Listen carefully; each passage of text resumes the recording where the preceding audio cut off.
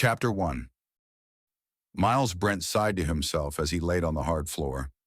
This, this whole situation had him all but helpless, and after the initial panic, rage, and the entire emotional gauntlet that followed, he had grown pensive and considerate.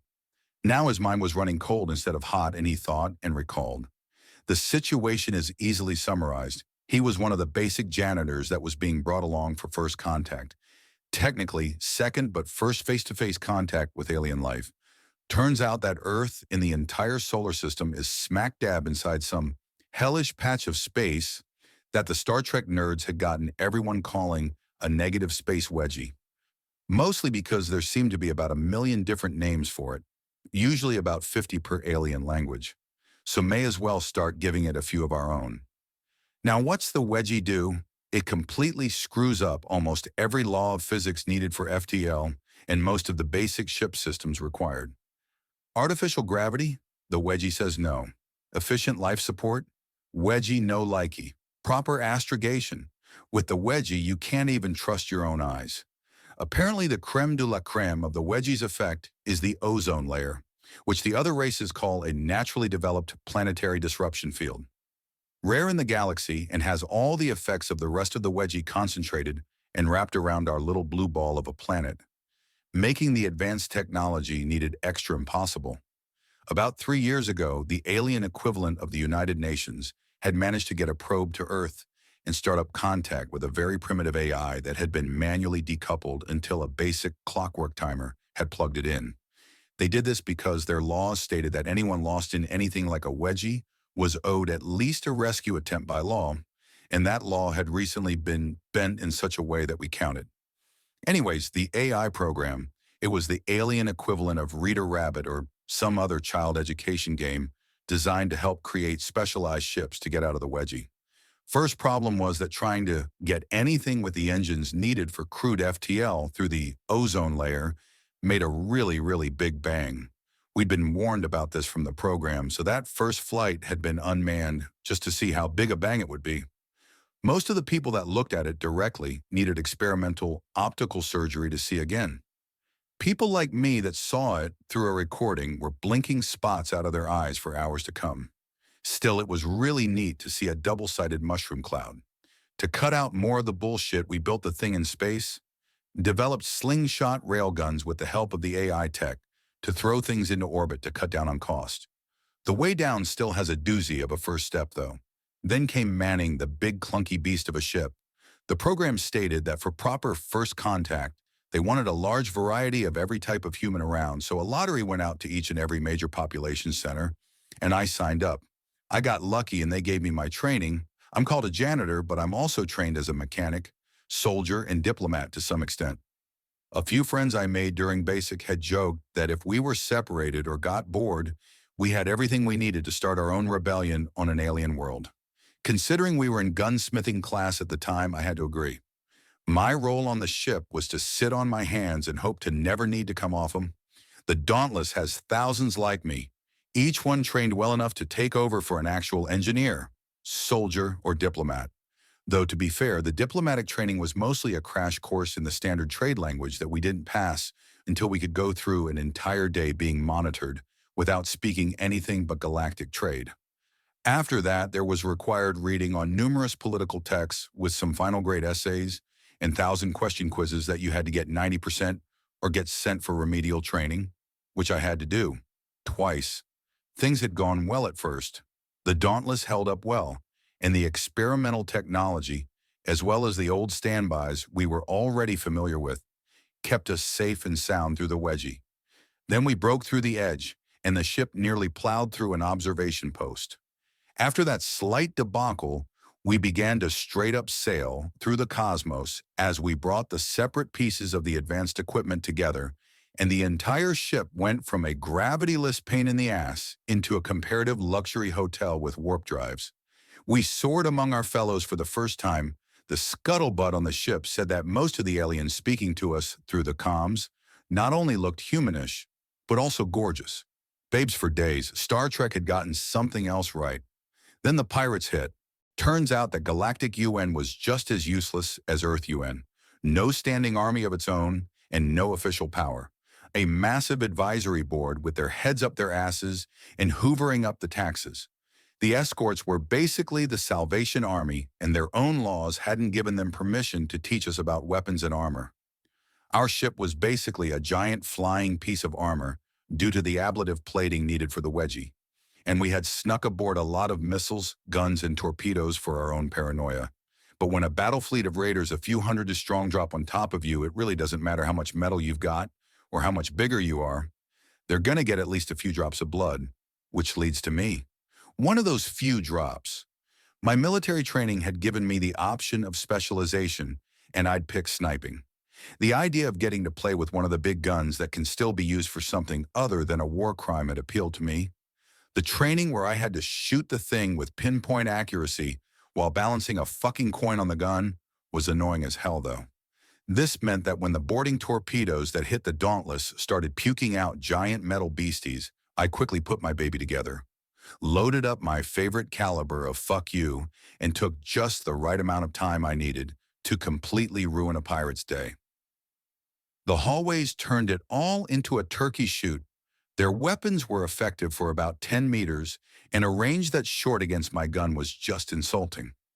I managed to get about a dozen shots off, 3 confirmed as kills and the rest opening the idiots up for those with more close-range weaponry. The shotgun boys really had fun with face-to-face, and the grenadiers were pissy that they couldn't use their babies in the ship. Standard troopers had a standard good time. Basic bitches. That's when the second volley of torpedoes came and opened up the wall to my immediate right. It bounced me off the one opposite, and by the time I could put 2 thoughts together, I only had time enough to look some energy weapon right down the shaft and eat a face full of electricity. I woke up in this tiny cube with a reinforced door worthy of a bulkhead and cool but not cold air. The vents are reinforced, magnetically sealed too, meaning I can't rip them out, on top of the fact that I'm clearly being watched. I'd patted myself down to check for what I had been left with. My clothes, which include a Kevlar weaved under vest, my steel-toed boots with hidden knives, and that's about it. They'd taken my baby, my sidearm, backup revolver, and the few grenades I had on me. It's the revolver that's pissing me off. That gun had been a gift from my father. Despite his divorce with Mom being bad, he still had the names of my entire immediate family burned into the wooden grip. A way to hold my family close even light years away, all around a cheesy but sweet gesture. I'm going to get my chance to escape soon, and when it comes, I have to be ready. When I get tired of lying around and waiting for something to happen, I sit up with my legs crossed. Sort of. During the combat training, they drilled us on some weird Eastern way of sitting that lets you rise up fast and stay solid the whole time. A neat trick, but the unarmed combat part of training had been really lacking for favor of guns, vehicle combat, and the sheer time limits of getting the project off the ground. The wait isn't much longer, just long enough to make me really wish there was a toilet regardless of the camera. As I'm contemplating pissing in the corner, the door opens and the first thing I see is the same sort of sparking taser rifle that tagged me before. So they're not here for bullshit. That's just as useful as being sloppy. Someone sloppy you can get around easily. Someone paranoid you can drive insane. I slowly rise up, examining the armor up close for the first time. It's either a powerful and well-made robot or power armor. Bulky and angular, the thing has no obvious weaknesses from the front. Maybe the head part, shooting it with a sniper rifle, had disabled if not killed the others. The guns if shot end up overloading and paralyzing these things, meaning they're not shielded against their own weapons, opening them up for all sorts of fun. A bit of a mistake, really. It's painted mostly dark red, with patches of black that have skulls and crossbones for some godforsaken reason. There's what looks like a score tally across the left side of its chest, a chest that likely contains some kind of missile port or the big guns for the way it sticks out. "Comin' now," it orders in a mechanical monotone, taking a step back and not giving me a chance. I step out, staring right at its head. At least I assume the chunk on the top with a glowing red sensor line is where the head is, or at least where whatever is controlling this thing is seeing me from. A sensor line surrounded by reflective material, meaning I've got a sort of plan. There's another of the big stompy mechs with another sparky taser gun. It turns away from me and begins to move. as the first one gestures for me to start moving with its weapon. I spot what looks like handholds in the back of the departing armor and can see a few seams, either for repair or to get a pilot in or out. It can still go either way, but I'm leaning more towards these things being piloted. I look over my shoulder and pay close attention to the reflection in the mech's sensor. I keep pace with wherever they're marching me to as I give them the best lazy eye I can. It takes only a few moments before the weapon is raised at me, but I refuse to react. Just keep pace and keep glaring. Stop staring over your shoulder at me, the mech pilot orders. This easily confirms that there's someone either in there or remote controlling it. A machine would take a lot longer to freak unless you had a weird AI in control. In response, I turn around and start walking backwards, not missing a step and not losing pace. With both my eyes digging holes through the suit's sensors, I can almost feel the pilot start to sweat. Whatever they expected out of me, this was not it. Good. Stop it, the pilot orders, and I slowly shake my head. Stop it, they order again. Are they really cracking this fast? I double the glare as best I can. If I was in a cartoon, my eyes would be stretching out of my head. Stop it! They scream so loudly I can hear it through the suit itself and the speaker. There's a woman in there. The gun starts to spark and I slide to the side. The blast of electricity hits the other mech and I throw myself forward to power slide between its legs before turning around and climbing up the back with the handholds. The topmost one has a button in it and it unlatches the panels in the back. No! The woman piloting the mech screeches in protest, flailing around and ripping a panel off the wall. My grip isn't all that good, and the moment the shock wears off, I'm dead, so I kick off and dash into the opening rather than fight a battle I'm slowly losing. My time in engineering training taught me what these are: a maintenance hallway.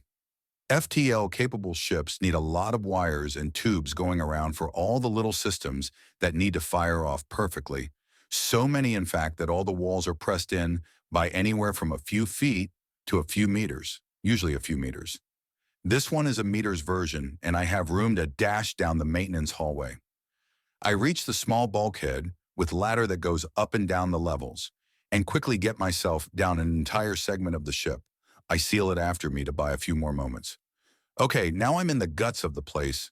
I just need a map and a bathroom, and then I can really start raising hell.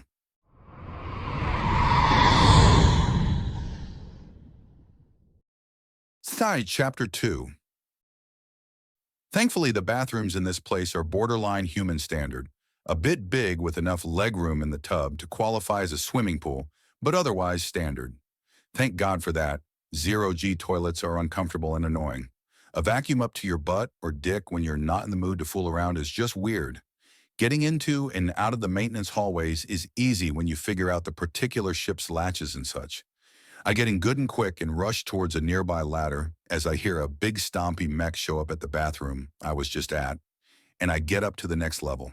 There's the slam of the panel into the maintenance hallway and some fast movement, and I know I was spotted going up. So I go back down and rush ahead. After all, if they think you're up, go down.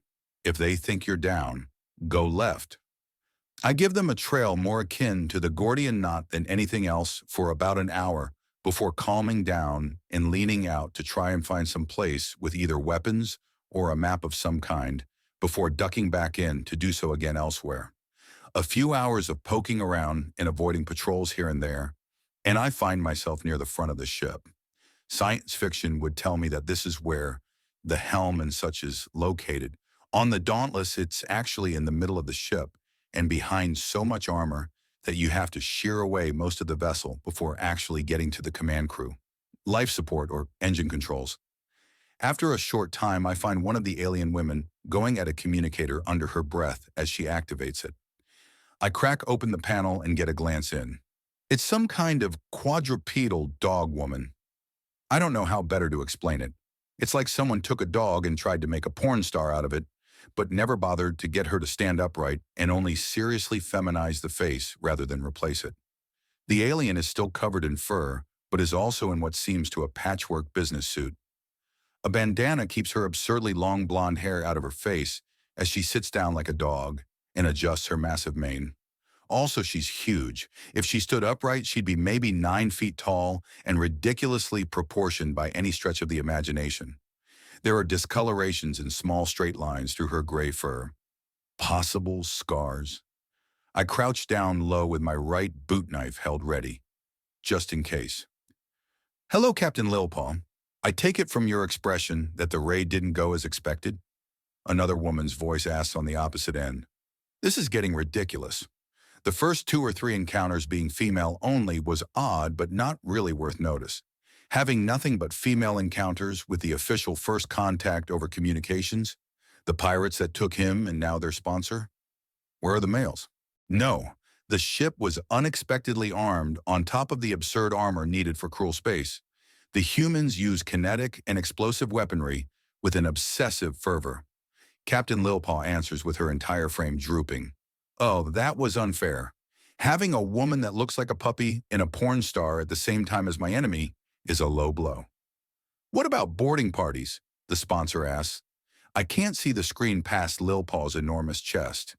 If I wasn't planning on killing her, then this situation would be out of a particularly depraved porno.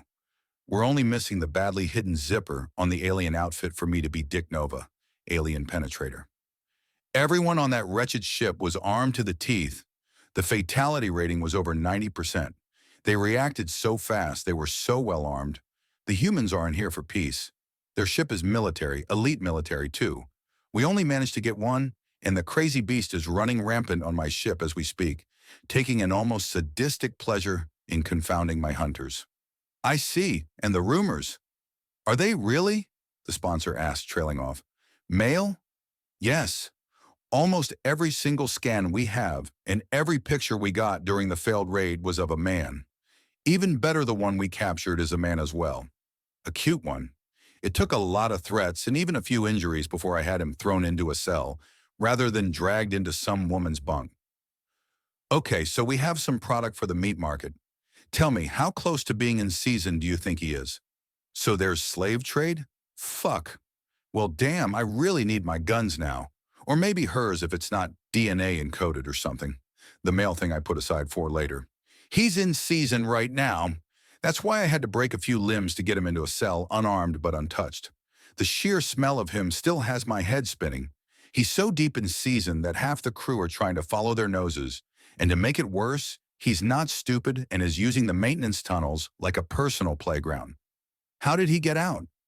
We were transporting him to a film studio so we could get some good shots for a sale when he freaked out one of the guards enough to get her to shoot at him with her stun cannon. He dodged the zero-range shot, which hit the other guard, and then slipped between her legs before climbing onto the back of her armor and trying to get in, giving the girl a panic attack. Then he vanished. By the time she came to her senses, she saw that she accidentally tore open a maintenance panel, and he was gone. Surely you have some idea where he went. We got a hint of him when a refresher was used about 5 decks away from his original cell, and a glimpse was caught of him by a patrol woman who had been heading to that one anyways. She saw him going up, but he tripped a sensor 3 decks down before deciding to bounce from one end of the ship to the other like a child's toy launched out of a railgun. No escape pods have been launched, all shuttles are accounted for, and every weapon and suit is power-locked, but he's vanished. The only comfort is that he hasn't gotten away because his people are still talking about rescuing him through the bug we planted. Lilpaw rants in frustration before rubbing a paw down her mane, panting a little as she does. I narrow my eyes at this revelation. They've got a bug on the Dauntless? Something else to look into. Well, he's a typical male at least, stuck in a pirate ship, and the first thing he does is make sure he looks his best. The sponsor says with a slight chuckle, causing Lilpaw to laugh. I trust the ship is locked down, so you've got him penned in? Yes. Every pod is keyed to our weapon keys, and the shuttles need not only a weapon key but a password to activate now. He's not going anywhere but in front of the cameras then, to a customer that will be giving up a planetary ransom for the first human slave on the market, she says before taking in a gulp of air and fidgeting. What is the matter with you, Captain? Pressure getting to your furred head? The sponsor demands, implying that she herself is not furred. I have no idea if that narrows things down a little or a lot. It's his pheromones. He must have passed by my cabin. She starts panting a bit before moaning. It's powerful stuff. He's in the peak of his season. How he can even move is a miracle. She groans out and I blink in confusion. Do they think that pitching a tent somehow stops me from doing anything? Good, that just raises his price. Catch him and get him in front of the cameras. Then we can sell him as unique, untouched goods after that. You can ride him as you please, as recompense. The travel times alone to anyone's private collection will give him time enough to come out of season, so no one's missing anything. To thank you, I catch another 10 or so and I'll even let you keep one. Fresh faces on the slave market sell well, and I can be very generous to those who get me products like that. The obvious brains behind this raid says to her muscle. Not that I can afford to underestimate Lil Paw here. For all I know, the second the call ends, she'll pounce on me through the wall panel. And with the way my luck is going, these broads likely eat their mates after breaking the pelvis. No way of knowing one way or the other, but I need a good look at the boss lady that Lil Paw has started some suck-up ritual towards. Luckily, there are a lot of reinforced pipes right behind me. No electricity running through them, and they're very well secured. Thankfully, they can take my weight as I climb up them and lean out to look through the slight gap as best I can. And it's not enough, so I crack it open a hair further. The boss of this pirate captain is in a properly formal suit and has the camera set at an angle that's giving me one hell of an upskirt shot. It's clearly designed to make her look towering even on the small screen. I'm uncertain if her skin is pitch black or if she's got a really dark shade of some sort of fine fur. She's also got glowing markings on each cheek, bright yellow to match her glowing eyes. I'm not sure if they're natural or artificial, but it's a clue. Her proportions are just as backbreakingly absurd as Lil Paw's, if not more so. A human woman with those kind of proportions would be a freak of nature and barely able to stand upright without mechanical assistance. Any time on a trampoline would snap her back in half. I wonder if that could be used as some sort of torture implement against these aliens. I shake my head and refocus. She either has a strange hat on, or her species has long ears stretching upwards with more bright yellow glowing markings near the tips. There's a cat-like demeanor to her beyond the clearly female portions and clear rabbit ears, if they're ears. Very female, as I can tell the woman clearly wears a size or two too small for her undergarments.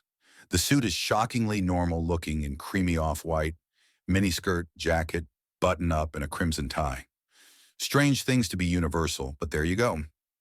No earrings or jewelry I can see beyond a bright silver or maybe platinum ring on her left middle finger. A wedding band? A status symbol? A vanity? I need more information. High-heeled shoes in glossy red, another oddity, and I think I can see the outline of some kind of hidden weapon tucked in on each side of her jacket. Either that or the bra she's got on is as literal as the term industrial strength can get. It would have to be for those oversized melons. Best I can tell, this band of raiders is sponsored by a CEO of some company or another, so she can pocket extra profit and likely lean on her competitors and maybe even kill troublemakers in her own company. Shit, I'm in some kind of action movie, aren't I? Now the question is, am I the hero, the cannon fodder, or the hostage? It can go any which way, to be honest. I'm dealing with the equivalent of an insurance company whose head hires out a biker gang to make sure that his premium is bought then never used. Plus slave trading on the side just to be extra evil. Hot alien chick or not, I'm putting a bullet in her. The call is cut off through Lil Paw's fawning, and she bats aside the screen before reaching down and moaning out loud. I keep quiet as I slip down, sheathe my knife, and slowly open the panel, even as the alien woman pleasures herself into a puddle. So these aliens are weak to pheromones? Even the small amount of sweating I've been doing in this light cardio workout's been enough to reduce this woman into a moaning heap. I quickly case the room the moment I stick my head out. There's what looks like a computer terminal nearby with what looks like a small 3D printer or replication machine right next to it, and lucky for me, Lil Paw keeping herself busy and facing the wall opposite. Good enough. I slip into the room, completely inaudible over the sounds the woman is making. I do my best to ignore the absurd distraction as I activate the computer and smile. No password and no fingerprints or anything. It must work off proximity to her chip if it has any protections at all. And considering I'm maybe 2 of her body lengths away from the woman, it counts it as her accessing things. I turn off any volume and set things to text only. It's in galactic trade, which is good and easy. It's one of those languages that are easy to master, but hard to learn. Once you've got its rules and most of the sounds down, you can slam your way through anything spoken or written on context. Ship outline. It's vaguely rectangle-shaped with a wedge at the front, with 2 large chunks full of engines in the back, and a bunch of laser banks on both the top and bottom. A Jules-class interceptor, it's called. The registry has it as the Claw, and it's got a clear purpose to get in fast, hit hard, and get out before there's much hit back. From what I'm reading of its boarding torpedo tubes and comparatively weak armor and shields supports the frame's in and out philosophy. This thing is mean and quick.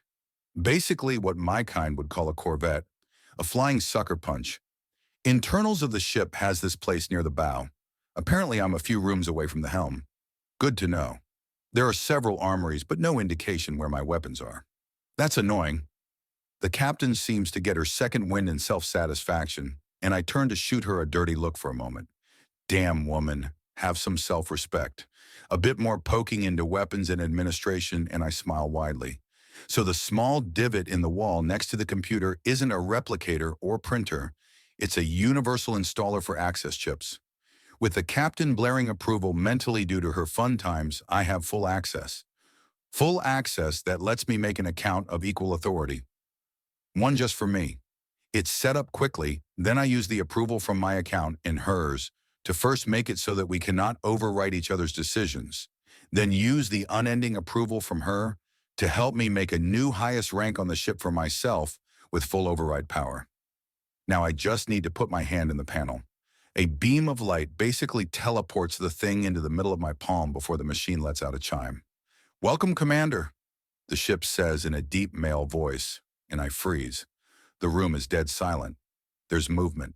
"Don't," I say, holding up a finger but not moving otherwise. This throws her off her game. "Don't what? How did you get in here? Why did it call you Commander?" Lilpaw demands. "I'm not doing that whole turnaround and behold the monster bullshit. Go back to your fun, now," I order, pointing down now. Still haven't turned. "Monster? An alien creature that kidnapped me and is planning on selling me into slavery and likely a gruesome death on the torture table of some sick lunatic. Sounds pretty monstrous to me," I reply, watching her from the reflection off the screen. She's pacing and possibly distressed. How this species evolved to the point of sentiency is beyond me. She's too bulky, and if she tried to crouch down, she'd crush her breasts. "Hey, wait. Care to answer a question?" "I'll return the favor, Captain Lilpaw," I say, and she freezes. "You know my name?" she asks in a somewhat stunned tone. "I won't count that, but yes, I do," I say, watching the reflection. She's completely still, but for her tail, it wagged when I said I knew her name. If she's like an earth dog in any respect, then I just gave her an endorphin rush. "What's your question?" "What's with your proportions? They're appealing, but they'd get you killed by predators evolution-wise. Or is cosmetic surgery common?" "What?" "No, we have to bulk up like this. It shows we not only have all the meat a mate could want, but are ready to bear children. In lean times, we slim down a lot, but with advanced farming and ranching, most girls are always ready." "That implies it's the females that seek mates out?" I ask in a slightly shocked tone. "Well, yeah. Isn't that normal? You only need one male to keep a small village pregnant and reproducing if he's in season. Doesn't it work like that with your kind?" "It can, but the males compete with each other for the females." "Now what's your actual question?" I ask, turning around to face her as I cover the computer monitor. A few taps to turn it off and somewhat hide all the research I made. I need to make a dash, and I need to see her all the better. Her tail starts really wagging at the sight of the tent. "Is that for... I mean, what proportion of your kind is male? 1 per 100 is normal? 2 per 100? 3 per 100? She asks, her voice getting lower and more salacious with her every iteration. 100 per 100. I answer and she goes still. "What?" Her tone is utter disbelief. "Equal chance of male or female at conception, I have 2 brothers and 3 sisters. I answer, and her eyes go comically wide. An entire world of hunks trapped in the middle of cruel space? The galaxy is a complete and utter sadist. She pants, tensing up and shuddering. She takes a deep breath to steady herself, but apparently my pheromones are just that much of a whammy as she wobbles and pants. I take this time to casually walk over to the maintenance panel, open it up, and walk back in. "Hey, wait!" she protests as I close the door and move off. I rush past a bulkhead and close it behind me before listening. She thinks I went up. A reasonable assumption. I start walking away casually as I consider things. I now have full authority in the ship that can't be superseded by anything. Unless they've got some solid hackers on board likely, then they can't keep me in or out of anywhere. But more importantly, the nature of her questions not only tells me why I've been taken prisoner, but also that if I was made of solid gold and left a trail of flawless diamonds as I went, I still wouldn't be half as actually valuable as I am. They won't risk anything damaging the merchandise. The stun cannons are likely as heavy and hard as they'll go. Now I have a plan. Time to get to work then.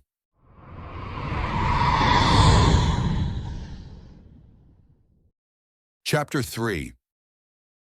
Captain Lilpaw rushed through her ship, gathering as many of her pirates as possible.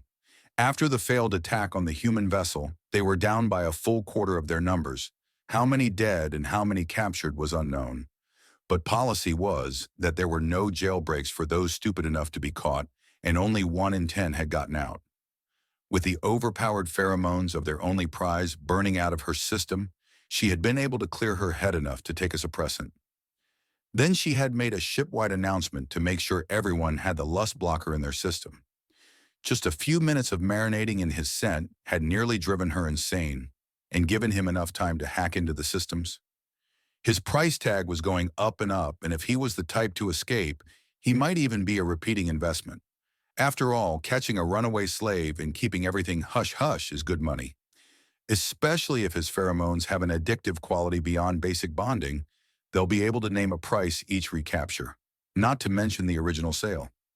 At first they tracked his fancy new key chip, and then he'd caught wise and got to another terminal. He was off the grid now, and they had to scour the ship from end to end.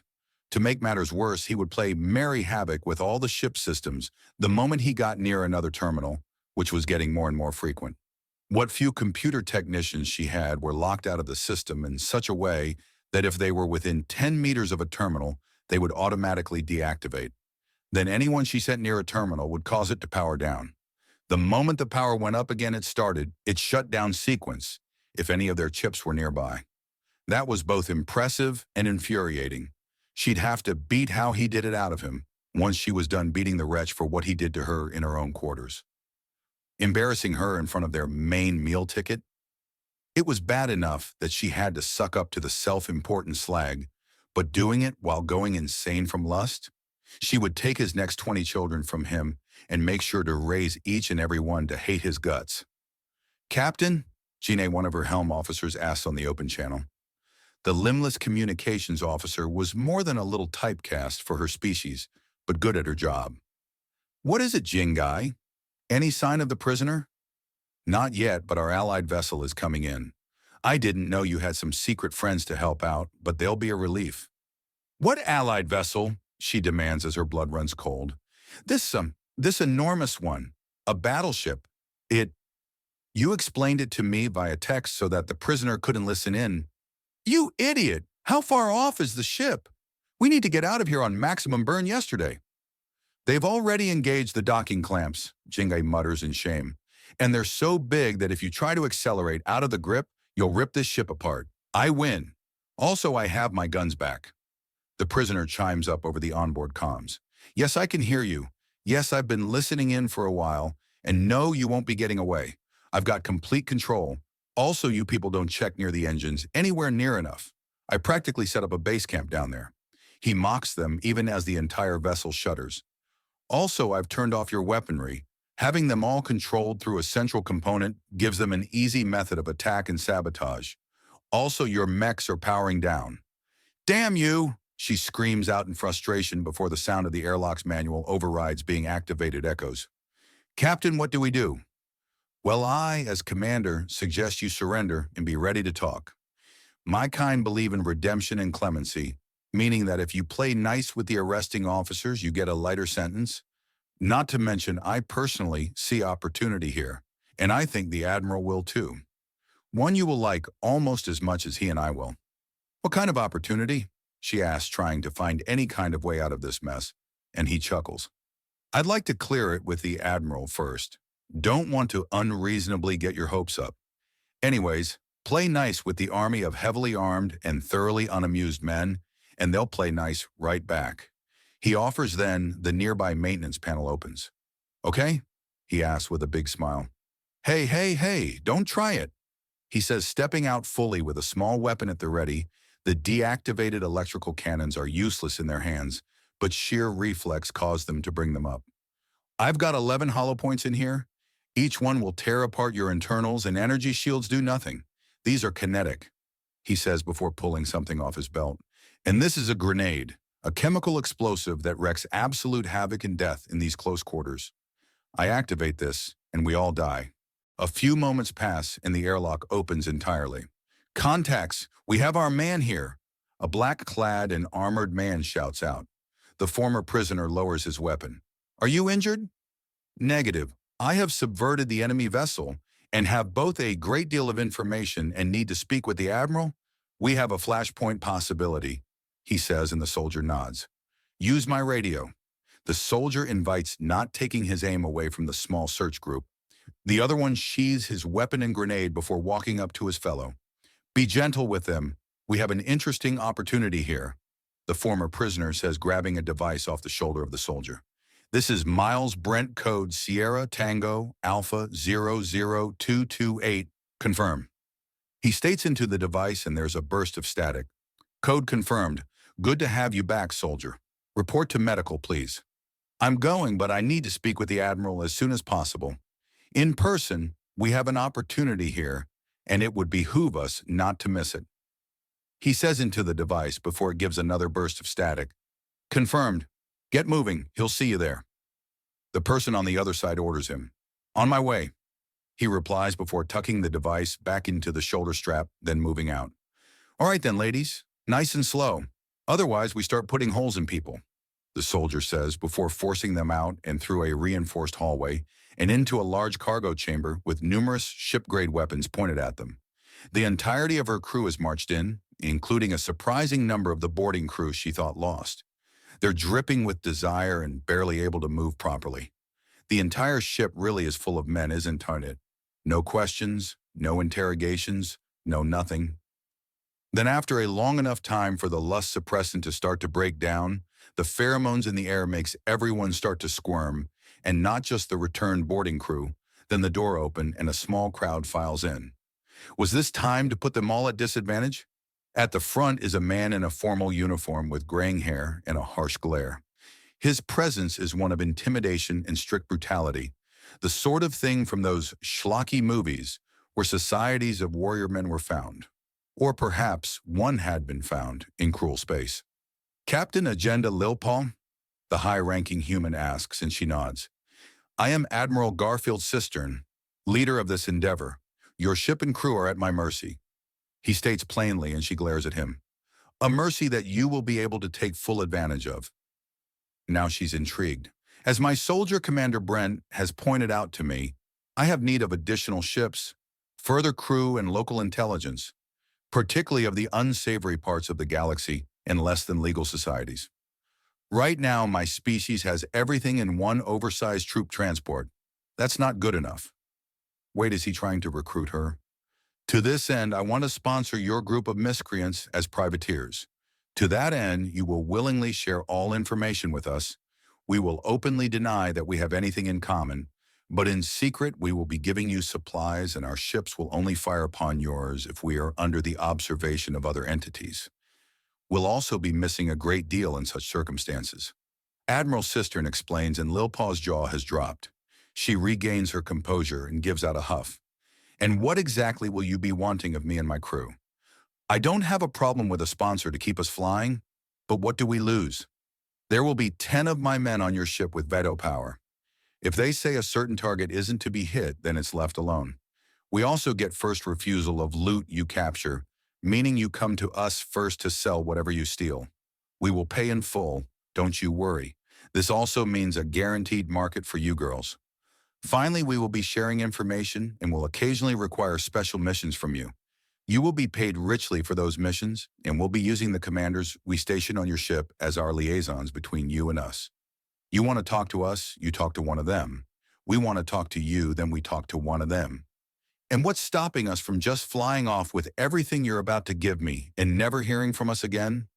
Because if we don't get a monthly report from them with the proper code phrases, then we will hunt you down and hurl every member of your crew into the nearest star before using your ship and a few puppets designed to resemble you in order to do the raiding, spying, and assassination ourselves. Servitude or death, what a wonderful choice. Captain Lilpaw growls out with her hackles rising. Behaving like you actually have standards and prospering, or throwing away any semblance of being anything more than an animal and dying. The Admiral counters and she huffs. The commanders you will be putting on my ship. What authority do I have over them? It's my ship. I know it. I run it. I put my blood into making it run as well as it does. She demands and the Admiral sniffs. Do not think me unaware of the unusual gender divide in the galaxy. These men are volunteers already tested so that they won't start a plague if they perform the duty you're no doubt thinking of now. Really? She asks in a doubtful tone. Yes, really. We've also gotten the preliminary tests out of the way. There is risk of pregnancy if you overindulge. The Admiral remarks, and some of the men behind him look away somewhat as if embarrassed. Finally, a normal reaction from these crazy humans. That's not a risk. That's a prize. Captain Lilpaw all but purrs. So they are a standard race, one with a weird gender ratio, but that's just a good thing. Still, confirmation they're clean, fertile, and capable makes the temptation run really, really high. That one, the one we caught, then brought you upon us. I want him, she says, pointing to her former captive with a leer. The man, rather than flinching back, raises an eyebrow and smirks. Captain, this is his idea, he says before glancing back at the suddenly bashful-looking soldier. You learn things you never wanted to about your men with the things they sign up for. The Admiral says before looking back to Captain Lilpaw. His information is also what gives you your first mission. Oh? What did he see that pissed him off enough to make him want to sick her entire crew on them? Commander Brent will give you the details. This first assignment is non-negotiable. Furthermore, you must sign this if you are to be one of ours, he says, and is handed a briefcase by Brent that he opens up and lays between them. This is a contract with your writ of piracy. Basically, if any other human vessel somehow or for some reason catches you and yours, you can show them this and be released. So even if I'm replaced, you will have this. Admiral Cistern explains, and she picks up the paper. It's to the point legal talk, but solid looking. If this has some hidden clause or whatever, then I'm counting the whole thing as a trap and letting the galaxy know you're sponsoring pirates, she says with her eyes narrowed, and he nods. Understood? The Admiral says calmly before she goes back to the paper. It seems on the up and up, straightforward and legit. He's also effectively giving her hostages. What's the first thing you want out of me? She asks plainly. It's the deal breaker. What do you want? We want you to turn on your sponsor that was looking to have you kidnap and sell our people. We want her kidnapped from her home and handed to our interrogators. We want her business raided and its assets stolen. Take everything not nailed down and pry up what is. Burn the rest and fly cackling into the night. We'll pay premium prices on everything in return, and you get to name the price for the sponsor, he explains, and her jaw drops. What's the catch? We have less than an hour to get everything into your ship and settled, and we're not starting till you sign the contract, he says, and she focuses hard. A very fast skimming of the contract, and she signs her name on it. He signs his name as well, and then closes the case to hand it to her.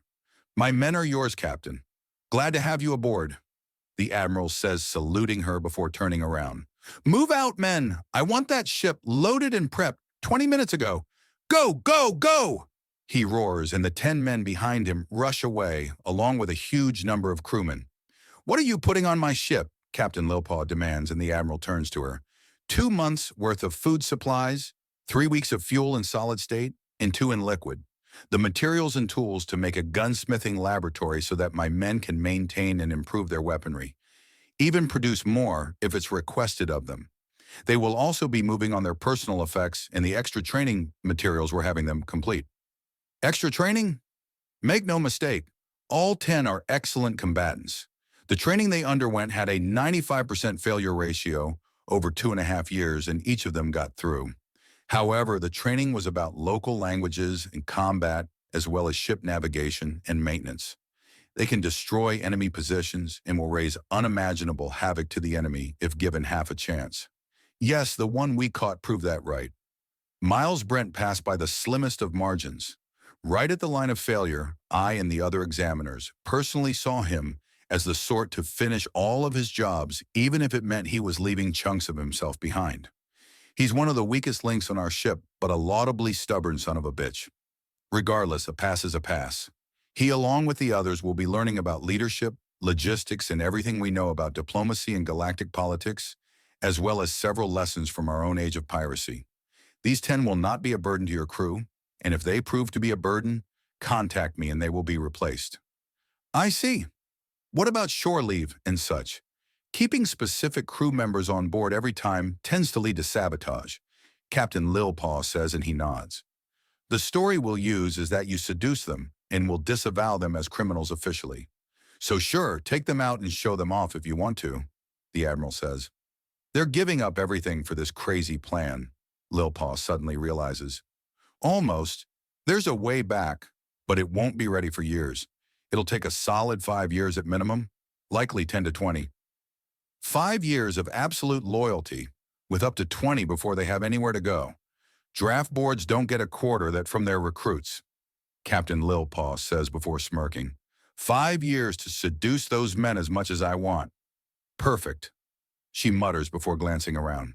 The hell are you all doing sitting on your hands? Get back to the ship. We've got ourselves loot to take and a bitch to deliver to our new friends here. We go where the money is. Spin up the engines, power the shields, and get the bafflers going. We got a raid up ahead. Her orders roar out, and her entire crew break out of the trance that her conversation with the Admiral had lulled them into, and they scramble, flap, skitter, and slither as appropriate back to the airlock. They're a bottleneck that makes her snort a little, but it quickly sorts itself out as she slinks calmly back onto familiar deck plating. Her ship is blasting with activity, and a nearby terminal tells her a little something. All 10 of her newest recruits are in a previously unused storage room, working on something feverishly.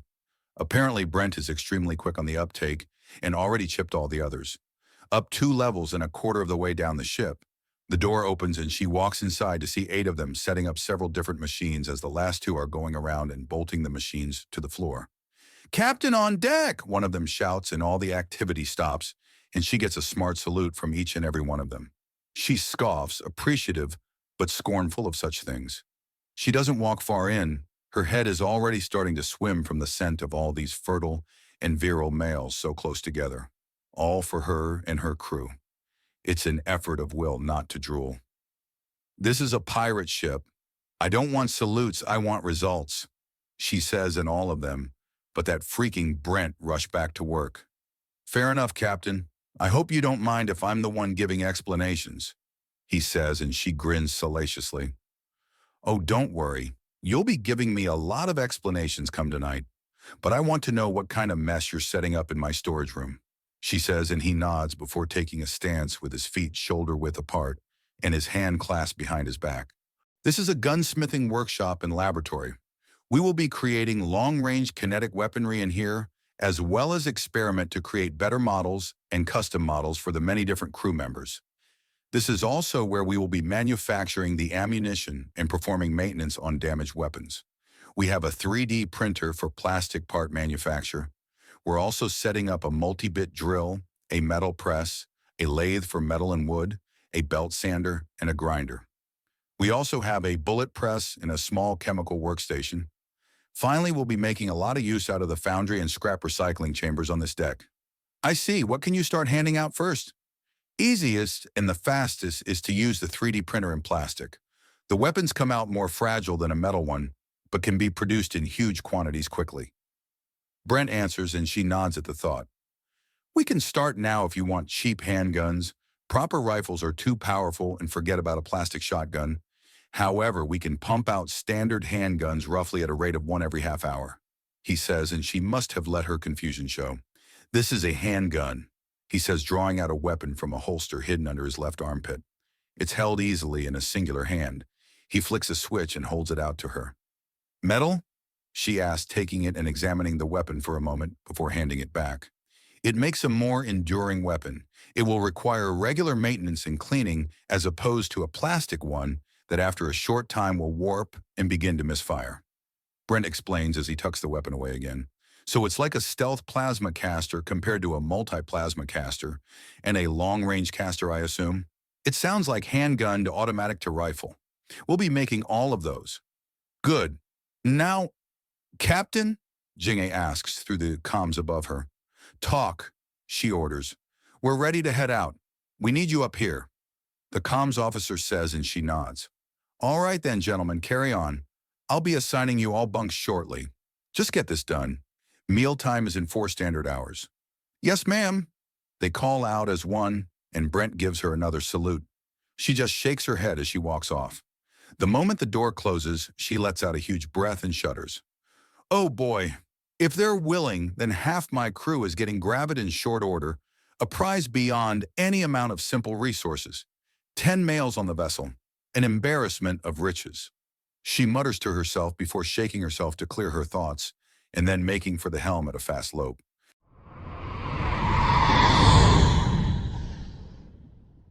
Chapter 4. Captain Agenda Lilpaw stalked into the mess hall, ready to kill the next woman who demanded that one of the humans bunk with her. Her hackles were up, and her crew cleared a path as she prowled forward, many of them choking as they did so, as most of them seemed to be fellating their meals rather than eating them. A dangerous proposition when the main course was skewered meat with a side of roasted tubers and some veggies for balance. A bit of everything, so that every type of digestion was accounted for. Hundreds of otherwise hardened pirates are grinding their thighs together and clearly daring each other to be the first one to jump the small gaggle of males in the middle of the room.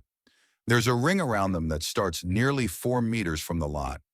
One side, you thirsty idiots. Eat your food, stop playing with it, and then get back to work for pity's sake. She orders, shoving several crew members out of her way and sitting right next to them. Captain? The nearest male, larger than the rest, with very dark skin and short, neat, braided rows in his dark hair, salutes her. She scowls. Right, no salutes. Sorry, he says. Do you idiots know how many demands I've gotten about your sleeping arrangements? She hisses at them in a simmering rage. 5 to 10 times the actual population of the ship, one of them mentions. Wait, that's almost it, exactly as it was, roughly 7.3 times. You shit's been hacking the ship? Again? Yes'm, the same one answers. He's smaller and has a flatter face with somewhat paler skin and short dark hair and a pair of corrective glass lenses resting on his nose that has arms that reach back to his ears. It's very easy. Christ, Rio, you're gonna drive her to drink. The largest one notes with a shake of his head. I already drink. Agenda huffs, eyeing the half-full pitcher of booze in the middle of the table. Drive her to drink more. Not that this horse piss really counts as a proper drink. The next biggest one states, he's a study in opposites with the other large one. Just as big, smaller only by a tiny measurement, but pale in all aspects from nearly white skin to yellow-tinged hair to pale blue eyes. What's a horse, and why are you comparing our booze to its piss? Because this stuff is weak as piss, and a horse is a herd and draft animal, our species domesticated in antiquity. We even rode the bastards to war, the pale big one says, shaking the pitcher and taking a sniff before glancing over at Agenda. Speaking of horses, Captain, you look like you've been run down by a herd of them. Brent notices from 3 places down. He then grabs his plate and wipes it down before putting his last skewer back on it. Load it up with your spares, gents. He orders, holding the plate out before wiping off his fork and putting onto the plate even as samples of tubers, vegetables, and a few more skewers are piled onto it. It lands in front of her as a massive, mouth-watering mound of food with a half-full pitcher of booze right beside it. She pauses. You know that bribing me with food and drink from my own damn kitchen is a shit attempt at currying favor, right? She asks. That only matters if it doesn't work, Captain. The large, dark one notes, and she snorts in amusement before grabbing two of the skewers and all but inhaling the meat off them in her hunger. After the first bite of temptation is taken, her restraint vanishes and she savages the meal with all she has.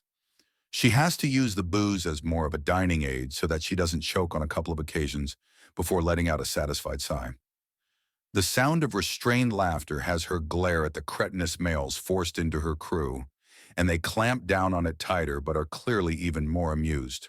Her mood is improved with a full stomach regardless of the terrible company, and she takes a moment to sort her thoughts. All right, you punks, your quarters are sorted out. This ship has 6 levels and you're on the second. Forward left, we use it for storage when we take on a glut of plunder. It's up to you to furnish it, and I don't care how. Buy, borrow, make, or steal, I really don't care. If you are sleeping anywhere else, it's only with the express invitation of everyone in that room, get it? So from how thirsty these girls are, we're mostly just using that room to store our stuff, I take it. The one sitting opposite of Brent asks. His skin is pale but speckled with bits of brown, and his hair is an odd copper color. Hey, you might finally get laid, Freckles. One at the end teases and gets an upraised middle finger from the one nicknamed Freckles. Oh, fuck all of you? I'm going to check on the engines. They're rattling really weird. Freckles curses as he goes to stand.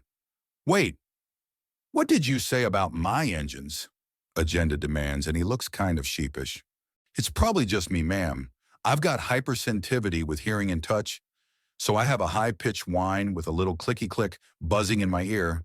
I can also feel it through the deck plating. He answers, and she quickly glances to her wrist computer and sees his bio. There's a note on it in the corner beyond his name in a picture. All right, Franklin, hold tight. Mabby, stop drooling over yourself and get over here. She bellows, and the engineer in question rushes up. Tell her what you told me. She orders, and the human nods. I have hypersensitivity to hearing and touch.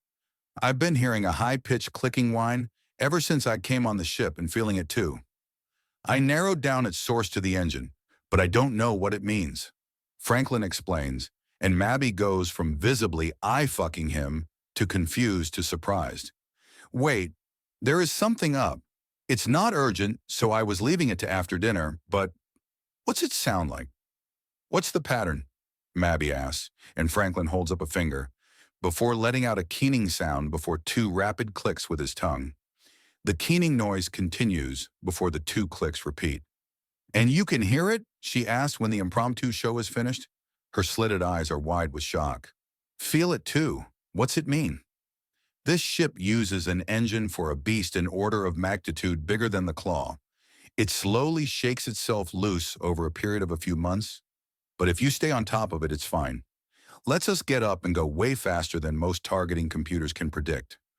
We're at least a week away from the danger zone, and you can tell there's a problem. That's insane, the mechanic mutters before grinning. Come on, newbie, you're going to show me as many of the loose connectors as you can find, the Feli engineer says, grabbing the human with one of her dexterous, but possibly deadly paws and leading him off. There are, appropriately, catcalls as they pass the rest, and a good chunk of the engineering crew break away to follow their leader and what is no doubt their new prize.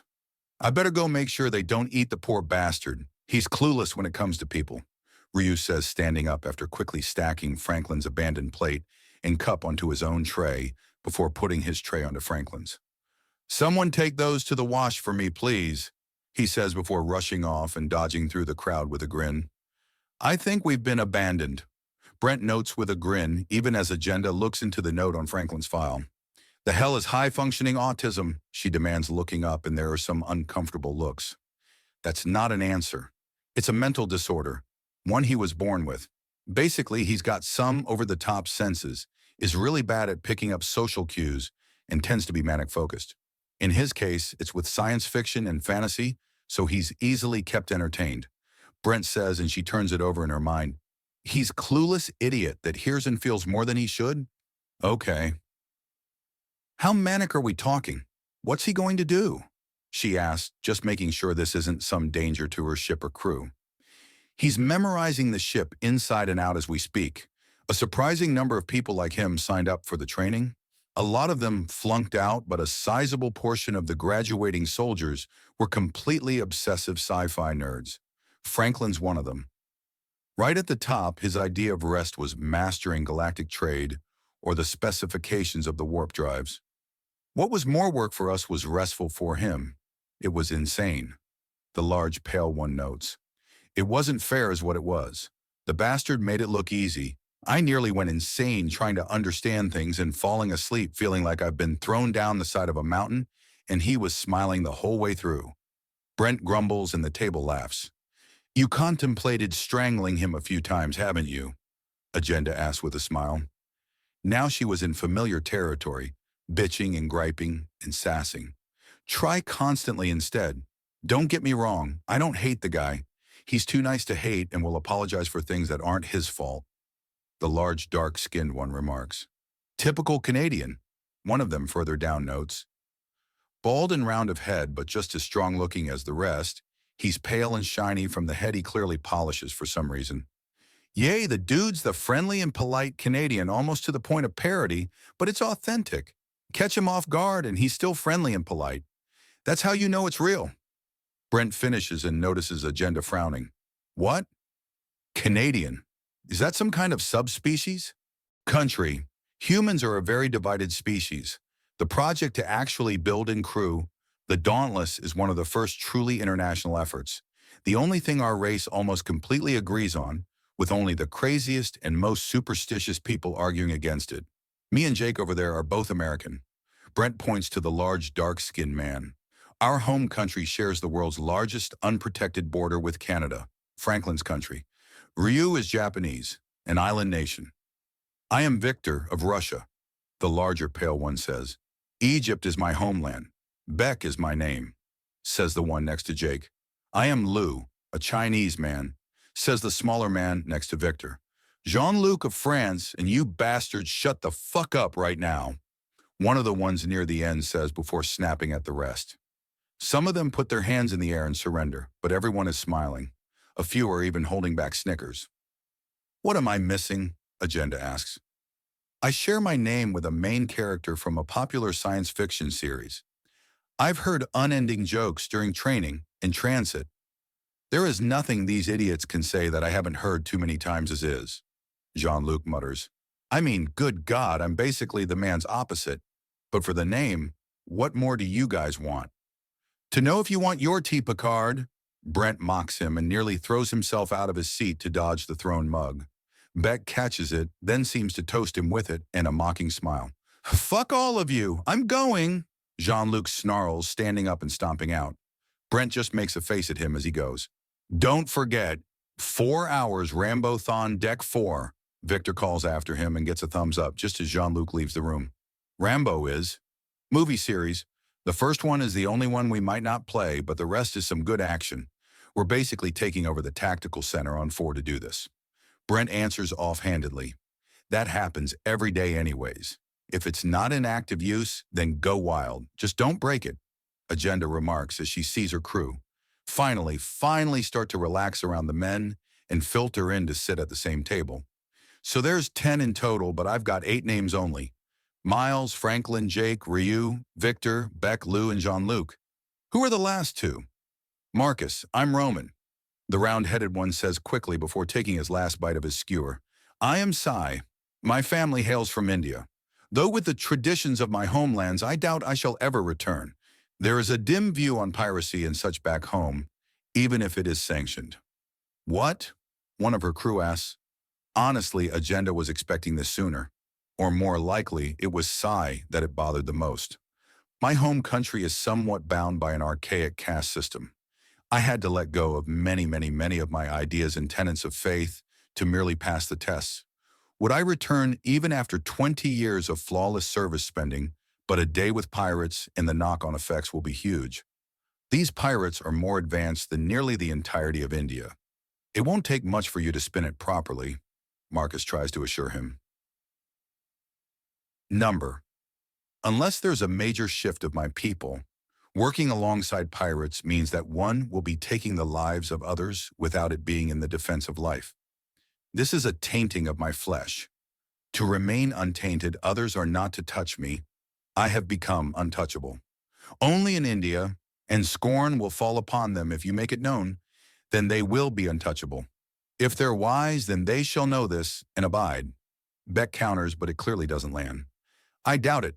Still, I choose the stars. Excuse me, Cy remarks, standing up and grabbing the empty trays of Ryu and Franklin before heading to the kitchen. You gonna be there for the movies? Victor calls after him, and he nods before leaving.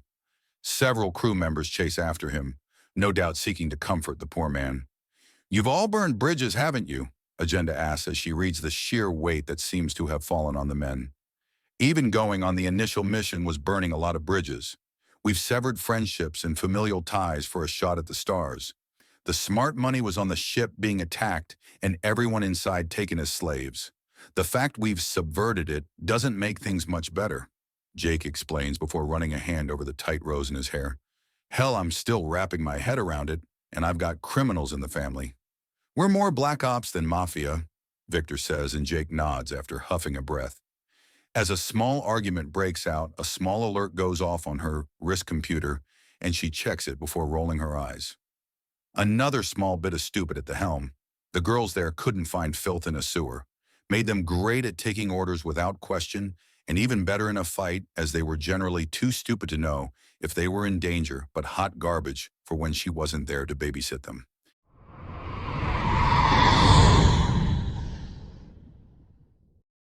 Chapter 5. This is a reworked version because it is originally not safe for work. If you want to read it, please take a look at the Reddit original post. Franklin slumped into the briefing room chair, exhausted but energized.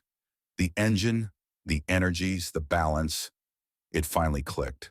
A cascade of brilliant ideas flooded his mind. Wham! A hand smacked the back of his head. He lashed out, backhanding Ryu in the ribs. You're a menace, the Japanese soldier deadpanned. Hey, I fixed the engine. And completely spaced out while you did it, Mabby was trying to get your attention. She was? Franklin blinked, confused. Yeah, she was impressed with your work, Jake drawled, swirling a clear liquid and grimacing after a swig. Seriously impressed, Victor grinned. The Russian took the offered drink, sniffed it, and made a face. This needs more work. First batch. Still needs tweaking, Jake said ruefully. You guys built stills already? Franklin demanded, shrugs all around. 3.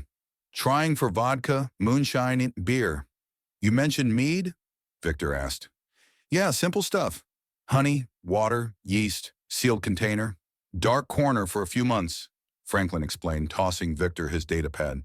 1,500 words on engine quirks. Obsessive much? Victor noted, scrolling through the file. It's important, Franklin protested. Maybe a little too important, Lou teased. Just focus on the data, will ya? Franklin grumbled. Then he paused. Wait, no way you built stills and brewed something in a day. How?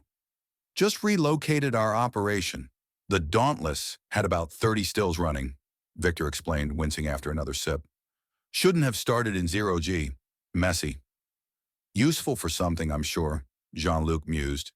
If you're done chatting, the movie's starting. Skipping the first Rambo. Not enough action, Brent announced, firing up the holoprojector.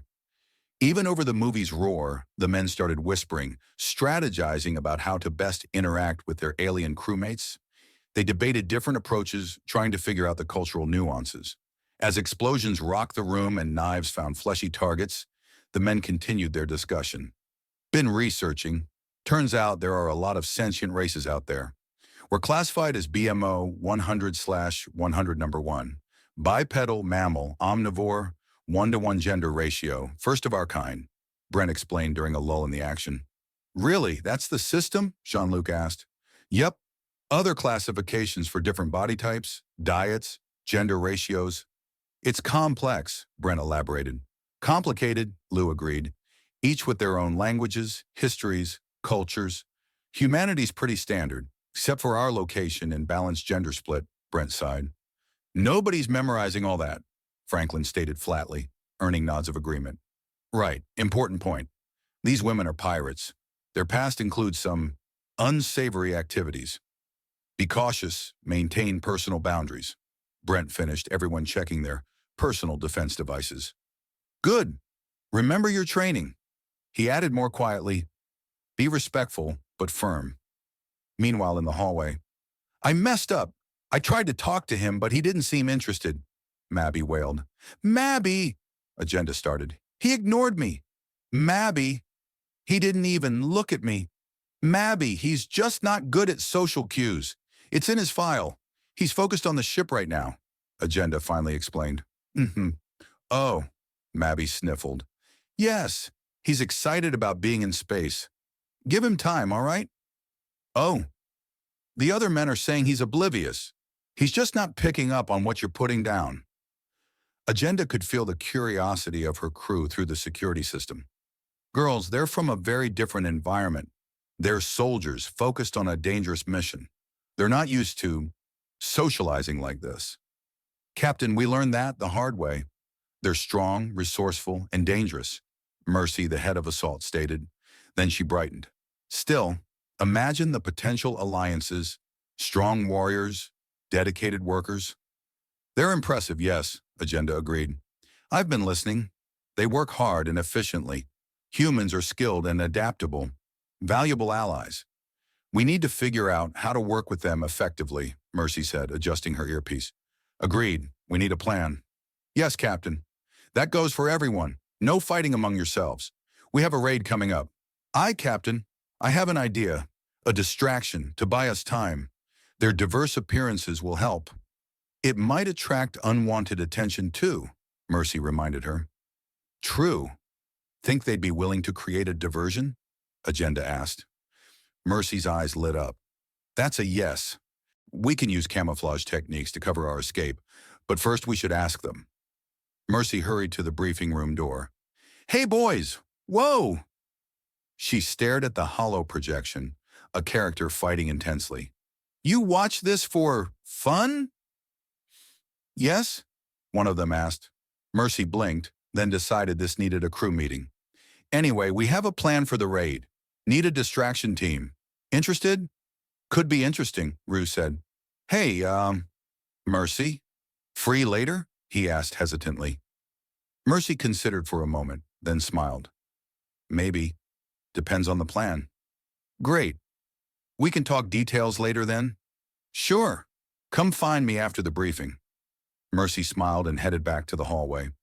Ryu looked back at the others, said something in their language, then grinned. Let's get this done then, he exclaimed. Mercy, intrigued, watched him go, wondering what kind of distraction they were about to cook up.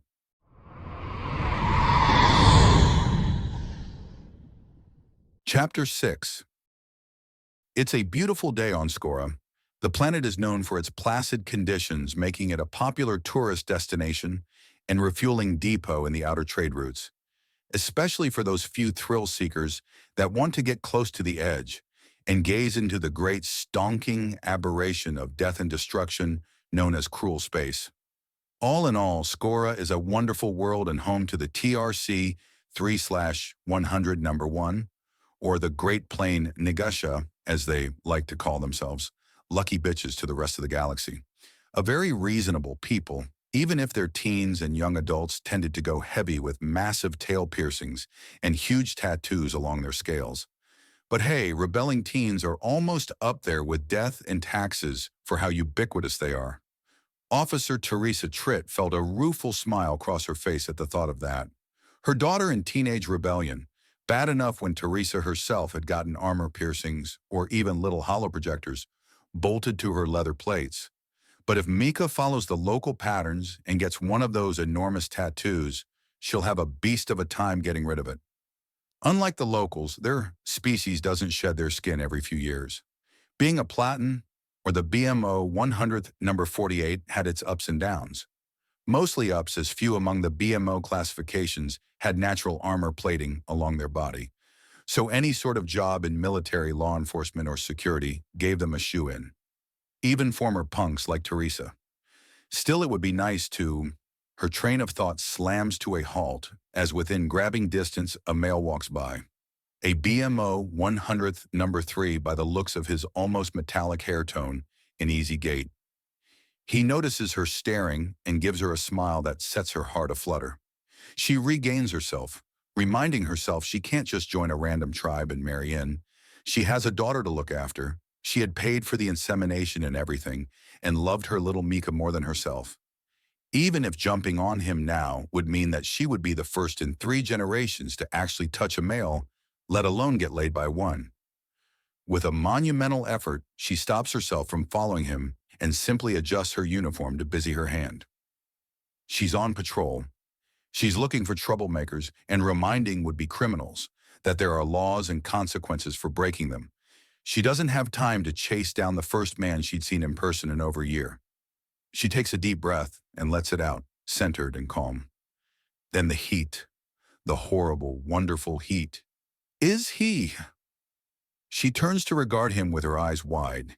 His gait has him easily halfway down the block and is being stared at by every woman he passes by, and several of the locals are outright following him at this point, the sparking scrape of their piercings and chains sending shivers down her spine. He's being followed by one of the local gangs. They're normally too cowardly to try anything but pointless posturing, but if there's a prize like that, oh yes, that's definitely her business. She mentally notes to ask whoever he's bonded with what the hell they're thinking wasting his time in season like this, but first things first, get the poor fool out of harm's way.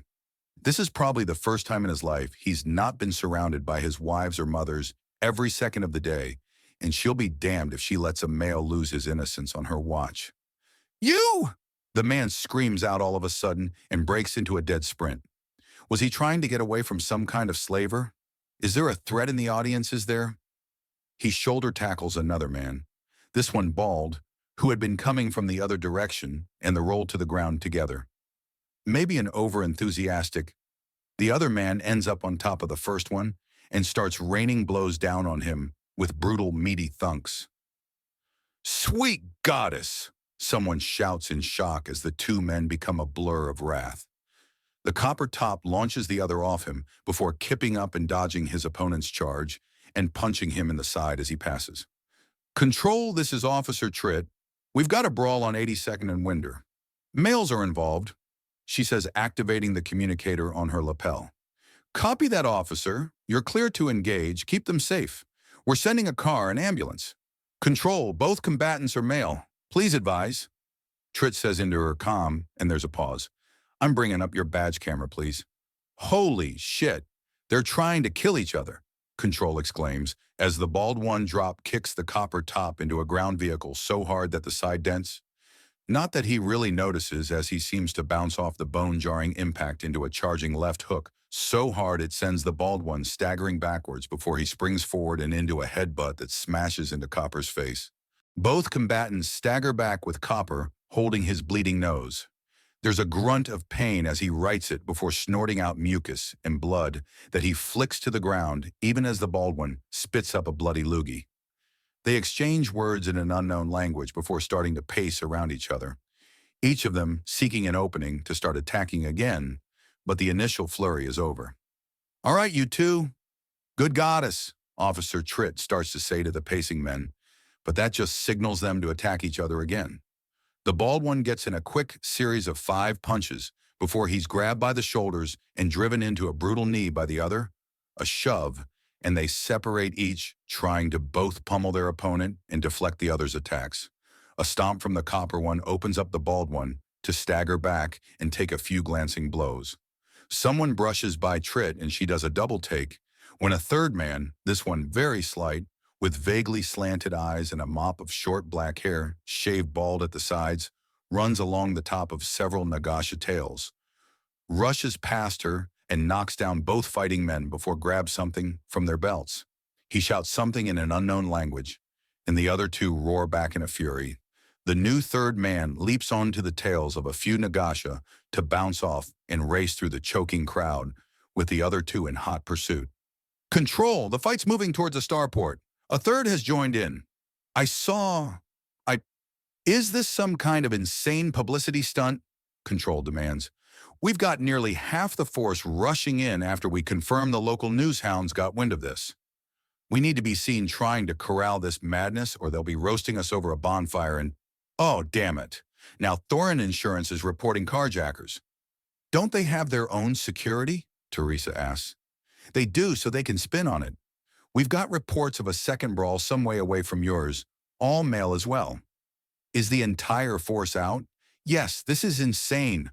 We we have report of a four-man fight breaking out near your position. This is We're calling in the guard for reinforcement. We have no proper training or channels to deal with this. They have null particle launchers. They'll put these berserk men down without hurting them. Null particle? That will drop everyone in the crowd if it doesn't shut down half the city. And how else are we going to get them to stop? Stun bolts and containment spray will just paralyze one and let the other two straight up murder them. We need all of them down at once, or the other one standing may take advantage of it. We don't know what set these men off, but whatever curse or drug they're under will be flattened by the null. Control argues back, and Officer Tritt has nothing to say even as she gives chase. And, oh dear goddess, no! She moans as the leading man slams into a large, dark-skinned one walking around a corner, who instantly goes so berserk, picks him up with one hand and throws him into the other two that catch him and throw him back before tackling into him. All four men hit the ground in a bundle of furious blows, foreign invectives, and pure mindless rage.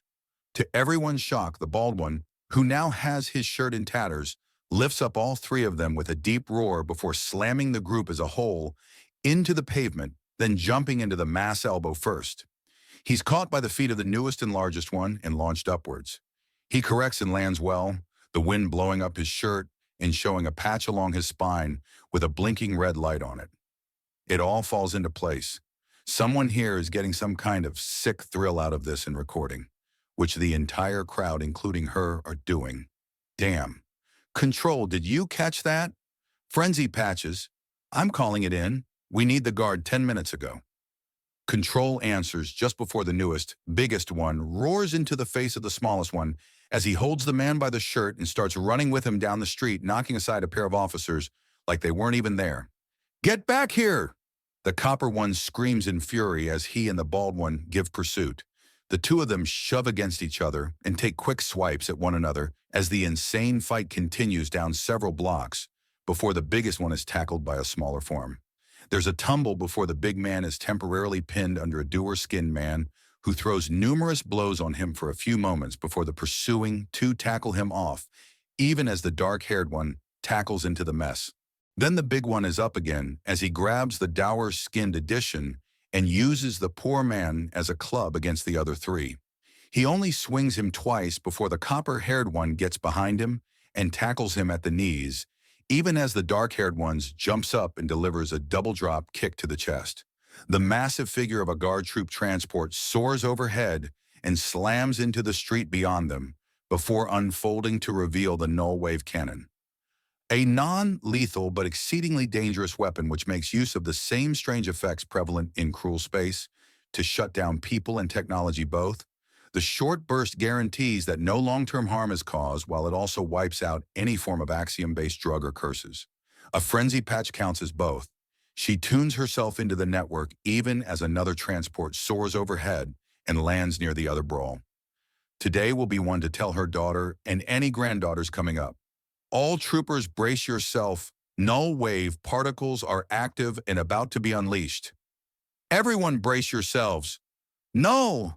Officer Tritt calls out just as the massive gun powers up and the light drinking energy flashes out. Everyone hits the ground before they're forcibly dropped, and Officer Tritt is no exception. She's fine before the wave hits her, then utterly exhausted and feeling like she's been thrown down a flight of stairs. With a grunt, she opens her eyes. The men, they're still standing, but they're not fighting. They glance around and then run off. Good, the patches were broken. Hopefully they're all just heading home. But how did they personally resist the null? How? The fuzziness of null chases her into unconsciousness, and her memories of the fight fade ever so. Several blocks away. Holy shit, they really did shut down the whole city with that. Jake says with a whistle. Also, you punks are assholes. Teaming up like that in a free-for-all.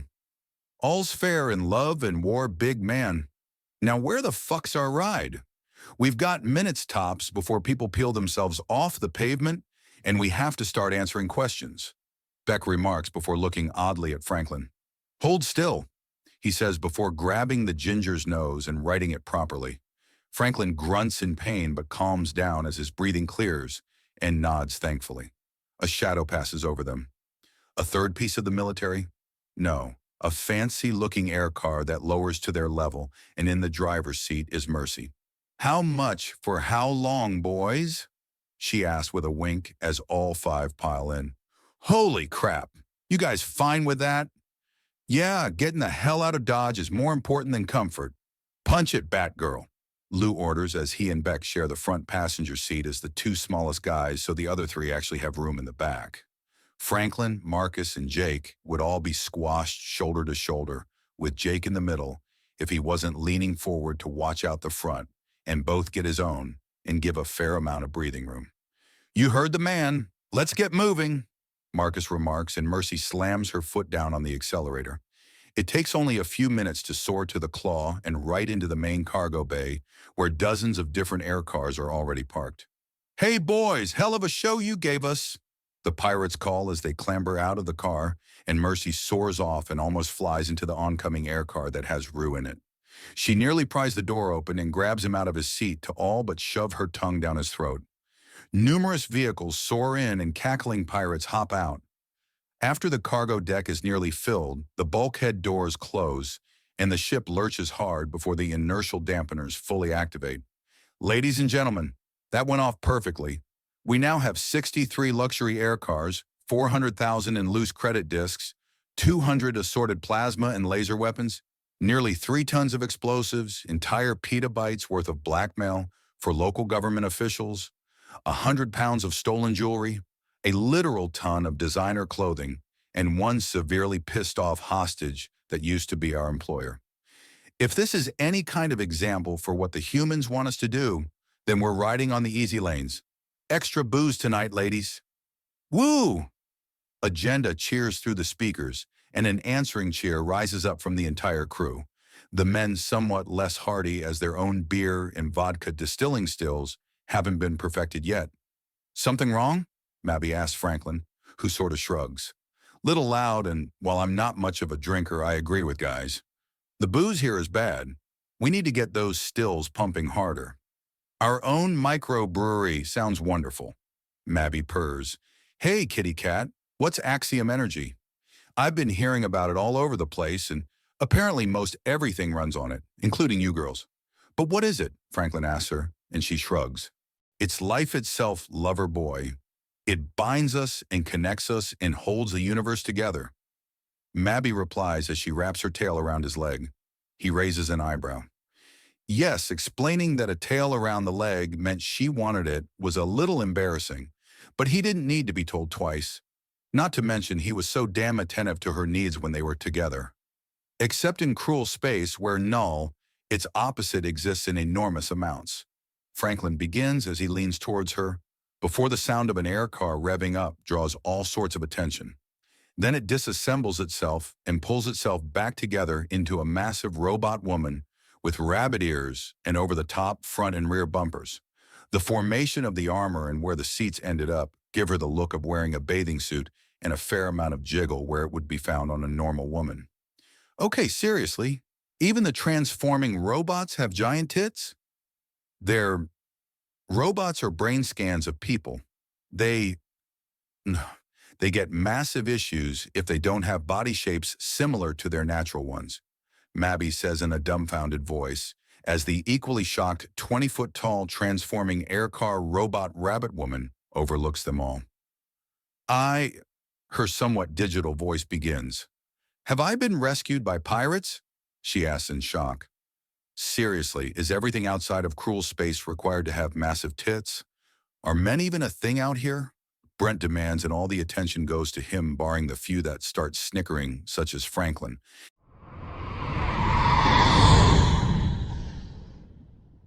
Chapter 7. Admiral Cistern sat at his desk and overlooked the bridge of the Dauntless through tinted glass. They knew he was watching, but never how closely. Little bits of paranoia kept men working good and hard. The whole mission was a cock-up from beginning to end. They had supplies and resources enough for a century-long trip if the recycling techniques worked half as well as the hydroponic bays, and they did. The men were motivated and proud as well. The enemies that revealed themselves were incompetent when they weren't trivial to subvert or recruit.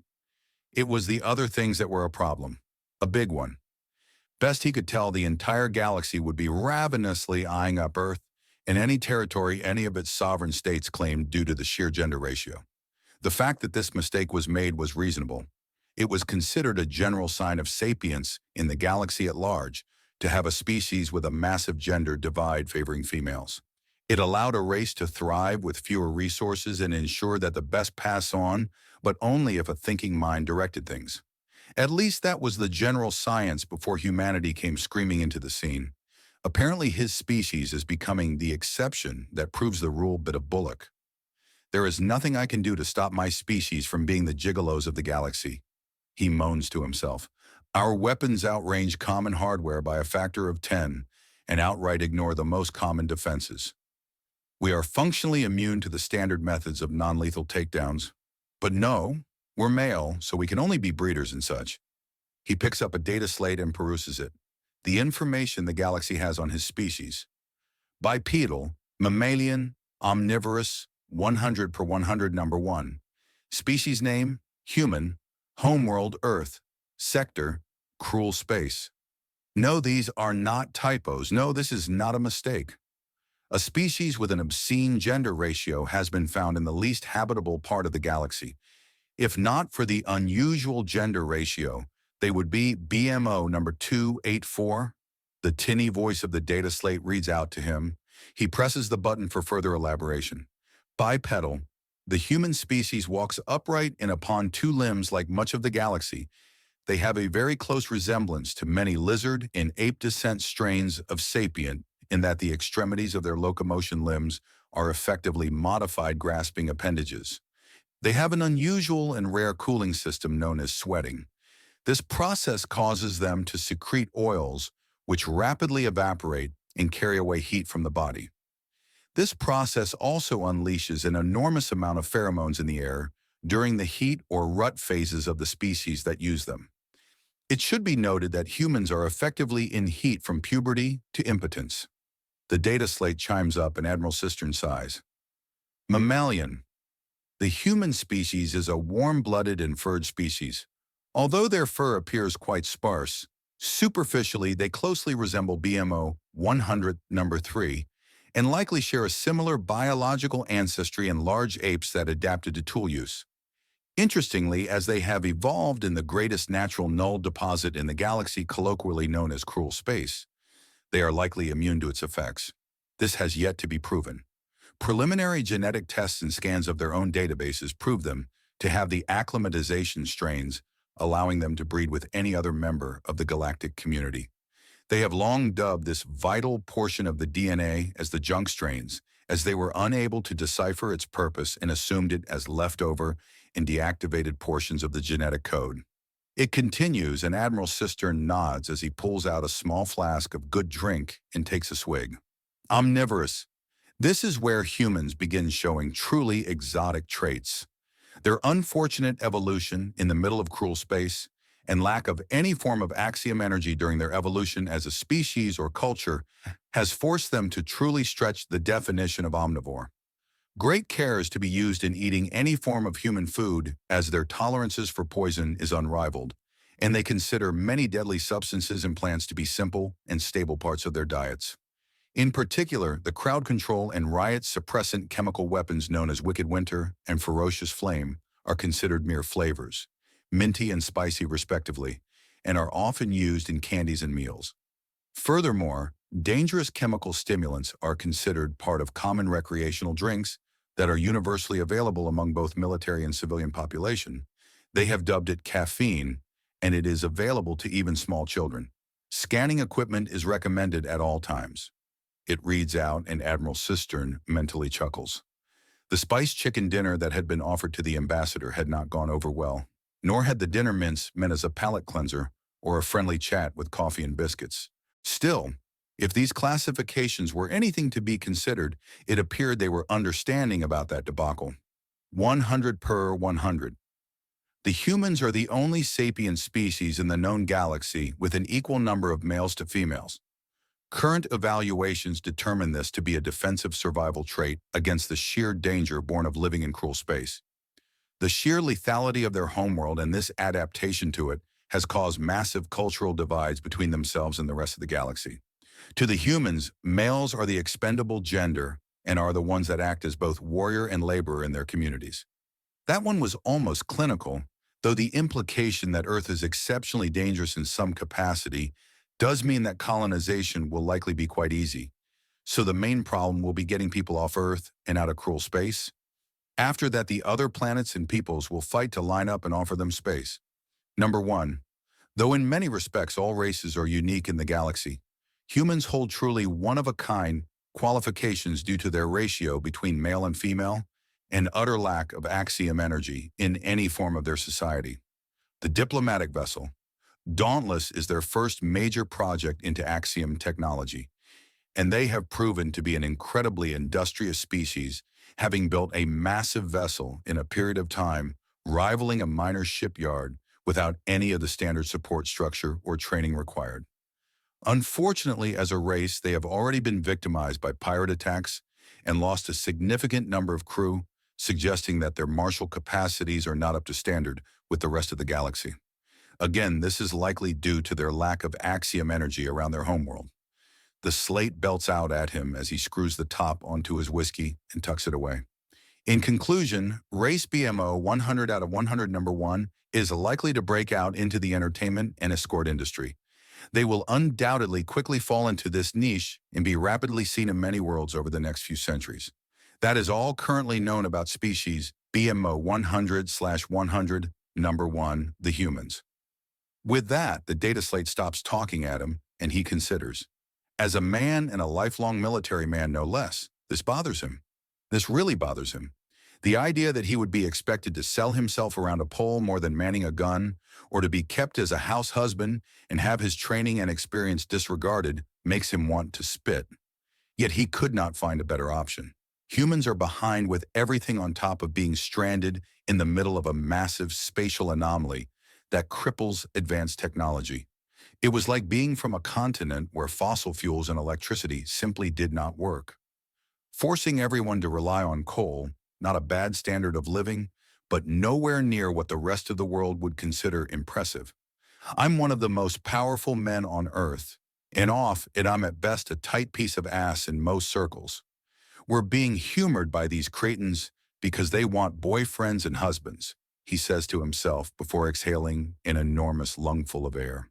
The intercom on his desk beeps, and he stabs the button without bothering to open his eyes. Admiral, the Claw is safely docked and undergoing modifications to its transceiver and IFFF for its new pseudonym. Furthermore, they are in the process of transferring not only the prisoner, but a refugee requesting asylum. Also, Captain Lilpaw wishes to speak with you. I'm on my way, he says before standing up and marching out of his office. He quickly makes his way to the anti-gravity corridors through the ship and holds up his arm to the right wall. The magnetic rail grabs onto the patch of metal on his wrist. It has his rank insignia and name on top of being able to serve as armor in a pinch, but its main purpose was to adhere to the rail and numerous other small devices with a single strong magnet on them, usually ammo cartridges. After a few minutes, he holds out his left arm and catches a ladder that he swings himself onto and climbs back into the gravity field. His stomach threatens revolt, but is brought back into line. He marches solidly into the large cargo bay and glares down. "Admiral on deck," a soldier shouts, and the room turns to him with a salute. The aliens look confused by this, but that's what happens when you recruit from the scum of the galaxy. He snaps a salute back at both his workers and the brave, if suspect, men that had volunteered to live among the pirates. "As you were soldiers," he says before turning and quickly getting on the lift. Moments later, and he's on the ground floor of Bay and walks smartly through the crews that part around him in deference for his rank. Sir, our first mission was a complete success. Our Malefactor 1, Miss Karen Darkdown, is being escorted to the holding cells as we speak. We have all of her personal blackmail material, several of her weapons deposits, her ludicrously expensive wardrobe, and it was all disguised by the theft of several 100,000 in physical credit discs in a massive carjacking operation. Commander Brent says with a salute, and Admiral Cistern nods before glancing towards the bright red sports car with thrusters instead of wheels. Excellent. What is the price tag our good captain has placed on these pieces? He asked before turning at the sound of claws clicking against the floor to behold the quadrupedal captain. He looked over her at first before glancing down. The fact that a fair portion of the galaxy walks on all fours and rears up to use tools or temporarily balance on their hind legs for intimidation purposes is still sinking in somewhat. It helps to think of them like a bear with thumbs. That's also a woman. Price? Oh, I do like this part. First off, the bitch. I want 1,000,000 credits for her.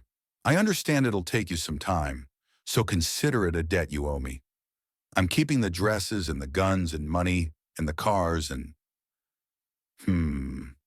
Yeah, I'm keeping everything else and you owe me 1,000,000. Oh, but I'll swap a copy of the blackmail in exchange for an equal-sized copy of your movies and books and such. Lil Paw says with a smirk, and then raises an eyebrow as Admiral Cistern smirks. An excellent bargain, Captain, and you don't have to wait for that 1,000,000 credits. I have brought over numerous goods and luxury items from the homeworld for trade, and have sold a small amount for an enormous profit. Apparently, delicious exotic candy made almost exclusively by men is worth roughly 10 times its weight in credits. Would you like your 1,000,000 credits in small units or larger ones? Larger ones, the hard credits we got in the raid, were exclusively in smaller units. Lil Paw answers and he nods. Of course. Now, I heard something about someone requesting refugee status. Right. This awkward sir. Technically, she's the daughter of our apprehended target, sir. Commander Brent says, and Admiral Cistern gives him an even look. Sir, have you had the opportunity to study on robotics and artificial intelligences in the galaxy? My schedule has been extremely full. We're currently eating into my personal time soldier. Then I won't cut too deep into it, sir. They can't make robotic minds, but they can brain scan and copy minds into a digital space. As such, all robots are basically a person in a robot body. Brent explains and it falls into place. Our refugee is a brain scan of Miss Darkdown. She is an abused, manipulated, and enslaved brain scan of Miss Karen Darkdown, sir.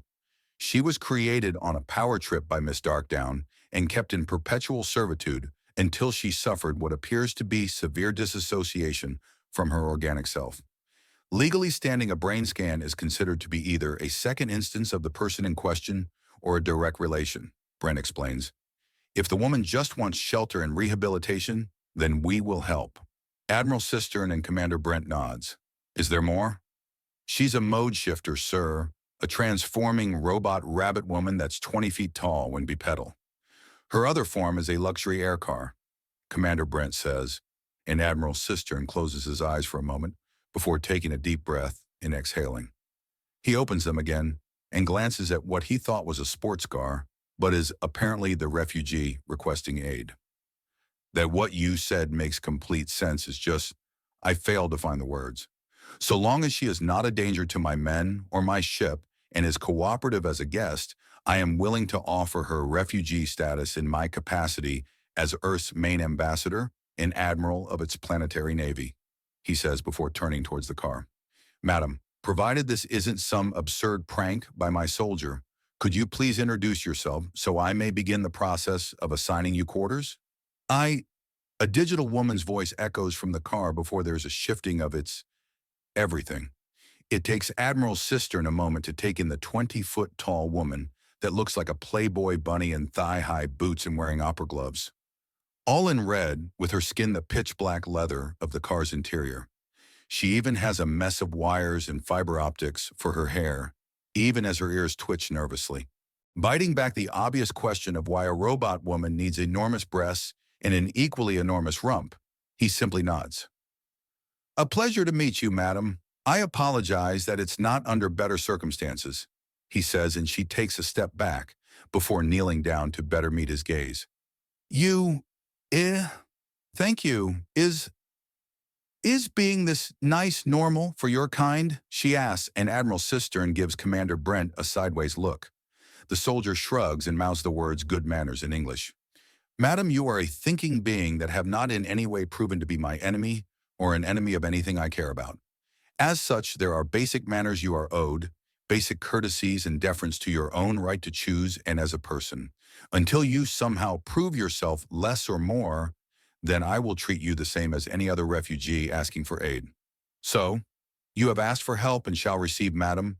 I don't care what your origin is, merely what we can do for you, he says, and the enormous alien robot rabbit woman shudders, shakes, and then bursts into tears before sweeping him up in an enormous hug and holding him close as she thanks him over and over again and begging for this to not be a dream and for it to finally be over.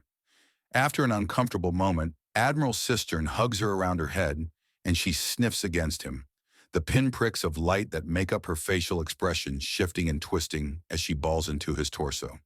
Captain, do we know how long Darkdown had her mode-locked and defenseless?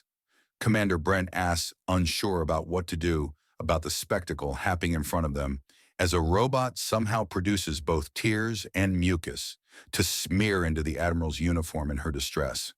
Long enough for a major breakdown, she answers in surprise. Several hours later, after the annoyance of calming down Miss Caddy Downshift, their refugee had requested a rechristening. He had set her up with her own quarters and all but threw one of the ship's psychiatrists in there with her. He'll either end up with a broken pelvis, used as a plush toy, or actually help the poor woman. Whichever it was, the problem was averted for now. He took a fortifying sip of the coffin-polished grade coffee he had ordered. Stressful days like this needed the old college trick where you ran the coffee through the grinds and filters a few times to concentrate it to the point of near lethality. Taking it with stomach pills is a must. After he gets to the halfway point, the door opens and he sees 9, the 10th of his pirate boys is racing up with a huge folder full of paper. Get in here, I want a full debriefing, he says, and they all march in, followed by the 10th, Franklin, skidding in and nearly plowing into the desk. What's the rush, soldier? Sorry, sir, I was organizing all my notes on the substances axiom and null and their possible military uses, sir. The ginger replies before standing up straight. He looks like he's been through a strainer, and the bags under his eyes are so dark they resemble bruises. When was the last time you slept, soldier? Prior to the raid on Thorn Insurance, he says, and the rest of the men give pinched and annoyed looks before steeling themselves. Soldier, that was over 2 weeks ago. He remarks, wondering exactly what the man is being fueled by and where more can be procured. I am aware, sir. However, what I have uncovered is far too valuable to ignore, Franklin says with a salute. I want a summary, he orders. The aliens have what is effectively magic, sir, and I've been pulling it apart and learning about it so that we can use it as well. I need more than that. Sir, Franklin says with a salute, we'll start with quick linguistic history. Axiom energy, which fuels all known exotic technology and even the very biology of alien life, was once called Axis energy after a devolution of the term access energy, which was used in order to bring about a more scientific understanding of what was then known as magic. Basically, hoity-toity speak has devolved and mutated a few times to land magic on its current name of axiom. Makes sense. How can we use it?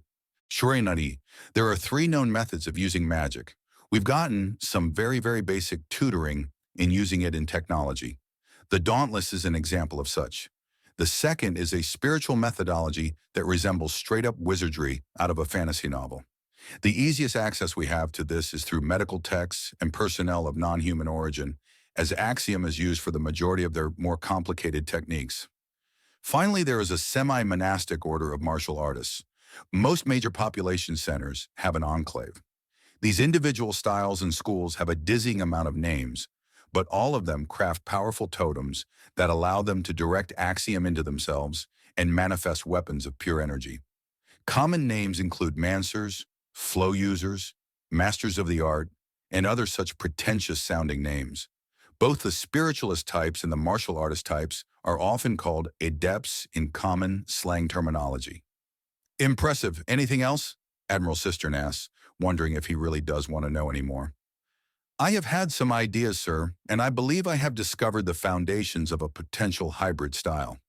If it is widely practiced, then it is not widely advertised, but blending what I understand of the totem users with the more spiritual methodology and my own engineering skills. I believe we may be able to make a series of techniques and skills that will allow for a great number of lateral options both on and off the battlefield. I hope you have some proof of this, soldier. This sounds rather too fantastical for easy digestion, Admiral Cistern says mildly, and his eyebrows rise in surprise as Franklin nods. Let's see it. Very well, sir, he says, putting the thick file folder on the desk before taking a step back. He pulls out a small brass-looking disc out of his pocket that has been carved in intricately and holds it in his left hand. Cistern recognizes it as a Kutha credit disc.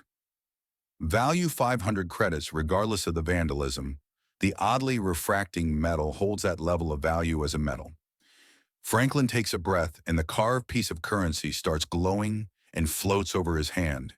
He then clasps his hands over it and pulls them apart with electricity arcing between them and riding up his fingers like a live Tesla coil.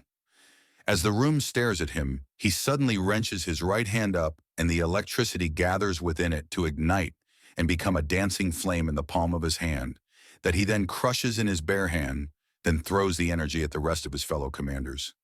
Their clothing and hair is blasted as if a strong wind had whipped around and tried to knock them all down. The nearer two actually take a step back to brace themselves a bit better, but no one is hurt.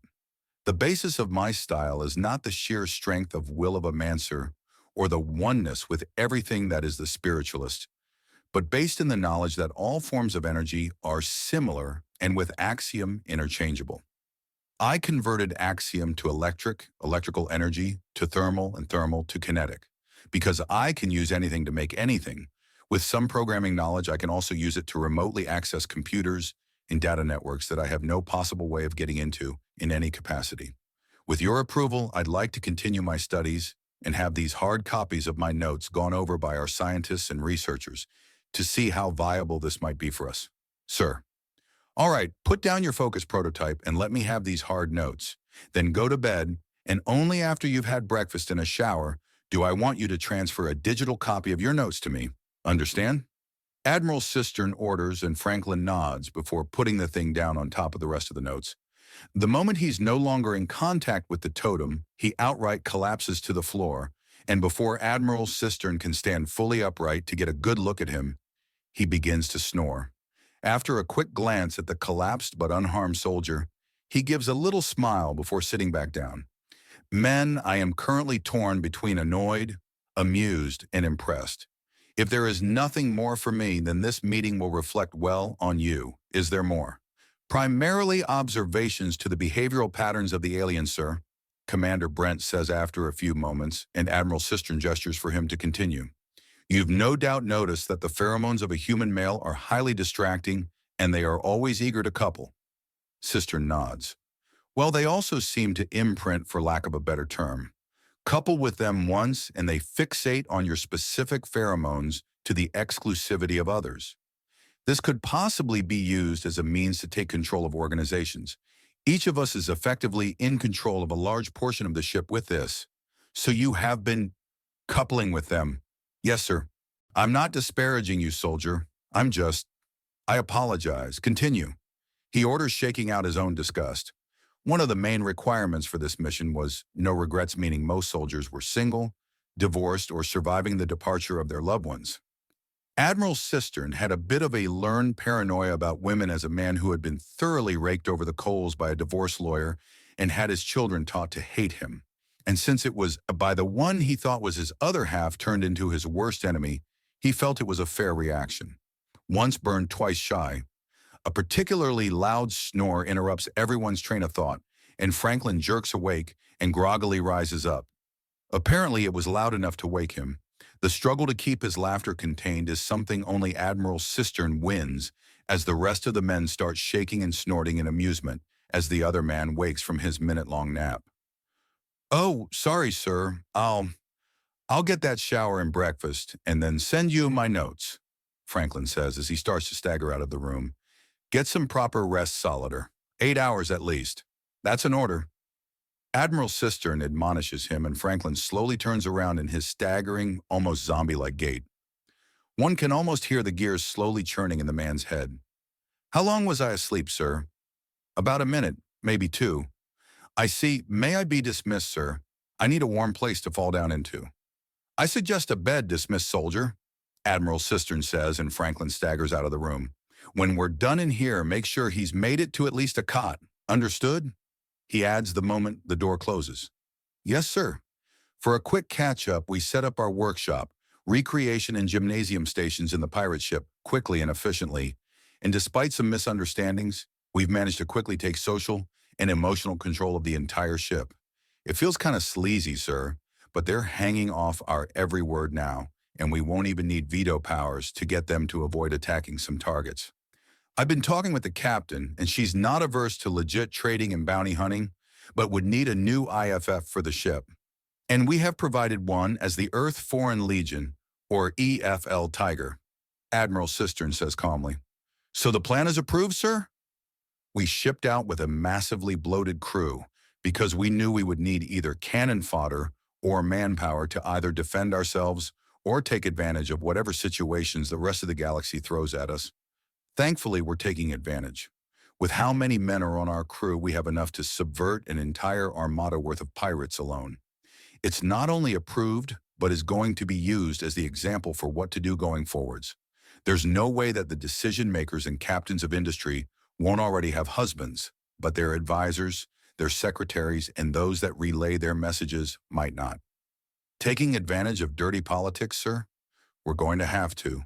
The Federation of Systems is a loose and ineffective conglomeration that has at most accomplished three things: a defense treaty that has never been put to the test, a widely accepted but not universal form of income in the form of galactic standard credits, and finally the galactic trade language, which they accomplish by simply having an algorithm translate all their documents into it and refusing to answer to requests in any other language.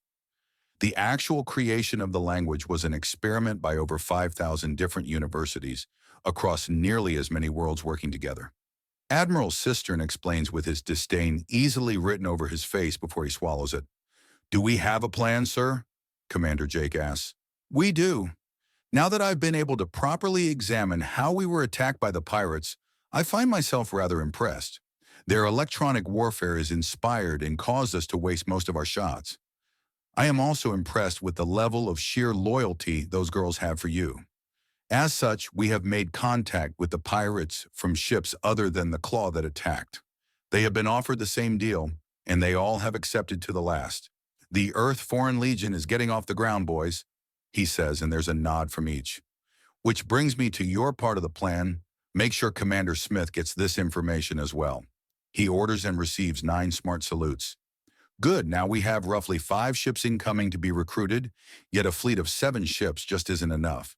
Get your girls to start talking to their friends and family. See how many will take our offer to join up the EFL Admiral Cistern orders," and there are nods all around. "Excellent. If there's nothing else, then that will be all," he says, and after a moment of silence, he nods. "Dismissed." As his soldiers give him 9 textbook salutes and march out of the office, Admiral Cistern smiles to himself. Yes, the galaxy assumes that he and his are naught but pretty faces to be protected, but they will never know just how much they will dance to the tune of Mother Earth.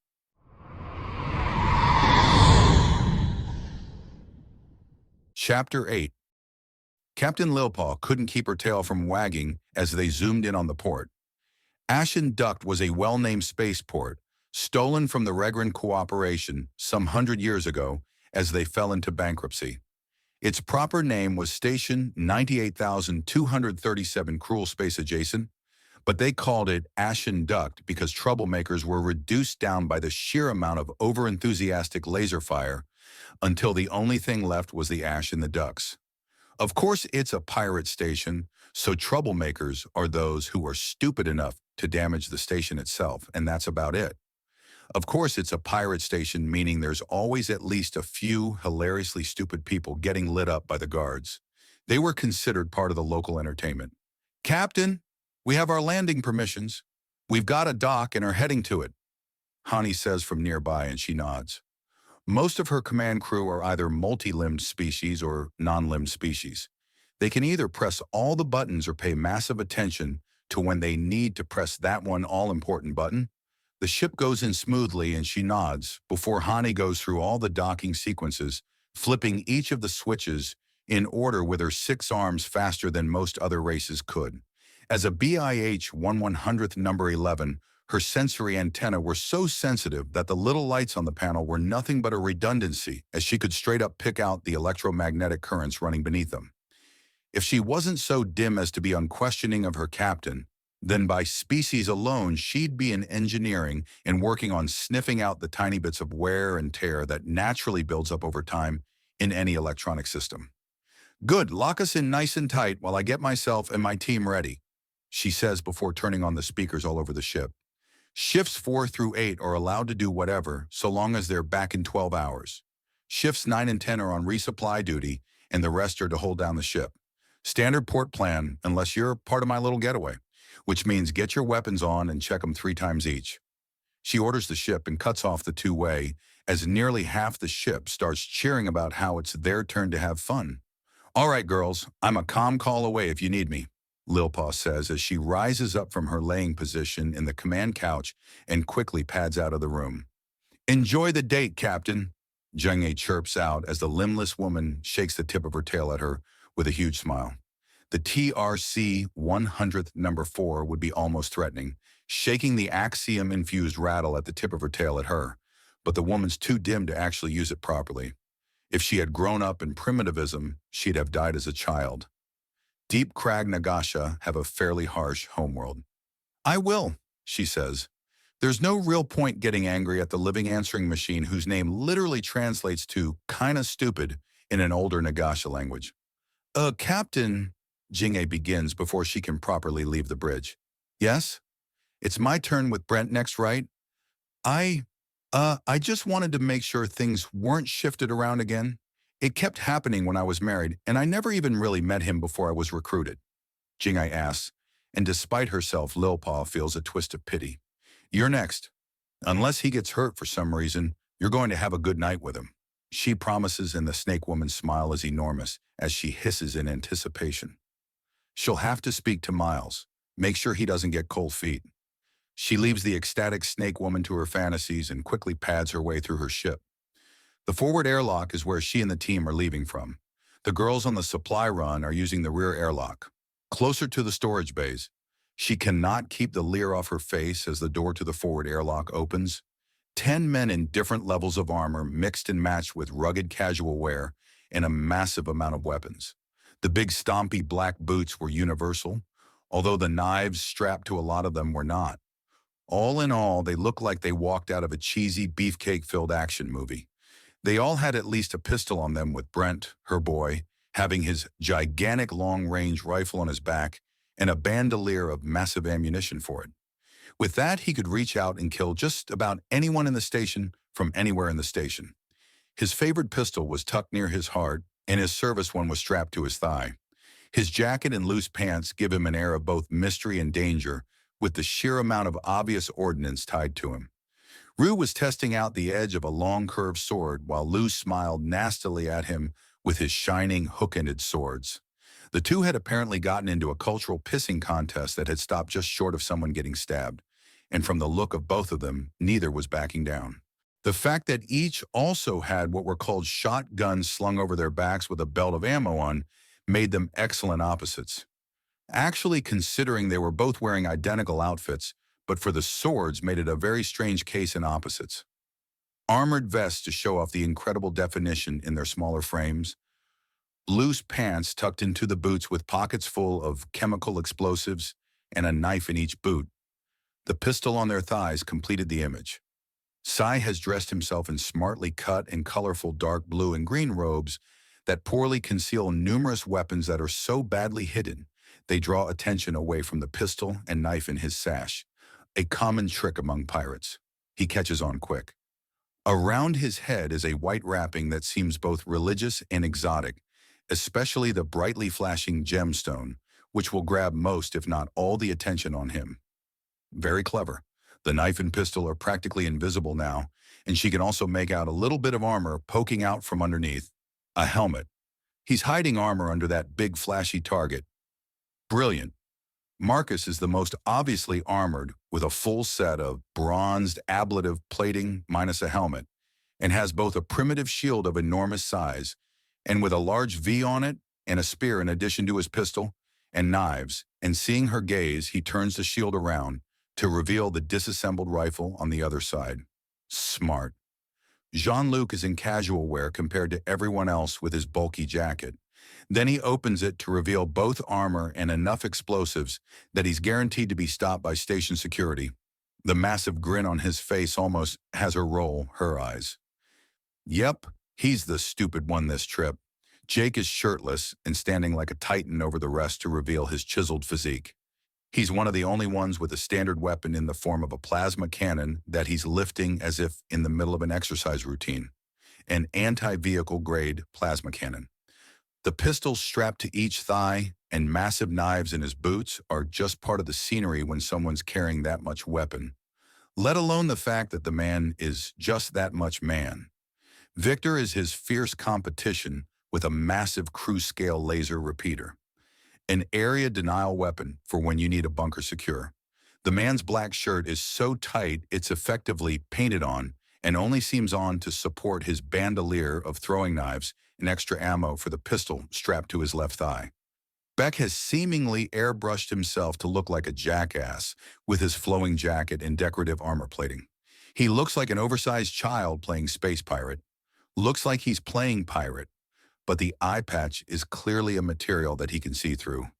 The wig sewn into his tricorn hat is hiding the chin strap of his helmet, and there are little pinches in his clothing to show that he's probably the most well-armored of the bunch, just with a cheap costume over it. His weapons have been painted to look like oversized toys but are clearly too hefty to be anything but lethal. Clever, if annoying. At first Franklin can't be seen. Then he steps to the side to reveal the strange glowing gauntlets with a half-massive ring sticking out the side of each one. She can physically see the Axiom energy stored in the things, and they're growing brighter by the moment as he adjusts and tampers with them. He's dressed almost formally, looking more like he's ready for a night on the town, and his weapons can't even be seen at first. Concealed shoulder holster in his pants have a slight bulge where they hang over his boots to show a knife tucked away. The gauntlets with the Axiom pouring off them are really concerning. "All right, just what's the plan you idiots are following?" she asks after her scan of the men. "Some of you are dressed as kidnap bait, others look like they want to wage straight-up war with the station, and the rest have stepped out of an early act in a porno with too much plot and not enough cock. Most of you are some combination of the three." "Then the illusion is working," Cy announces with a theatrical clap of his hands, and Beck breaks out into laughter, followed by the rest after a few moments of strained looks. She glares at them in response. "Captain, we're all ready for a war, yet we're also ready to put on a show as needed. So we need to look good," he says, and both Victor and Jake flex harder, causing their arms to bulge outwards in a tantalizing display of power. "We need to be able to defend ourselves if things go wrong, so we need to be dangerous." He continues, and Jean-Luc pulls out a launcher for his explosive ordnance, where and how he had been hiding that is going to be bothering her for a long time. "Finally, we need to get it all past security, so it needs to be dismissed as a show." "Yarr!" Beck shouts in glee, and everyone around him rolls their eyes with a fond smile. "So yeah, we look like kidnap bait straight out of a combination action movie and porno. That's deliberate. We fully expect to shoot and even kill more than a few when we're out tonight because we need to make a damn statement. We may be men in a woman's galaxy, but we are not to be underestimated, no matter what we look like." Brent explains, and Lil Paw runs it through her head a few times before shrugging. "Fine, but there's going to be a penalty if any of you need rescue due to stupid." "Such as?" Beck asks, and she gives him a stern look. If even one of you falls to stupid, then I'm moving the stills and locking the door. None of you will even taste what comes out of them for a week."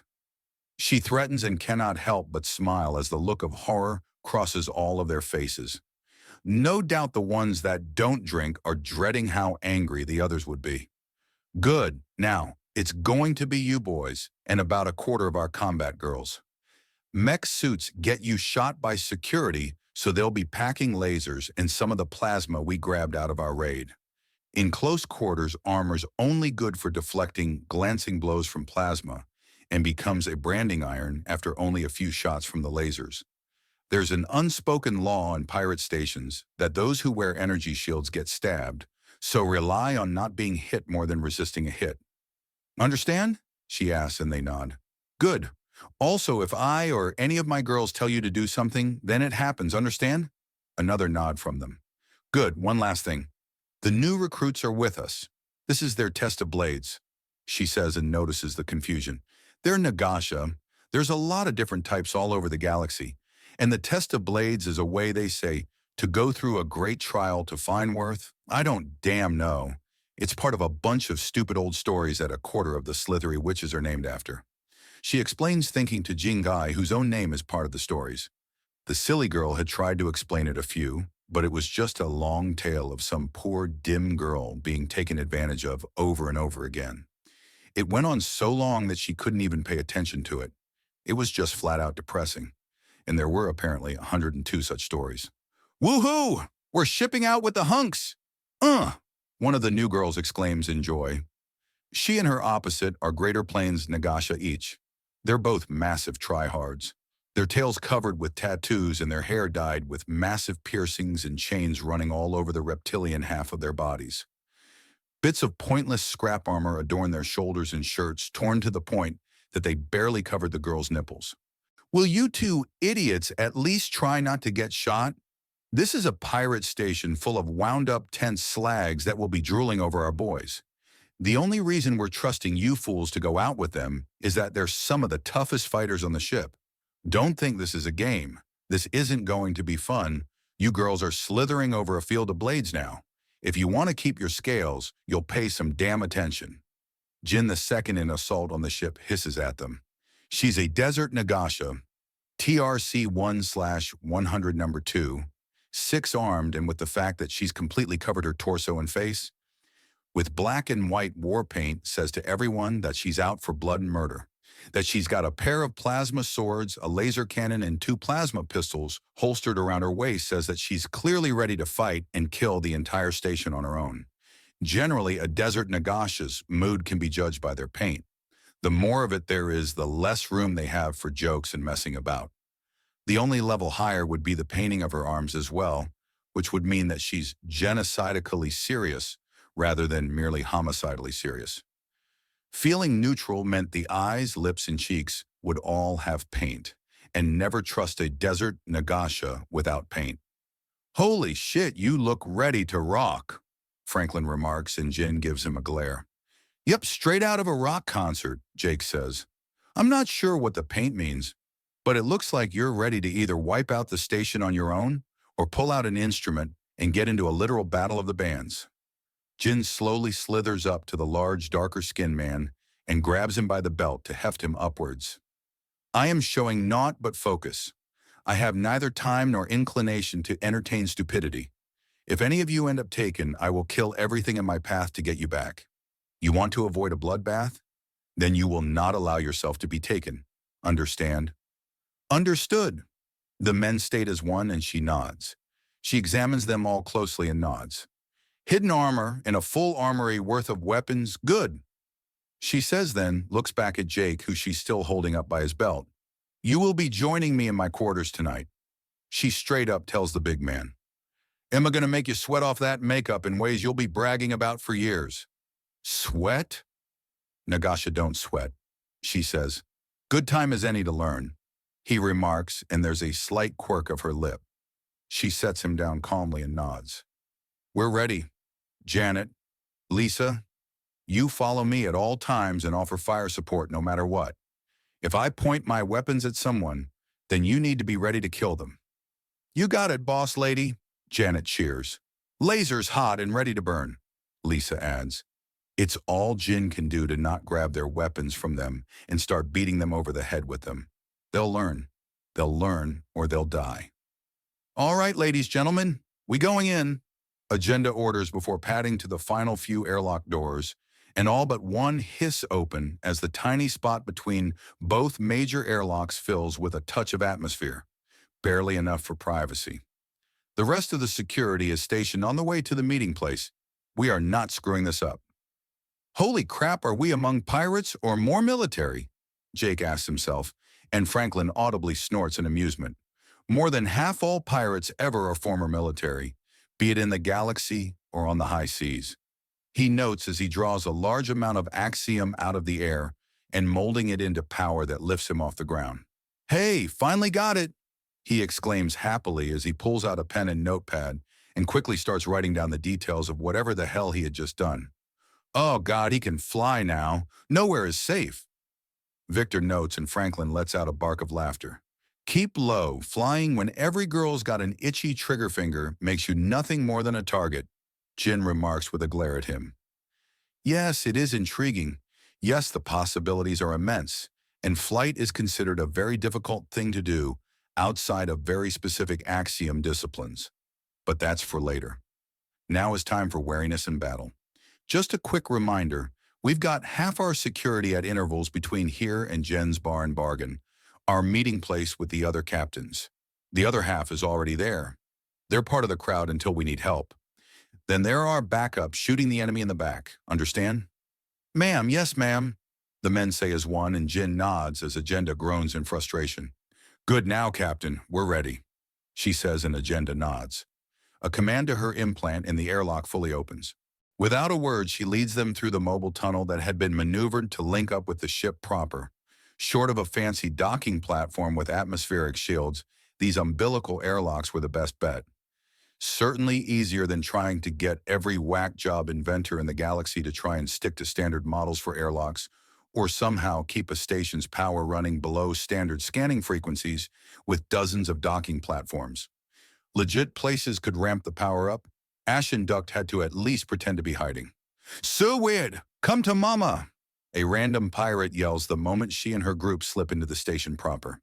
Pay up, one of the men says, and she glances back in time to see Beck pass Marcus a credit disc. Allah be blessed, not even 5 seconds. Beck mutters before patting his outfit down to check his obviously hidden weapons. Can it? We're moving, gents, Brent orders as he takes the lead with a thumb tucked into his belt and a clear swagger in his step. Are those men? Hey girls, there's an entire troop of guys. Holy crap, where did they come from? The questions and questing of the station start out fast and like a wave crash through the station, and soon there's a thick crowd. The aim assist of Jin's weapons cause them to part and let her walk with her men who are glancing around and checking to see if anyone's brave enough to rush them. She leads them through the station with the absurdly pissed-off-looking Jin scaring away most of the crowd, with the men conversing in what sounds like 3 different languages from their homeworld. Either that or they had a widely used language that didn't so much adapt to other foreign languages as outright mug them for spare expressions. There's a shout behind her, and she turns to see Franklin seem to mime out fighting something before the axiom around him crackles and runs down both him and a figure that he's pushing back. It takes a moment for it to connect exactly what's going on before a stronger burst of energy from Franklin knocks out the figure and he lets her drop. The moment she's out of contact with him, she's completely invisible again. BRC 100th number 4.2, Jin notes calmly as she has her heavy plasma pointed right where she dropped. Since when the hell do the races have decimal points? Franklin demands. When there's a stable subspecies. The 4.1s can use the axiom in their skin to look like anyone else. The 4.2s are invisible by default and require concentration to turn visible. They're called cloaking. Shapeshifters and spies, got it. How'd you know, Frank? Miles demands Franklin, who grins. I'm pretty sure I rate adept at this point. She stood out like a flare, he says before holding out his hand palm towards the downed cloaking. Lightning pours from it to wrap around the invisible form, both bringing it to visibility and raising it in the air. I take it invisible clothing isn't widely produced. he says, bushing a few outlined feathers to the side in curiosity as he examines the form. It's expensive, Agenda says as Franklin levitates the naked form writhed in lightning upwards. She's not twitching and there's no smoke. So it's probably just a light show he's using to scare further attempts. Either that or he's discovering new fetishes. Not her business. That nerd is not her man, and she does not care who he sticks it in so long as the crew doesn't break out into violence about it. If the entertainment is finished, Jin asks in a tone cold enough that if she had any training as an adept, she'd have frosted the deck plating beneath them. Yeah, just need to take some notes, Franklin mutters as he puts his pad in the hand, holding up the cloak and starts scribbling into it. Take her with you and do it at the bar. Brent orders and Franklin tucks the pen behind his ear and slips the notepad away before nodding. If you boys are done, Agenda asks and nearly scowls at the salute thrown at her. We're moving. She orders and begins moving again, the aim assist of Jin's weapons causing the ever-growing crowd to part until a heavily armed and armored security officer stomps up to them in a full-on dark gray power suit. The words ashen duct in white under a black marking of a tiny doodle of the station are emblazoned on her shoulder pads. This station isn't a flesh market, not for men. We don't need that kind of heat, Lil Paw. They're under orders to straight up kill anyone that tries to take them. They're part of my crew and part of a deal I'm about to make. It's not a flesh trade. I've found the deal of a lifetime, and it's one you can only take once, but others can get it too. I intend to milk some favors out of other captains I'm meeting in Jen's bar and bargain. The fuck is it called that for anyways?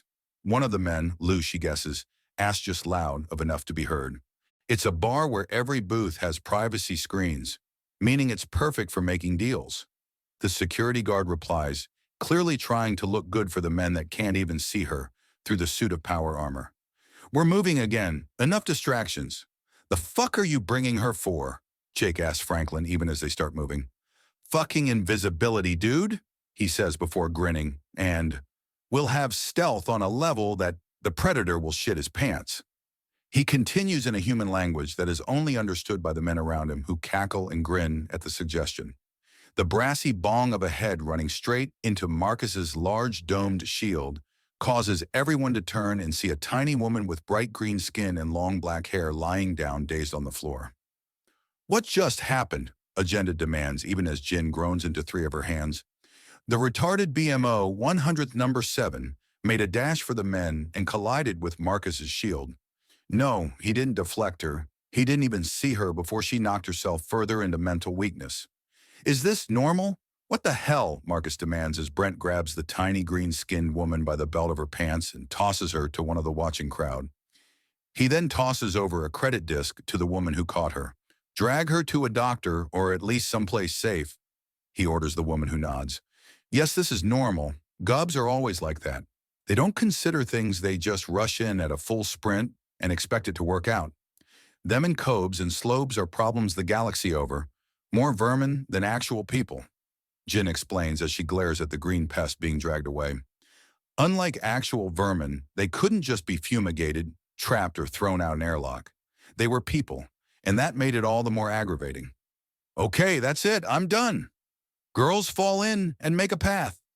Agenda barks and pulses of plasma and red laser beams launch into the air with the tinge of ozone causing a good chunk of the crowd to part as the security moves in.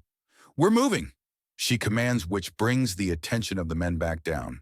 They'd been looking up towards where the laser and plasma fire had gone. So the plasma unravels that fast? Brent asks in surprise. The sheer short range of the weapons was baffling. Yes, the plasma guns were said to be short-ranged, but the blasts had dissipated maybe 3 to 4 stories up, 5 at most. Their lasers can't compete with thermal bloom either. Jake notes as he rolls his shoulders. He'd looked up in time to see a few flares along the laser beams, which killed all its power to the point that it acted more like a bright laser pointer at the ceiling some 10 stories up. That just means we've got the range, my friends. But the first idiot to get cocky will likely get his shot off. Victor adds himself and Agenda just shakes her head. She needs to learn their language, whatever it's called.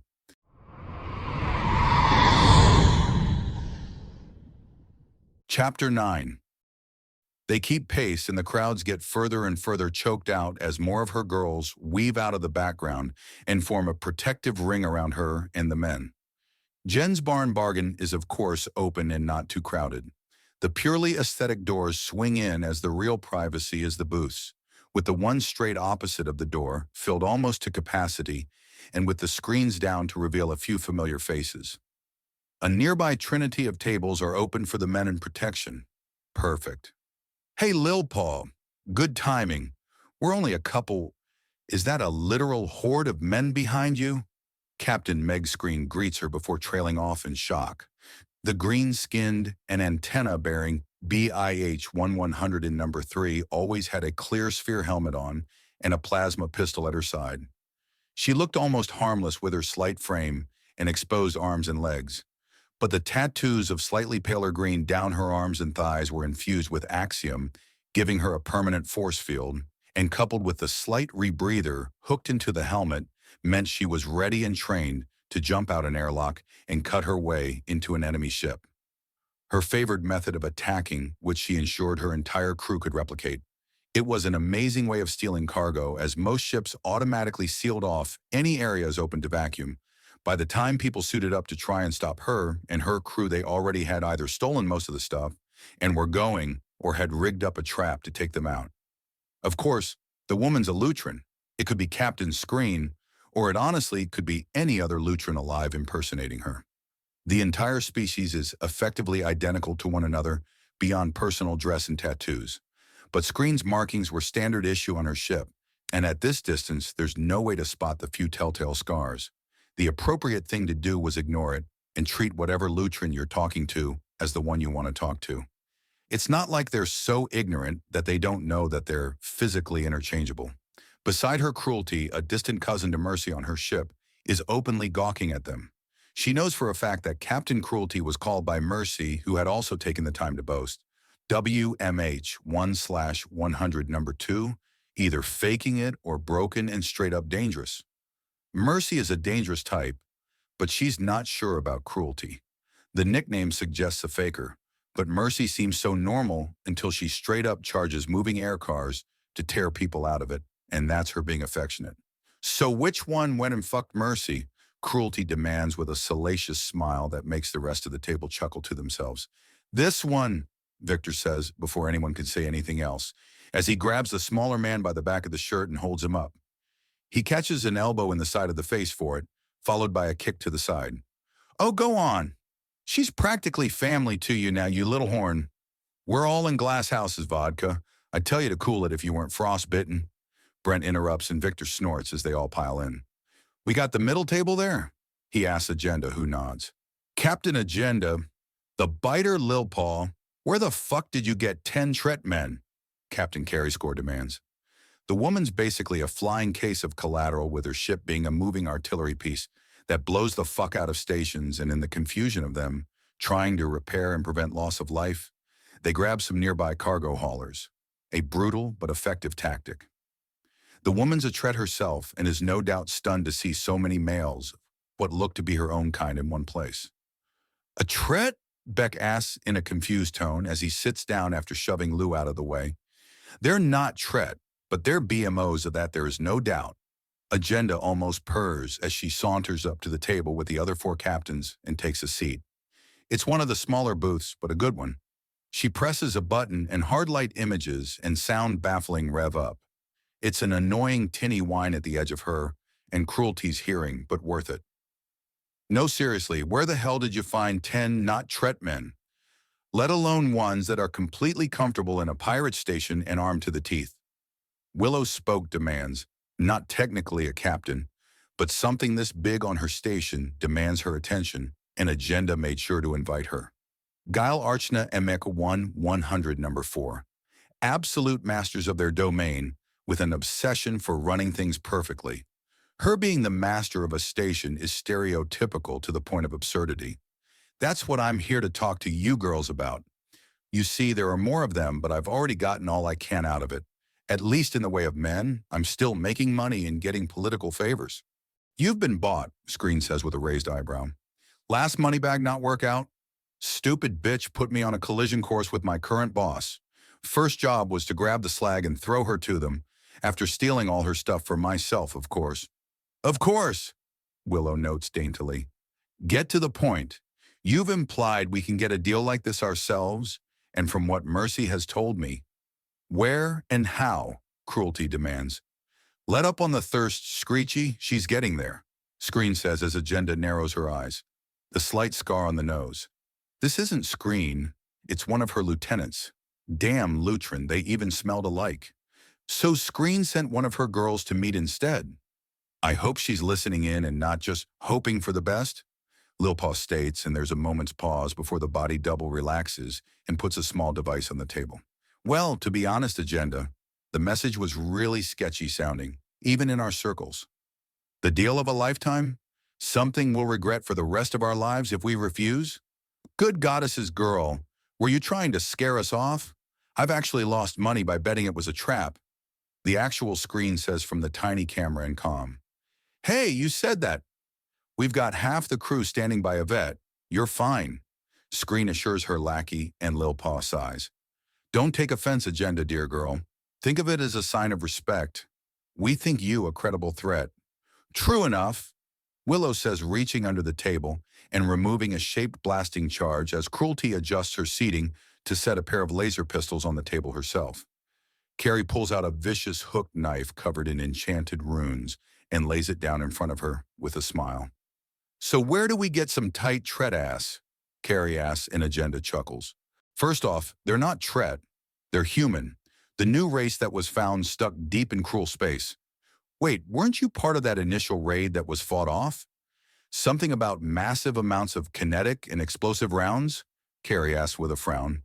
On top of a stupid amount of ablative plating, their ship, the Dauntless, is a flying fortress. Not well armed, but carrying enough troops to slaughter a world. That's what those 10 are. Troops off the Dauntless. You got a state sponsorship from the people in cruel space. Willow puts it together first. No way, Yvette exclaims in shock. Yes, I have, and they want more. More pirates in their freebooter fleet. More for their Earth Foreign Legion. Okay, so they're offering business, but, oh shit, they're selling men as payment. Number not selling, the men are the soldiers posted on my ship to assure obedience. Unless we go against the humans, then they're just part of the crew. But they're also there to try and stop us if we go rogue on them. They're just men, Lil Paw. I get if you think we can get a grab bag, but... Carrie begins before trailing off at Agenda's unimpressed look. What? Their race uses the men as warriors. Everyone there is a highly trained killing machine. They're carrying enough on them right now that they could probably take the station if they wanted to. No offense, Willow. They're not that good-looking, Lil Paw. I think I can take them, Willow says calmly with a slight titter into the back of her hand. The spiderish women of the Archna are all fairly haughty and overassured of themselves. The hell you can, Franklin calls from outside the booth, and Willow flinches in shock. Your hearing is that hypersensitive? Agenda barks out loud, glaring at the opaque barrier between her and the men. No, I just like randomly shouting things and they coincidentally sound like I'm responding to what other people are saying. Franklin barks back. There's a loud slapping sound followed by some quick and punchy words in a human language. Fuck you. Franklin, be a dear and tell whoever tried to slap the stupid out you that they have my thanks. Agenda says. Screw you. That's Miles' job, not yours. She responds primly before turning back to the others. Humans have a 100 per 100 gender ratio. I think it has something to do with evolving in cruel space. Those 10 men are highly trained soldiers, but that's not the important part. The important part is that I have the contact information for their ship, the Dauntless, and express orders to tell as many friends as I think are trustworthy that they can get a deal like mine, which is why we're here. Do you girls want guaranteed customers and nearly a literal ton of strong and eager men? Eager? Cruelty asks, and Agenda pulls out a basic bioscanner that she turns on herself and has it run a quick scan. It's over in a few moments, and she hands the small device over. The eyebrows and massive ears of the fruit Sonier go up in shock. Congratulations. They're in season? Now? And you brought them on the station? She demands as the scanner is grabbed first by Willow, then is quickly stolen by Carrie, then Yvette.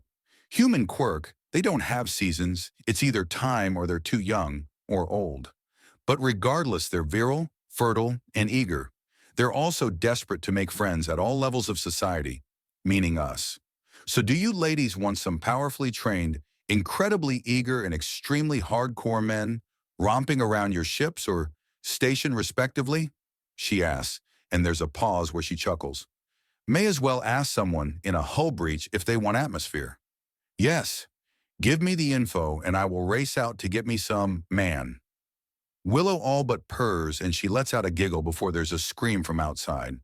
They drop the privacy screen and have their weapons pointed out at anything that could be threatening them. The men have their weapons pointed every which way, with the exception of Marcus, who's torn out a woman's cybernetic limb and has paused in the act of bringing it down on her head. The large BMO 100th number 65 is as massively well-muscled as the rest of her race, but it apparently wasn't enough to stop her hugely reinforced and overpowered cyber arm from being ripped out and used as a club. Are we interrupting? Carrie asks with an enormous smile on her face as Marcus makes eye contact and glances down at the gray-skinned and tusked woman below him. She's a third again as tall as he is and is likely twice, if not 3 times his body weight, but that just means that he's grabbing on by an ear as he stands on a chair to give him the space to really bring down the metal. Somewhat. Can we have like 30 seconds? It'll be funnier that way. Beck asks and Carrie turns the privacy screen back on. There's a series of brutal impacts, the sound of something shattering, and a scream of fury from the Horshka woman, followed by a prolonged, tearing noise. Carrie turns the screen off, and her smile stretches from ear to ear at the madness exposed. That was not 30 seconds. Jake protests as everyone pauses mid-duct taping of the belligerent woman.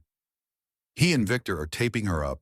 Marcus, Lou, Cy, Rue, and Brent are holding her still, while Beck is drawing profanity on her forehead and Franklin is pulling apart the remains of her cybernetic arm as Jean-Luc is holding a massive tray of drinks and snacks away from the chaos with an enormous smile. Fuck, I ain't even done one of you and I'm already in love, Carrie cackles in glee at the sight of them. Her words break what spell there was, keeping them from continuing, and they go back into a flurry of movement.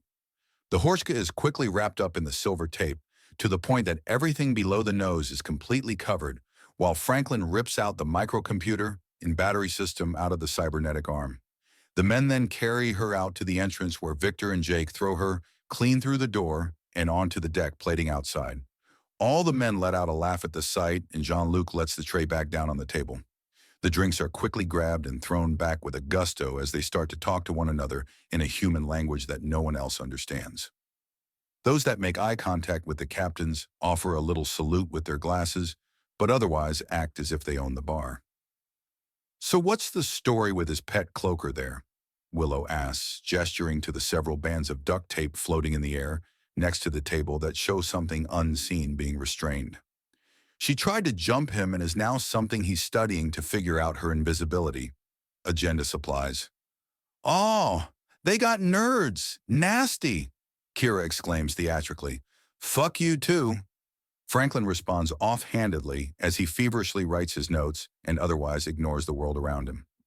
What has him so interested? Willow asks, honestly curious herself. They're from cruel space, stupid. Axiom is something new and strange to him. I'm surprised he's resisted the urge to skin the cloaker. Screen remarks, she's got a lot of sass when she's not present to take the heat for it. He's probably considered and dismissed it already, Agenda admits. I have, he remarks as he flips a page on his notebook and takes a swig of the nearest drink and gags. The fuck? This is the hardest they've got? He demands, looking into the large glass with a look of disdain as the table chuckles at him. So what do you girls say? You want in on the Earth Foreign Legion? Agenda asks to get to the point already. She can hear the crowds outside growing in volume and likely soon to try something stupid.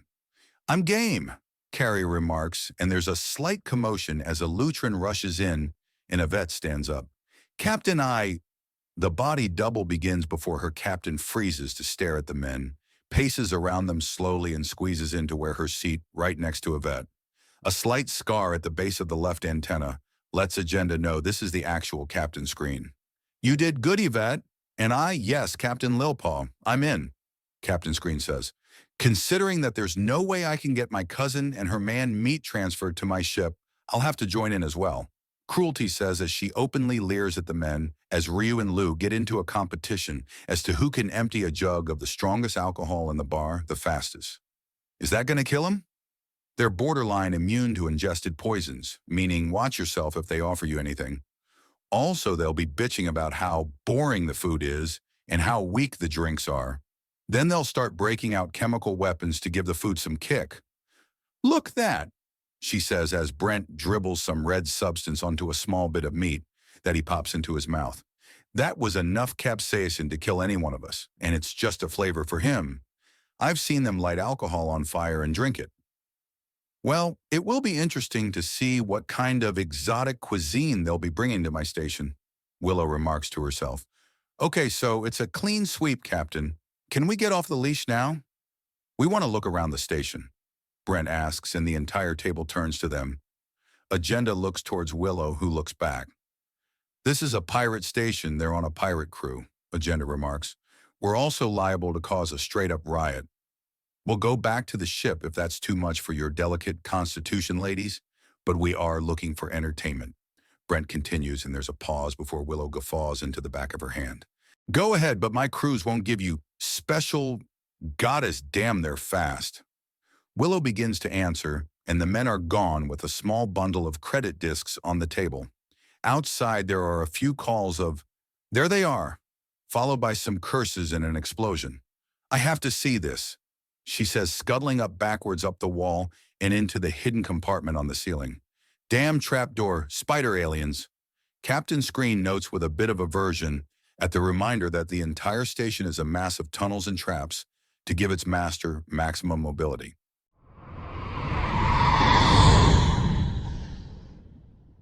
Chapter 10.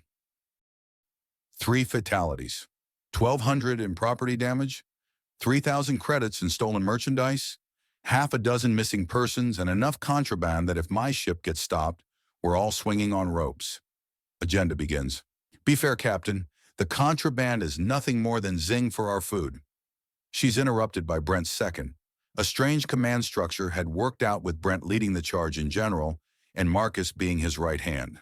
Not that it stopped any of the men from doing their own thing whenever they felt like it, but in a group it was usually Brent that kept a lid on things and could be trusted to know what everyone was doing or had done, with Marcus being the one when Brent wasn't around.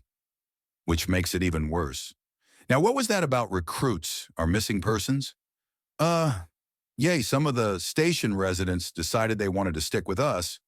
We've got 4 of those gobs slobbering all over Victor during the stampede to try and get some proper salt and pepper. The one that bounced off my shield came back with 3 of her sisters. They jumped on him and grabbed the belt and then fell deep in lust when it took him about half a K of solid running to even notice the silly little things. The cloaker named Mirage, and damn if that isn't an on-the-nose name, has Stockholmed herself like it's an Olympic sport and all but glued her invisible ass to Franklin. Stockholmed Olympic? Bonding with your captors syndrome and a planetary-wide sporting competition, respectively. Ah, yay. Anyways, are there more? A few, those 2 Nagasha girls that jumped in with us have apparently passed their trial of blades, whatever the hell that actually means, and impressed Jin, despite not actually doing anything than slithering after her in a desperate attempt to keep up.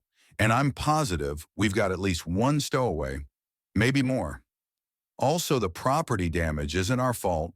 Some stupid girl launched a taser net gun, which Lu dodged, and it hit a guard's cannon, causing it to misfire and blow a sign, which caused a small riot when the owner came out with a pair of plasma pistols firing, and Jake threw the remains of the sign onto her in self-defense. How the hell do you throw architecture at people in defense? Defensively, Marcus asks, and Agenda's train of thought outright crashes, so she jumps onto another set of rails to get back on track. And the stolen stuff, she prompts. A few smartasses tried to extort sexual favors while we were buying stuff like paprika or oregano. Just flavor stuff, you know? We just flat out robbed them when they wouldn't take hard credits for the stuff. Knocked skulls when the stupid got so heavy that they protested us stealing what they wouldn't sell. Marcus explains and Agenda nods, distinctly aware that her Brent is currently wrapped up in Jingai and giving the serpent an abject lesson in how good it feels to be impregnated the old-fashioned way. While she was happy for her subordinate, she still wanted to taste some of her man, too. And what about the death? 3 fatalities is a bit much for a food run, she says, eyeing him down sternly. Some piss-for-brains creature made of gunk swiped a grenade off Jean-Luc, fiddled with it, and set it off, splattering the stupid beast across half a street. That kicked off a panic, and when another idiot made a grab for him, his response was thankfully his boot knife and not the shaped charges he's been fucking with. The last one was somehow even more retarded than stealing a grenade minus a pin or jumping on a clearly deranged lunatic loaded up with deadly weapons. Why did he have so much hardware to begin with? You know, Jean-Luc, the dude's a meathead, and if he can't bash it, stab it, or blow it up, he really doesn't care. Damn good in demolitions, but once he gets going, it's pretty much guaranteed that there's going to be a body count. The final fatality? I'm technically partially responsible. I got into an argument with a shopkeeper to get some spicy peppers. You girls call them green evil or something. I call them jalapenos. They dared me to eat one before they'd sell them to me, and I did. There was another customer in the store. She got pissy about it for some reason and decided to eat one herself. It killed her, and I was blamed. Marcus admits an Agenda has to fight down the full body cringe sensation of that level of stupid. You know, I gotta admit, before I came out of cruel space and found myself surrounded by tits and ass, 24/7 I'd have been devastated to see that much woman just fall over dead before she hit the ground. I think the shock killed her before the actual poison did. Fine, whatever, I don't want any more details. We're still welcome on Ashen Ducks, so I can't really bring myself to care. We lost no one and gained a lot, so I can't ask for more. Just make sure that those chemicals are under lock and goddess damn key. They may be flavors for you, freaks of nature, but they'll kill anyone who isn't human on the ship. Don't worry, we're already processing it all into sauces and such. Every man will be responsible for his share, and they're to be locked up when not actively being used. The only danger will be if someone's stupid enough to steal some off our plates. Then the sheer amount of salt and other fun additives will knock most of them flat out. So long as they don't go into shock, we should have time for my girls in medical to pump some stomachs and save lives. I suppose if a worse comes to worse, you can use your, what did you call them? Condiments, Marcus answers. Use your condiments as weapons.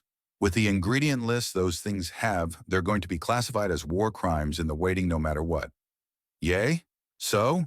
Look, vinegar is an acid used for heavy-duty cleaning.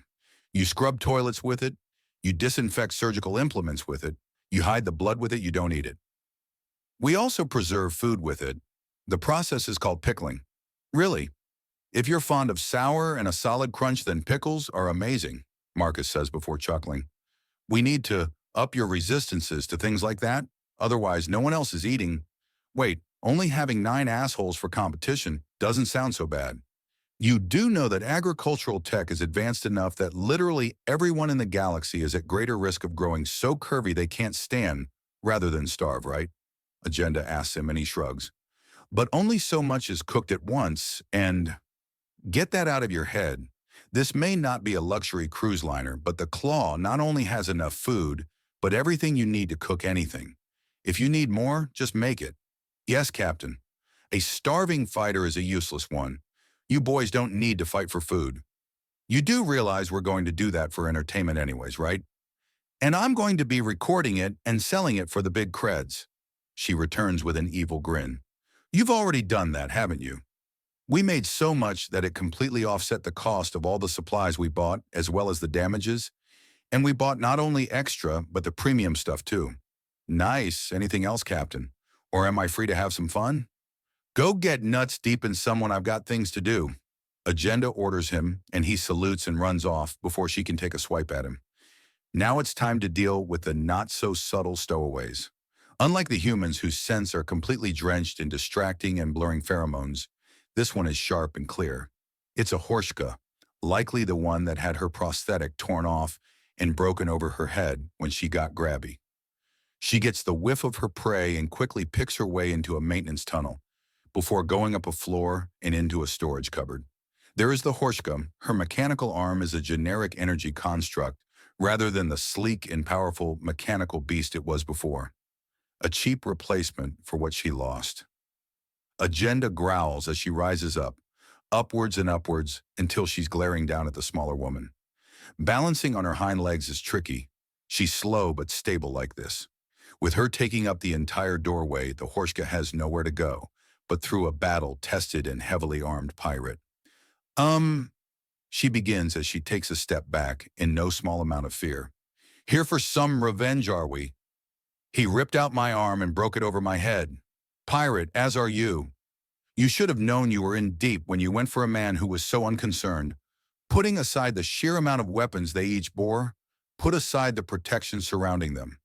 They would have to be dangerously insane or insanely dangerous to be so comfortable in the center of a pirate station. Which makes trying to get revenge after they spared you stupidly dangerous and dangerously stupid. I am in a lot of trouble, yes. So now you're either going into the brig without a fuss or put up one, and I get to have fun, Agenda says with a smile that shows all her fangs. There's a lot of fun to be had in being a canine. Even if you can stomach plants well enough, you still have a smile to send them screaming. To her immense disappointment, the Horshka surrenders without a fight. There's also a faint whiff of urine. She remains on her hind legs as she marches the fool down to a holding cell. Captain, one of the men says from behind her, and she whirls in shock. It's Beck. It's fine. He's barefoot for some reason and had showed up without a sound. What? Everyone else is apparently busy, so only I checked with the Dauntless. They need to know any of the ports for the pirate ship, the Chaining. Apparently there was another pirate attack, and once again only one person was grabbed. How are you people doing that? She demands. Her and the raiders she had temporarily allied with was one thing. The humans had been surprisingly armed to the teeth, but these new ones surely had more information.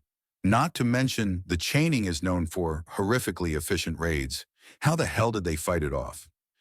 Everyone is heavily armed at all times and the ship has more ablative plating on it than most ships have ship. It's vaguely impressive, and they have been able to get anyone at all. Speaking of, the Chaining managed to get one man. We need to know where they go to effect rescue and possible recruitment. She sighs as she lowers herself down onto all fours and runs a hand through her mane. Get me in contact with him directly. There's a list and a lot of problems. The Chaining makes my girls here on the Claw seem like rampant cuddle monsters. You are. Compared to the sadists and lunatics on the Chaining, she finishes as she ignores his interruption. Also, their captain is a cannibal that thinks implanted bombs are a fun toy for the whole family. I mean that literally entire families. Mothers and daughters as a matter of course, but she also does so for sons and fathers. That ship and everyone on it has a death sentence in nearly half the galaxy. Shoot on sight. The rest of it has an arrest warrant out for the crazy bitches. Detain on sight. This way, please, Captain. We have a raid and rescue operation to plan yesterday.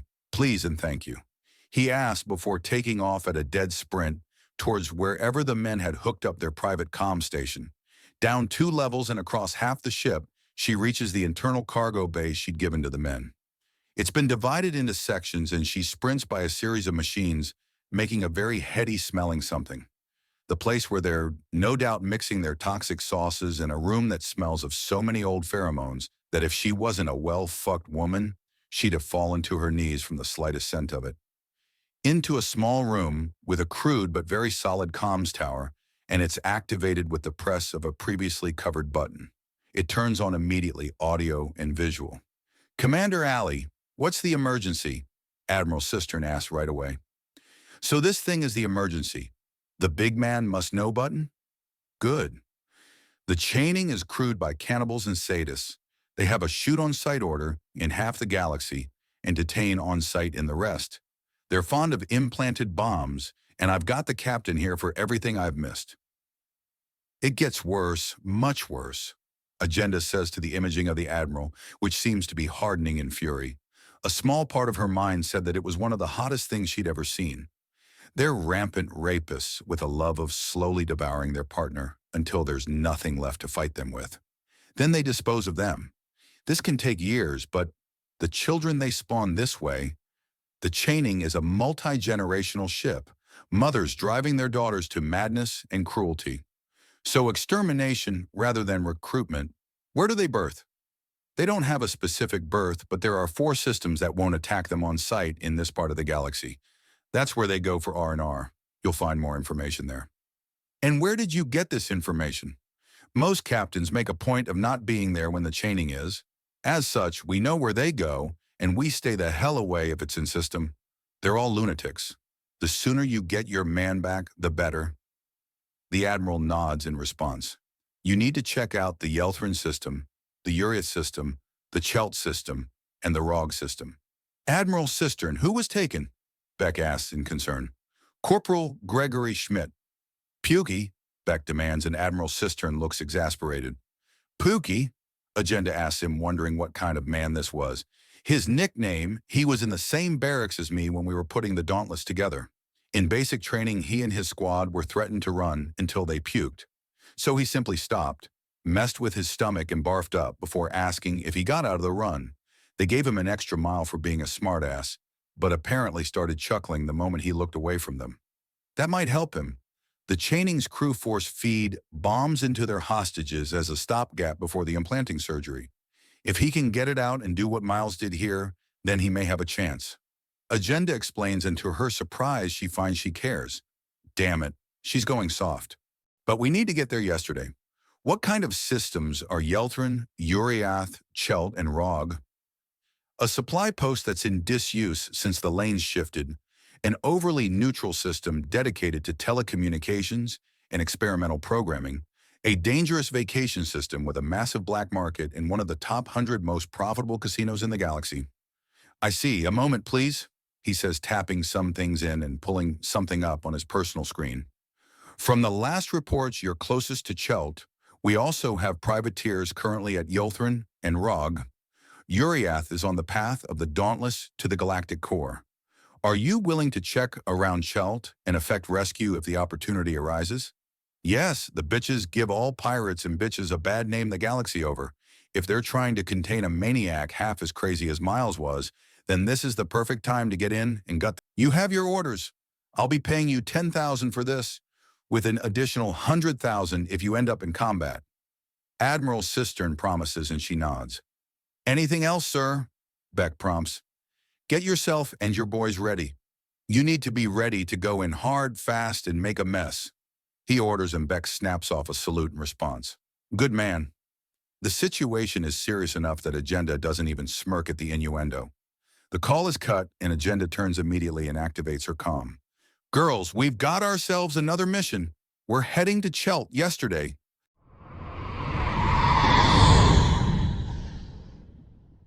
Chapter 11. The entire situation had ended up in a massive anticlimax for the Claw and the crew serving upon it. The chaining had been located in the Rog system, with the stolen man being used as a gambling token. He managed to get loose and start a fight that had apparently burnt down a large percentage of one of the more expensive casinos before freebooter reinforcements arrived, and they helped a massive mutiny which killed most of the slavers that left the chaining under the control and refit of the Dauntless. Apparently, the official story was going to be that the soldier had led the mutiny alone and was now a traumatized and brutal bounty hunter seeking to slake his hatred for slavers at Laser Point. The ship was renamed the Chainbreaker and is getting a bounty hunting license pushed through fast and hard. Apparently, the story was already being distorted as well, which would be interesting if not for the outright headache Agenda was dealing with. You see, she had been flying under the IFF of EFL Tiger, and the men had managed to talk her into landing on one of the rough planets for some R&R in natural air and gravity. She had said yes, and now she was dealing with madness, as apparently all the energy they'd been building up for a rescue mission had turned into a kidnapping. I get the impression that you're upset with us, Miles says from his place hauling the massive sentient he and the rest of the men had wrapped in chains. Really? Was it the growling, the posture, or the glare? She asked furiously. The snarl, actually, Miles returns. Look, just because we dabbled in slave-taking doesn't mean it's something to be done casually. Furthermore, there is no call for these peoples in the galaxy. No market. Slave-taking? Captain, this is clearly an animal. a dangerous animal that on record has killed over 100 campers. This is more pest control. Well, hunting too, but pest control. The Chelt flame spewers were proven fully sentient nearly 100 years ago. They're not fully evolved yet, but they're people. She counters Miles' protest. So you're telling me that this dragon-looking beast is smart enough to know that burning down entire families for entertainment is fucking wrong? Ryu demands, and she pauses. Jake grabs the chains, keeping the smoking mouth of the spewer shut, and looks it in the eye. It has a brain, boys. Fine then. It's not a hunt. It's vigilante justice with cannibalism to hide the body. I'm getting my fucking dragon steaks. Miles amends with a tinge of sheer viciousness she hadn't seen in him before. And coat, I'm still getting a fucking dragon wing coat, and I'll do horrible things to anyone that gets in my way, Franklin declares from near the back of the gaggle of lunatics. By the goddess? I know this is going to get worse before it gets better. So just give me the big blow and get it over with. Agenda groans into her paw. Of course these Axiom-starved men would be like this. They're men and they're starved of Axiom. All the nutrients that would have gone to keep them sane went to keeping them alive.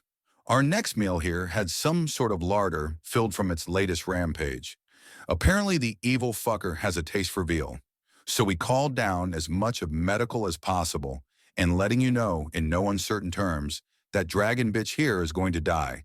And many of us are curious as to what giant asshole lizard monster tastes like after being barbecued.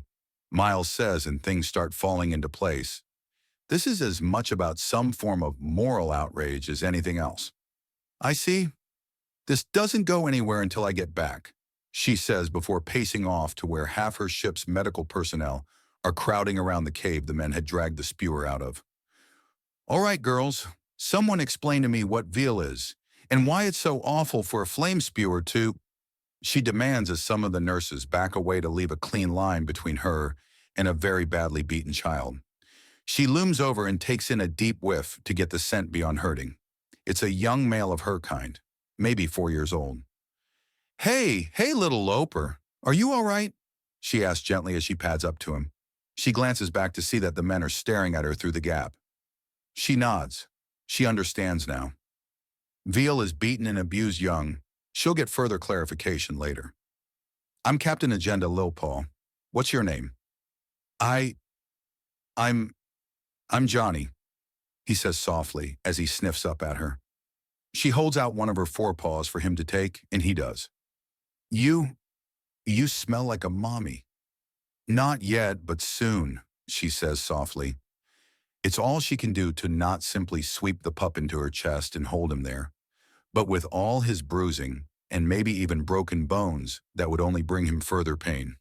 Is that why you're so big? He asks, and she smiles. Yes, before a lady becomes a mommy, they grow really big and soft to show off how good a mommy they can be. They slim down after so they can focus more on being a mommy than just looking like one, though. Huh? He asks, and she leans over and gives him a slight lick on the forehead. Don't worry about it. Now, Johnny, what's your second name? Agenda asks again. She can feel her instincts hitting her like a mallet. If she can't find this pup's family sometime soon, then she'll become his family. Howl, he says, and she resists groaning in frustration. Howl is a name common enough that he might as well said his last name was anybody. All right, little Howl, let's get you someplace safe and fed so we can find your family, all right? She asks, and he gives out a sniffle as his eyes start to water before he rushes forward and hugs her. There, little one. You're safe now. You're safe. She coos as the dam breaks and he starts sobbing into her chest while griping her fur as tightly as he can. Captain the other child. Dr. Lillian Greywind begins before shaking her head.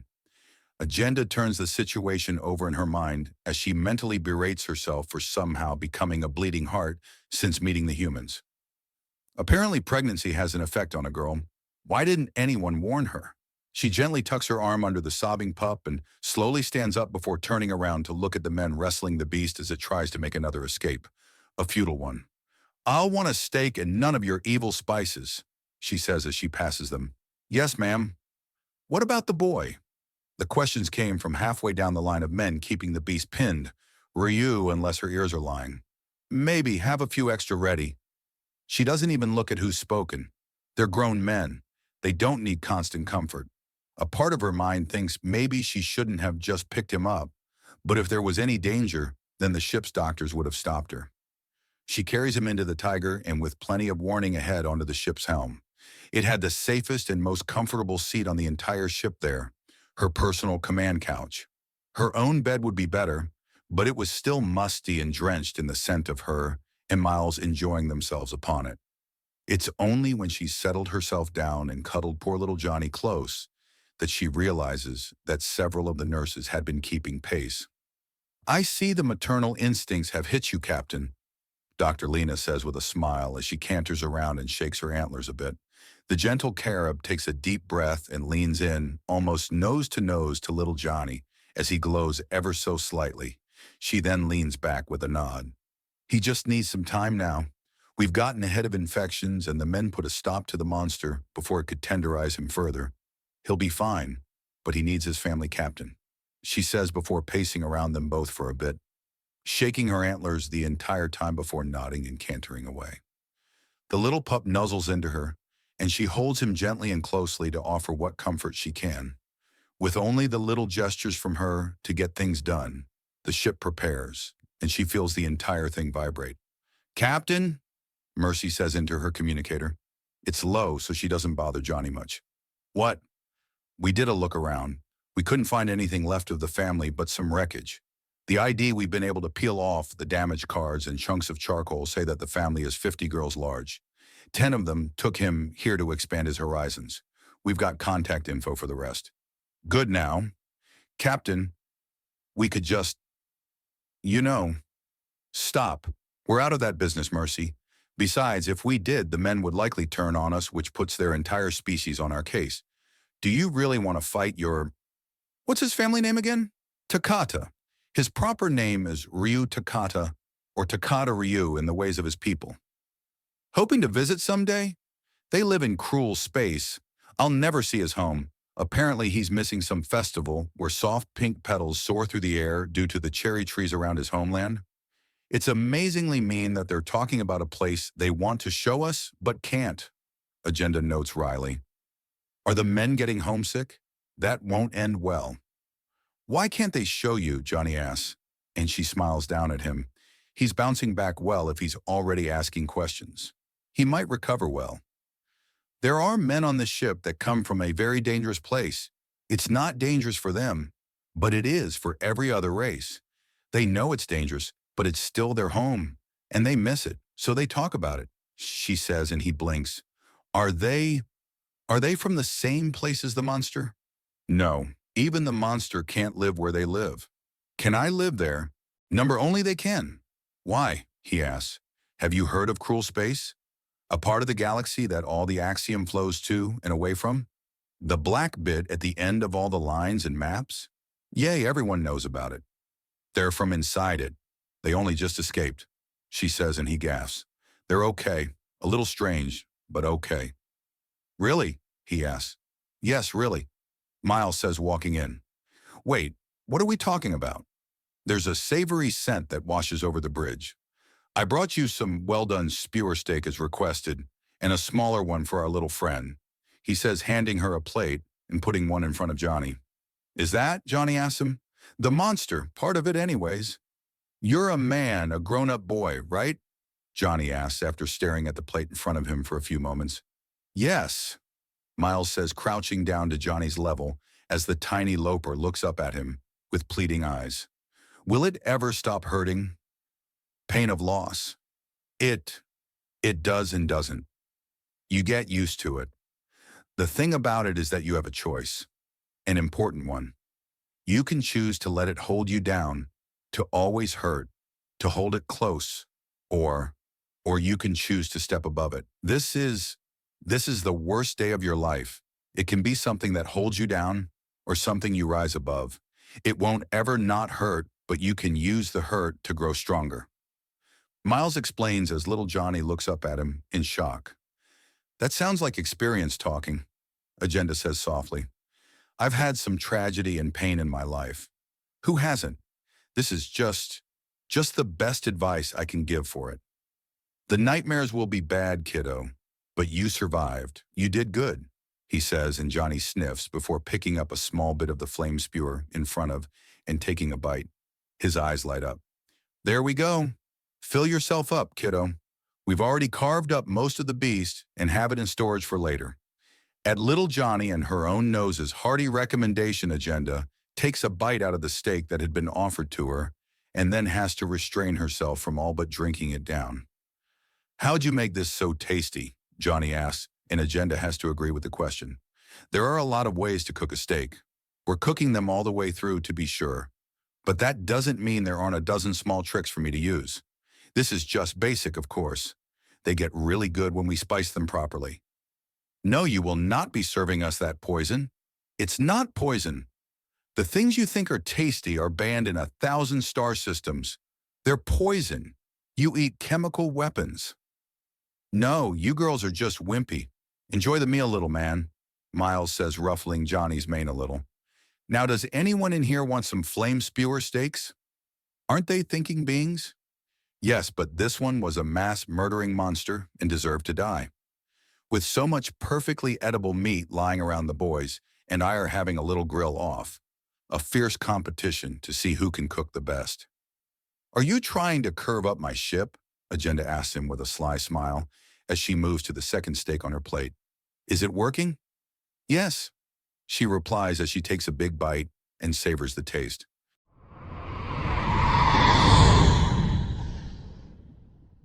Chapter 12. Catty Downshift paced around the small room she was in. Small for her. The ship wasn't designed for a being her size. She'd have to crawl on her hands and knees as her car form was much too chunky for the hallways to get around easily. Still, they'd been very, very nice.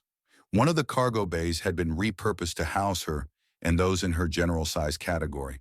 Not many biological species got to her size, but Axiom experimentation, other robots and other such bits mean that the galaxy could go from barely reaching a human man's ankle to larger than some starships.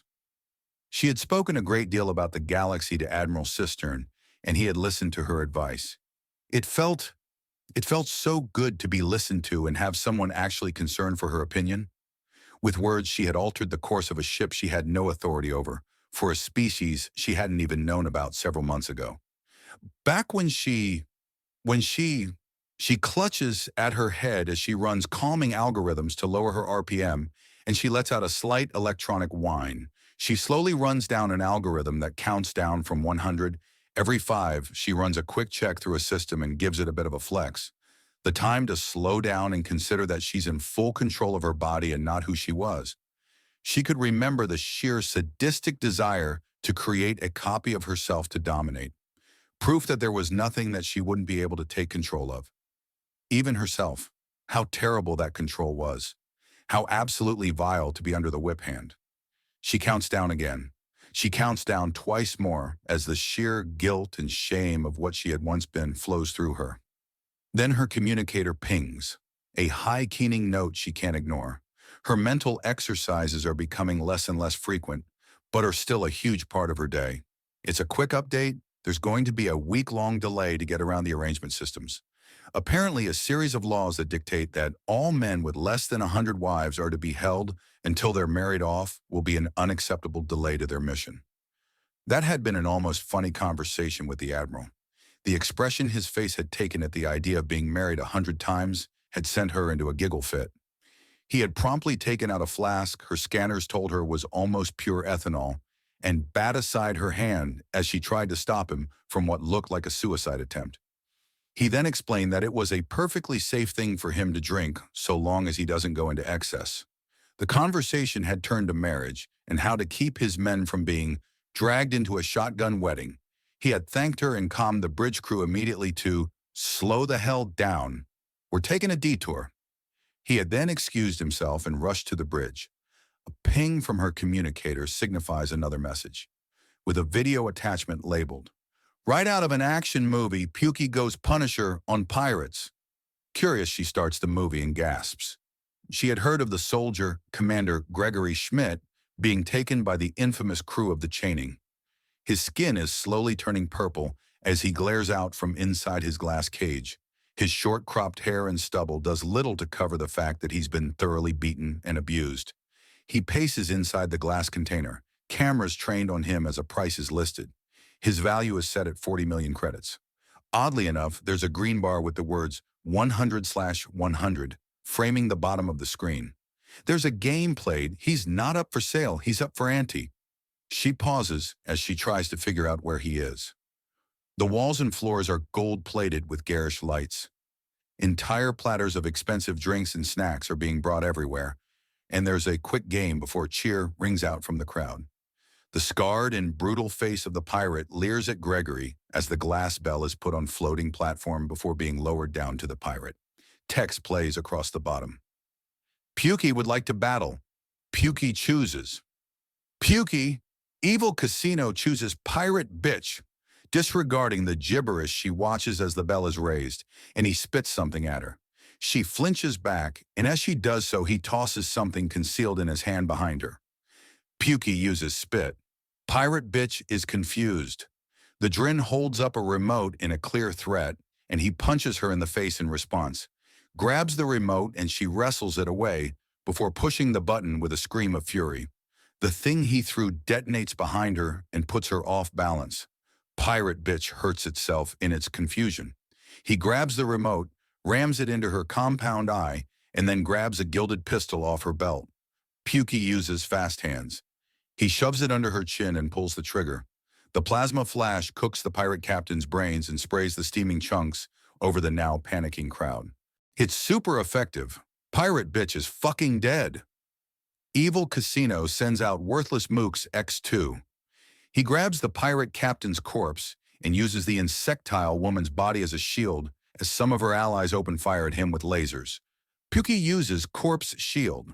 The precise weapons flash cook the body, and he quickly fires twice more with the plasma pistol before running full tilt into the crowd. Corpse Shield negates the attacks. Pukey uses Competence. Worthless Mooks 1 and 2 are fucking dead. The view switches to a hallway that shows him running full sprint down it. The man's got very good form, and the sheer focus on his face sends a tingle down her processor. Evil Casino sends out a giant fucking mantis. A snick wearing a load of ornamental chains comes out of a side door as he rushes by and begins to give chase. A giant fucking mantis uses Pursuit. The pirate takes a few swings before taking off and slamming into him from the back at her fastest flying speed. The bar at the bottom shakes and 4 points are subtracted and the green bar goes down slightly. She swipes at his face and he screams as her upper arm with blade comes back red with blood. A giant fucking mantis uses Cut. An additional 12 points are subtracted from the green bar. Pukey uses Gun.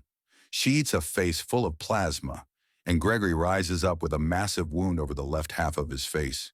It's super effective. A giant fucking mantis is fucking dead. The eye has been torn out.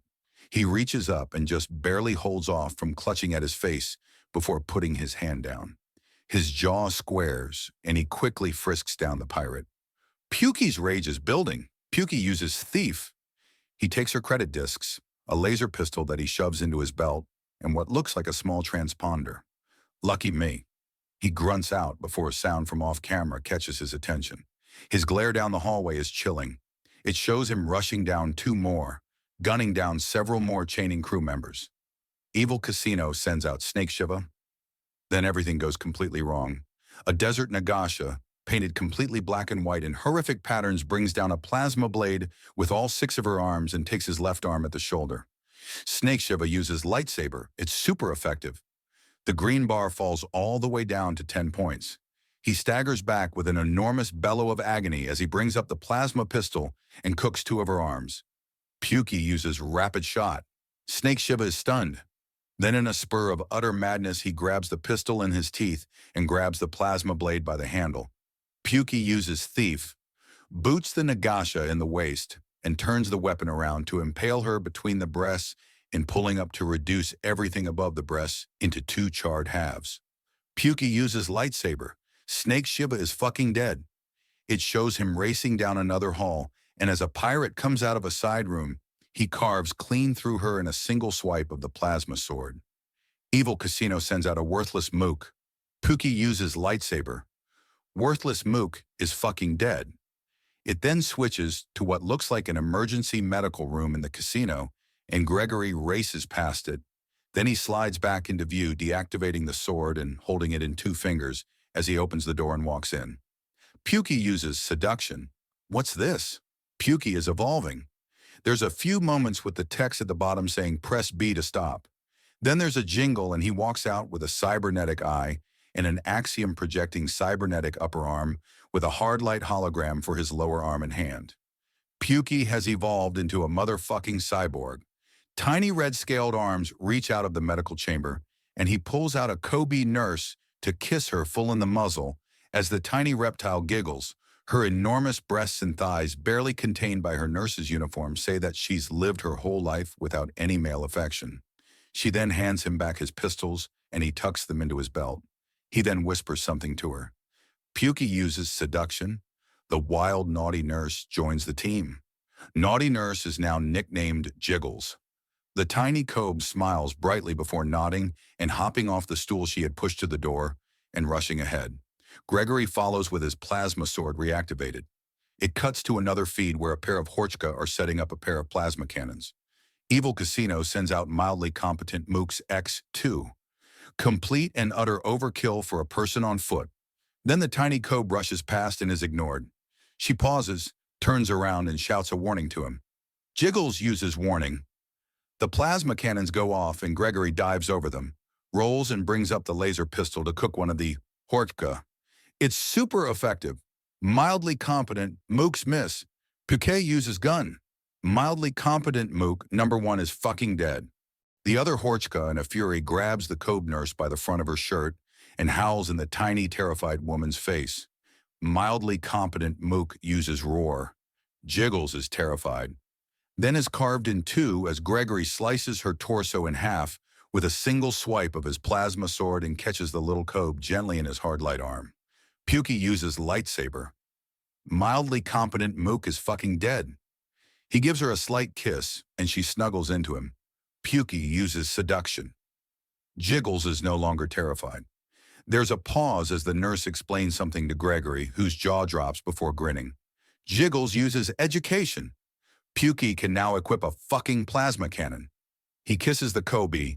Pookie uses seduction, sweeps her onto his back, tucks away the pistols and opens the side port of one of the plasma cannons before thrusting his hard light arm into it. The systems link up and the plasma cannon adheres to just below the projector on his cybernetic arm. The cannon arm and his eye all link up and illuminate with a bright white light. Pookie enters massacre mode. This is even more one-sided now. Gregory's smile is both vicious and eager. The view cuts to seeing a huge number of casino guards and pirates setting up a firing line and waiting for Gregory. Evil Casino sends out everyone. He barrels through the door, immediately dives to the right, but his cannon fires 3 times and scores just as many kills. Pookie uses dodge bitch. It was super effective. He lets off another 3 blasts, and their sideways projection causes them to hit multiple kills. Pookie uses massacre. It's super effective. Several plasma shots come rocketing towards Gregory, and she pauses the video. She sets down the communicator and thinks, how is he doing that? How is he dodging plasma shot?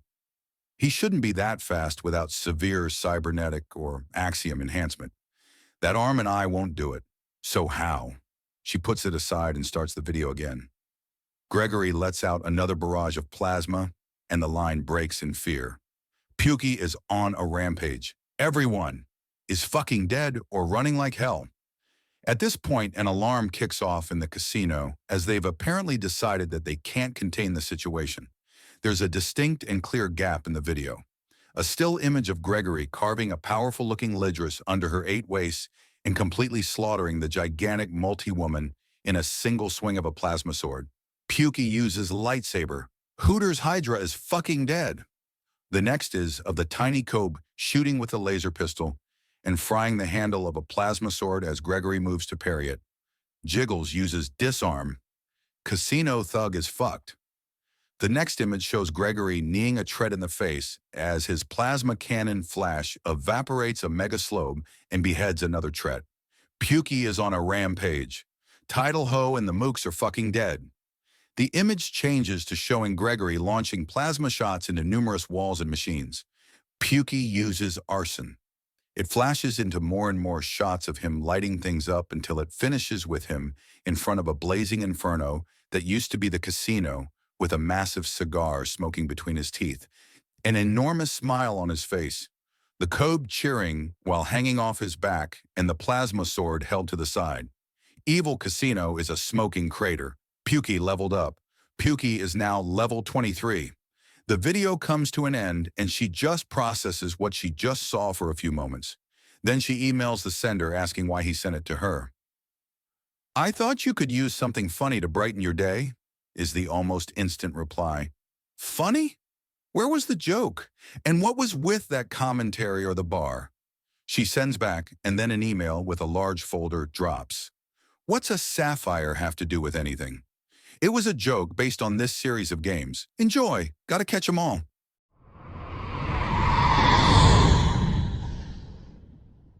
Chapter 13. There's a whine from deep inside her. She doesn't want to let him go. Little Johnny is so sweet and cute, and she gives herself a chop across the muzzle with her free paw. Not only is Johnny going to the family that adores him, but to his birth mother and father as well. Some random pirate pretending to be a good person isn't going to cut it for a growing boy. The final door opens, and there's a flurry of movement as the entire pack all but pounces on her and Johnny. Johnny is swept away, and she has to resist taking a chunk out of someone, as the tiny child on the mend is swept into a world of concerned nuzzles, kisses, and reassurances. There's a faint and soft voice that asks for calm, and things settle down in a hurry. Johnny is now lying on the back of a full-grown Lopen man who walks up to Agenda on soft pads without the telltale click of claws. He's impeccably groomed and almost artistically attractive. If the man was on a poster, she'd expect that he had been photoshopped to look that pretty. "I would like to thank you for El Pink My Zone in these trying time," he says slowly, and Agenda blinks in confusion. "Why are you faking a Meccan Reach accent?" Agenda asks, and he looks offended. "That? Mine accent is not faked. I was risen from puphood by thin, Z glorious reach," he protests, "and I was born in cruel space. That doesn't mean I have to mangle galactic trade through being sloppy," Miles says, leaning into view. "Afternoon," he says to the stunned group. "That? A Tret from Z-Death Zone?" the Loper man says, and Miles snorts. "Human. Our first ambassador to the Federation of Systems is en route. And you are?" "Commander Miles Brent. I'm attached to the EFL Tiger as both a crew member and liaison to the Dauntless." "You're Mr. Howell?" "Gruber. Gruber Howell," Gruber says, and Miles nods. "Zo. Umanya, that kind of race are you?" "BMO 100 to 100. Only one like us," he says, and Agenda sighs. "Oh, right, sorry," he says at the stunned look of the crowd. He then leans out of sight. "Mean loves comfort our zone. He must speak Visis man," Gruber says before gently picking up Johnny. "My zone, say your goodbyes to Ms. Lilpaw. We are going home after Zisha." "Yes, father," Johnny says as he's slowly lowered to the ground. "You've a talk between Menya," Gruber asks, stepping out of the room and looking straight at Miles. "Sure. You all right with this?" Miles responds before glancing up towards Agenda. "Yes, go have your chat. I'll be fine," Agenda assures him. Gruber gestures for Miles to follow as Agenda walks into the room with his wives. He leads Miles some steps away, where they can't be heard casually by those in the room. "So, a new species?" Gruber asks, his accent getting thick enough to serve as armor plating. "Human. Our diplomatic ship is apparently taking a detour to get around some arrangement systems. Too many men aboard for it to be anything but a massive time sink. If you's being honest about C, amount of men Zir are compared to Vomenzen, that is most understandable. But that is concern for later. My Zahn, he..." Gruber pauses before swallowing and speaking slowly to clear away his accent. "What have you done to him? He carries himself with too much grace for one who has been through horror." Myself and the other men put things into perspective for him and told him about his choices. Choices? Be crushed under the pain of that day, or stand on it and rise above it. Granted, it took all of us trying to explain it about 5 different ways each for it to actually make sense to him. There's a lot of cultural drift. I can imagine. It's a beast. Sat creature Zat killed my wives. Is it dead? Gruber asks, and Miles gives a vicious smile. Did it suffer? We chained it up, dragged it into the ship, and cut it up for parts. Cooked it and ate it. Your son had a plateful himself, as did every crew member that can stomach meat. Is there any left? Gruber asked with a distant look of hate. Sorry, my kind has a heavy poison resistance. We're marinating the remaining meat. The amounts we put on them have a shot of killing you from smell alone. Vat Vasset? See message stated that it was an animal, but see word murder was used. Apparently flame spewers are thinking beings. I say that they taste good with, what's it called, galactic trade? Ah yes, ground pain kernels and sodium chloride. You do realize that bars of them are used in torture, yes? Gruber asks, and Miles raises an eyebrow. I know they could theoretically be used in torture, mostly because if you get them in a cut, it hurts. But I usually just eat the stuff. It's used to make food taste better. Miles says, and Gruber nods at the babbling. Positive things are fine. The question is, how do you know that pepper and salt can be used in torture? Seems like some awfully specific knowledge. Oh, nine. Hai did not know Hai merely assumed. Of course, Miles says as he checks the small computer on his wrist. Axiom Tech was something he was really starting to appreciate. By the by, how did the sale go? Zale. What Zale? Gruber asks, clearly on the defensive. I'm a sniper, a type of military assassin. I work with a crew of mercenaries. My fellows are saboteurs and trained brutes. You availed yourself of the black market, and I honestly don't care. I'm just trying to make conversation while the girls fuss over your son. Zen all high will say is that when you have a great deal of zings that have not been gained in vase ozers, approved zen zay must be sold in vase, zay won't see. I understand. Much of the things I use so my meals don't bore me to tears are less than approved of by paper pushers. That makes sense. Which means you can brag if you want. You chose a good spot so no one can listen in. Hai needed to know if Hai had the option of shooting you if needed. It goes both ways. RIT Industries plasma pistol. Beretta 9mm, hollow point bullets. Is that kinetic? Yep. Interesting. You won't be bringing this up with the wives? All men need a hobby. Yes, we do. Mine is to be part of a gentleman's club. We enrich our lives with more daring means zen most. I understand. I'm afraid I can't match it, though. Due to my species being so new on the scene, I feel like I'm living in sin just keeping my little part of the ship happy. Really? Yay, I've had 1 or 2 girlfriends before shipping out to the stars, but the one that didn't cheat went stalker on me. Now I'm dealing with dozens of gorgeous women who can't get enough of the miles. The simple zings in life are often unappreciated without context. Just remember to balance your enrichment against what you already have. Dozens of loving ladies and at least 1 adorable son. Many daughters as well. In that light, I am truly blessed. Gruber says before slowly standing up and leaning against the wall next to Miles, towering over the human like a giant. Zo. That's it like Le Fink Visat Voman Ferribera? It can be pretty lonely. If you're hurt, you have to suck it up. If you have a problem, you have to solve it. Asking for help can be seen as a weakness, and being soft just gets you laughed at. I don't know if it's better outside cruel space, though. It's a gentler life, it looks like. But that sort of thing doesn't let a man face adversity and grow. It's probably not so bad on the EFL Tiger. Those women are mercenaries after all. But still, I'm being coddled.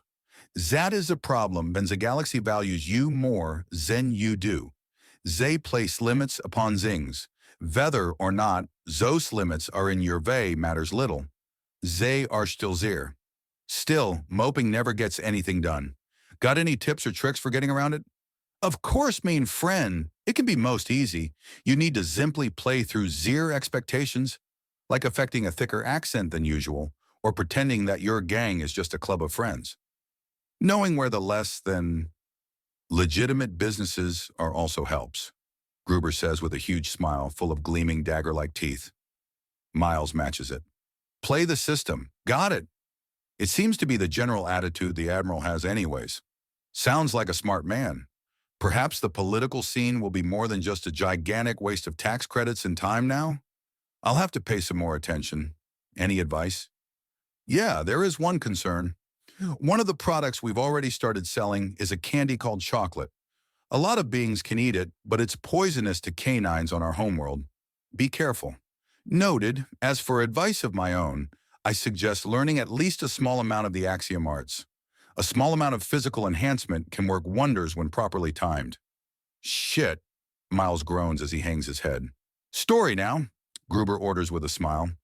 One of my fellows is obsessed with Axiom, and he's already insane enough without being told he's right. What are the styles in its use? I've lived my life all but swimming, in Null. Miles asks, fishing a little bit to see how much of Franklin's rambling is accurate. There are two styles, the weaving and the wielding. The wielding is what I recommend. It allows the conjuring of weapons at higher levels of discipline and can increase your physical capacity. The weaving, however, can be massively potent but difficult to control. Just two ways? Technically, nearly all technology use is some form of Axiom use, but technically correct only really matters to those proving a pedantic point in paperwork. Good to know. Also, if you'd happen to be in the mood to tell me how hard or easy it is to pull off some less than legal extracurricular activities, I'd be deeply appreciative. Of course! He almost cheers before leaning out and glancing down the hallways before smiling widely. First, you need a loyal crew of gents. The explanation is cut off by a roar and the sounds of something being slammed into something metallic. I know one of you guys is involved with that. What's going on? Miles demands into his wrist computer. Land Dragon slipped a chain down here. Victor suplexed it. Marcus answers in a stunned tone. He what? Miles demands, positive he misheard that. The Russian gave a dragon a German suplex. Marcus says slowly. What is a German suplex? Gruber asks. Do you have it on video? Miles asks, very much wanting to see something like that. Hang on. I'll ask. Never mind. He says as he gets an email from Ryu. It's entitled, I'll be adding effects later. The video plays as Gruber leans over him for a good look. There's an enormous wingless flame spewer chained beside the entrance to a bar, with a sign denoting that troublemakers will be fed to Umbubu. Some idiot flaunts a hunk of meat they'd bought in front of the dragon beast, and Umbubu snaps for it and gets not only the meat but an arm as well. Its lunge snaps the chain, and sensing its freedom, the brutal being begins rushing towards the camera. Then a pale blur slams into it from the side with a deep bellow. The eyes of the monster grow comically large as it finds itself flung upwards and backwards until it's slammed into the floor.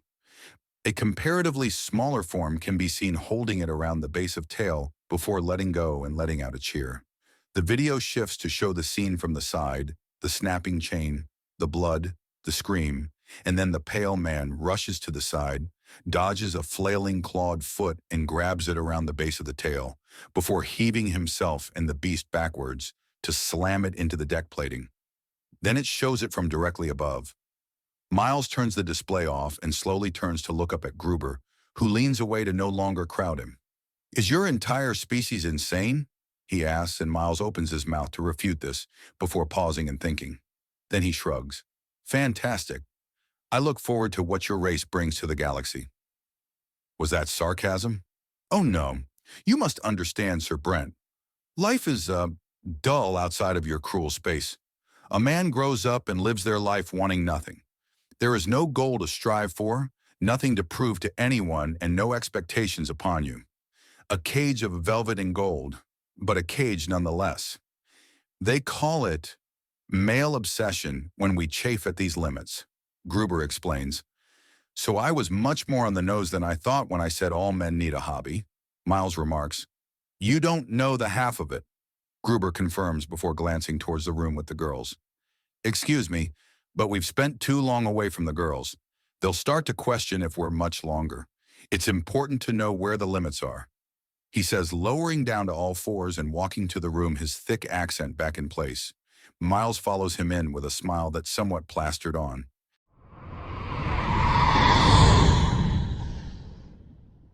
Chapter 14. She panted as she raced through the spires of the city, terrified beyond all means. The metal plating where her head was a heartbeat ago implodes as something slams through it. Then comes the blast of sound from a distance. It had haunted her for days. Something was hunting her. Something that used what could only be an experimental weapon. Railguns aren't this accurate. Lasers can't get 100th the range, and plasma wouldn't even be a spark at this insane distance. 10 years she's been the most badass bitch in 4 systems. She had 10 million on her head with a flea on sight warning. She had thought leaving heads and the flayed open bodies as public display would scare hunters away. She thought wrong. Only her Axiom training was keeping her alive. The temporal way, ramping up danger-sensing instinct beyond any capacity of biology. Most used it to cheat at card games, fight like a tornado, or clean up in casinos. Now it was barely keeping her alive. She staggered and fell to her knees, forcing out as much of the burning hot air from her system as she could. She was boiling alive in her fur. Whatever was after her was her every neuron screams at her, and she rolls to the side to avoid whatever it was slamming through the floor where she'd been standing. The boom arrives a heartbeat later. Whatever's hunting her is closing in. Down the alleyway, her instincts scream, and she dives away and into a building. The thing slams through the floor and the bang follows from the opposite direction. What is even going on? How many are hunting her? She can barely think, barely remember her own name through the heat. She crashes through the nearest door and falls to the ground, covered in grime and grit as she tries to cool down. She can't hear over her heartbeat. Her instincts howl for her to be still, and she doesn't even breathe. A plasma sword is being held right behind her head. Game set, match, a deep bass voice says, and she sucks in a deep breath of the dusty air. Alive or dead?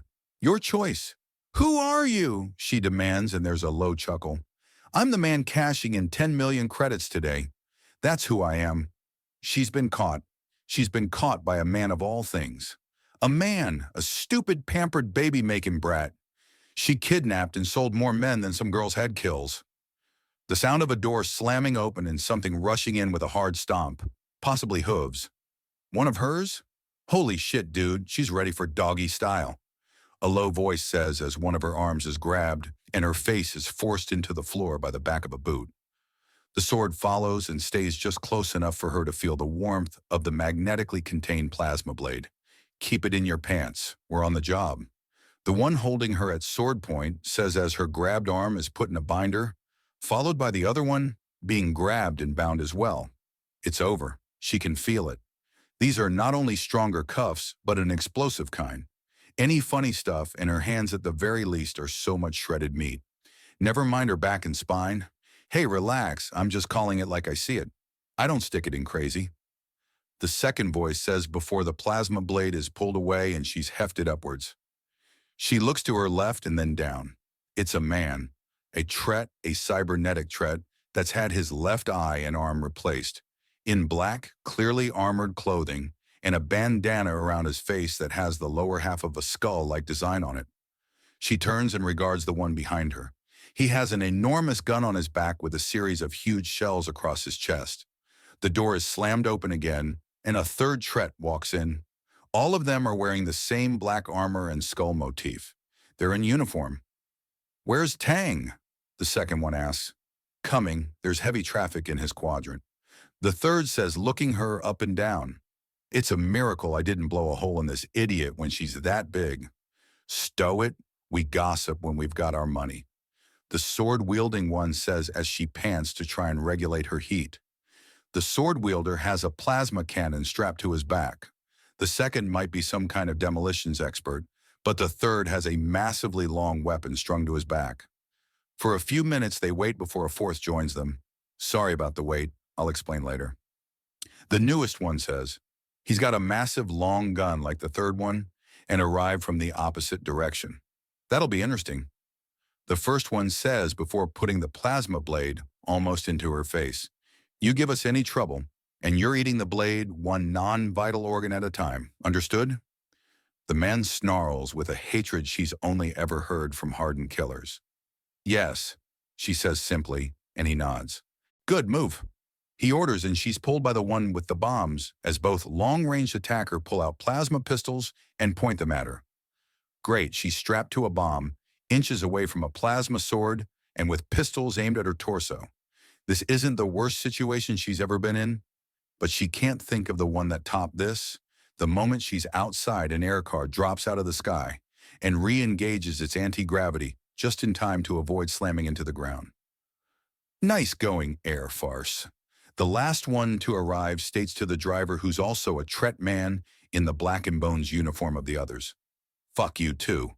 The driver responds, pulling a lever, and the storage compartment of the open-top vehicle pops open, but not before she spots what looks like surveillance gear in the seat next to the driver. So that's how they did it. Eyes in the sky, an indirect threat. She's forced into the compartment and almost face-to-face with a bomb. The words "just try it" are stenciled on the side.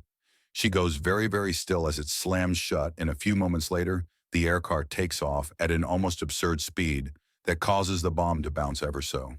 Something else bounces into her, and it's another bomb with "I dare you" stenciled on it.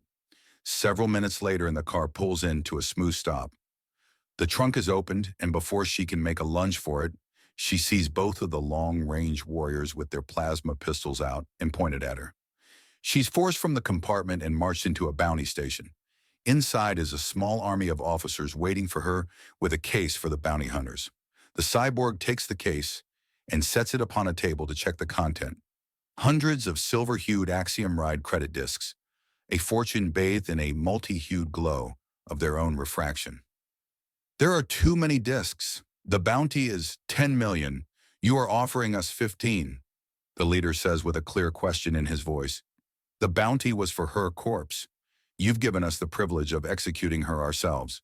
The central office feels such exceptional work requires exceptional pay." One of the officers states.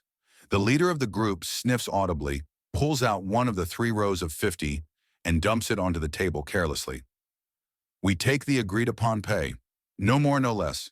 The prisoner is yours," the leader says as he closes the case and picks it up. She's shoved forward, past the 5 million that's apparently just being thrown away, and into the waiting arms of the law. A stun cannon hits her full in the face, and she knows only her cell when she awakens.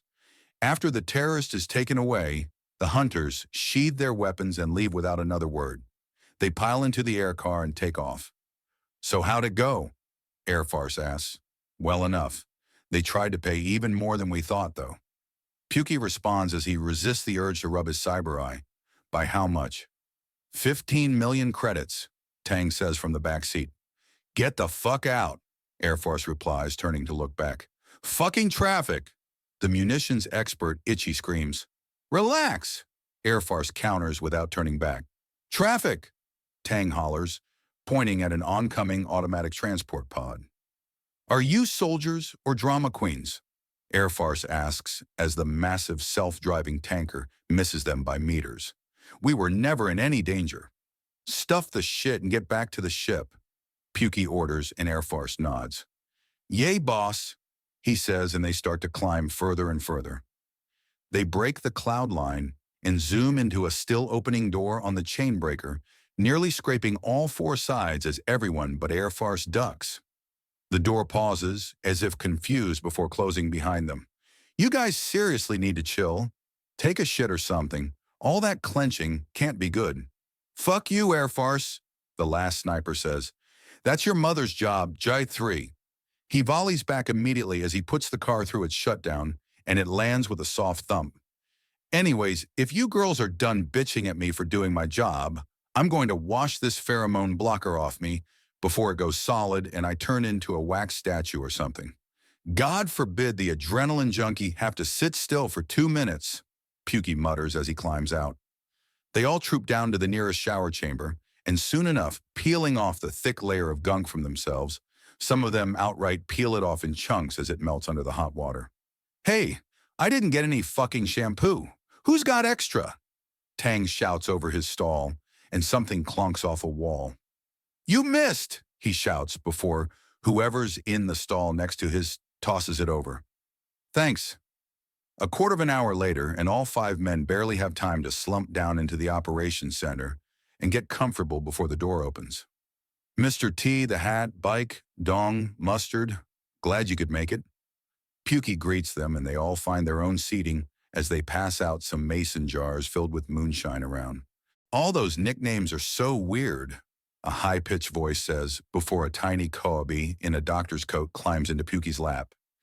You'll always be my Gregory. No Pukey from me, she says, cuddling into her much larger man. Aw, love you too, Cindy, Pukey says with a smile. Someone holds up a camera and he reflexively flips them off.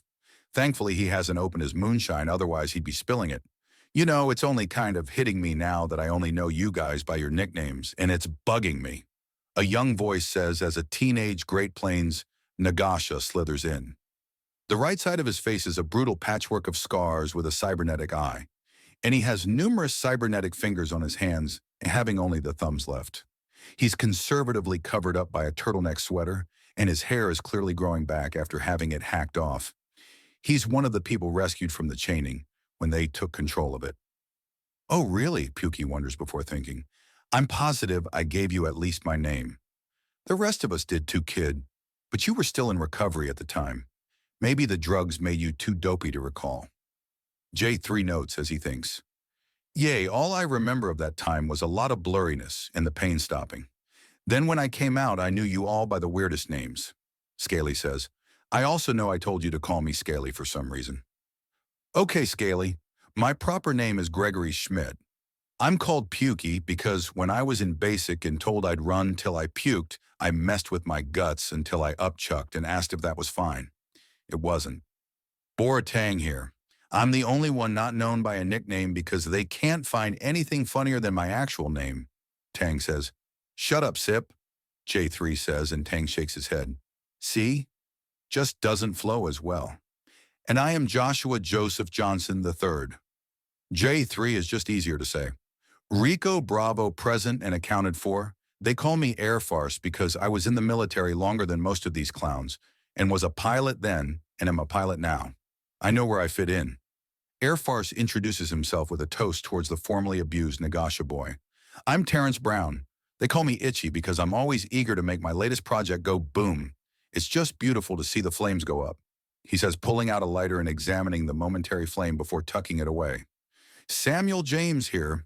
They call me Mr. T because I vaguely resemble a celebrity called Mr. T and am British, which is one of the bigger tea drinking countries on earth, he says before taking a sniff of his mason jar full of moonshine. Could do with a proper cuppa, to be honest. Right, well, while his ancestors left the homelands, mine stayed put. I'm Bongani Chabalal. They call me the Hat because I'm never not wearing one, as you can see. Also, they keep mangling my actual names. The Hat says, poking the white fedora he's rocking with a smile.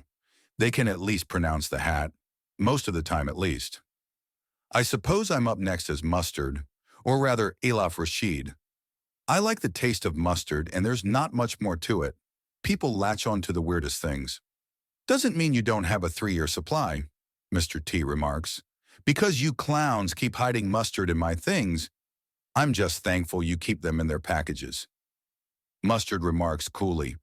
To get off that topic, they call me Dong, because my last name is Ding. My first name is Bernard.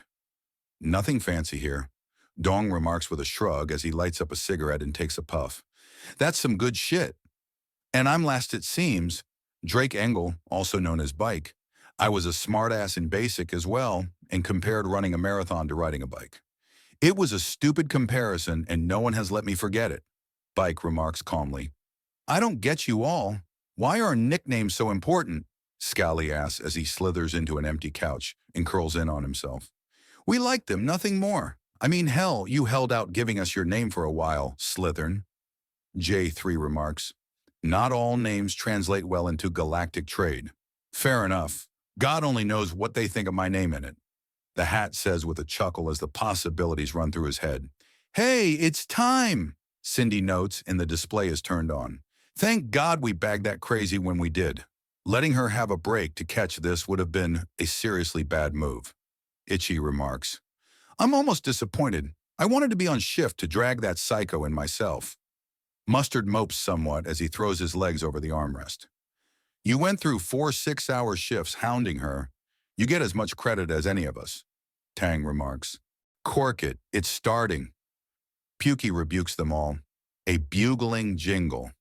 The title, Centris Station 5. The galaxy's greatest news flies across the hologram in luminescent silver. The image changes to a silver-skinned alien with large pitch-black eyes and a single antenna sticking upwards. The tip of the antenna glows bright yellow.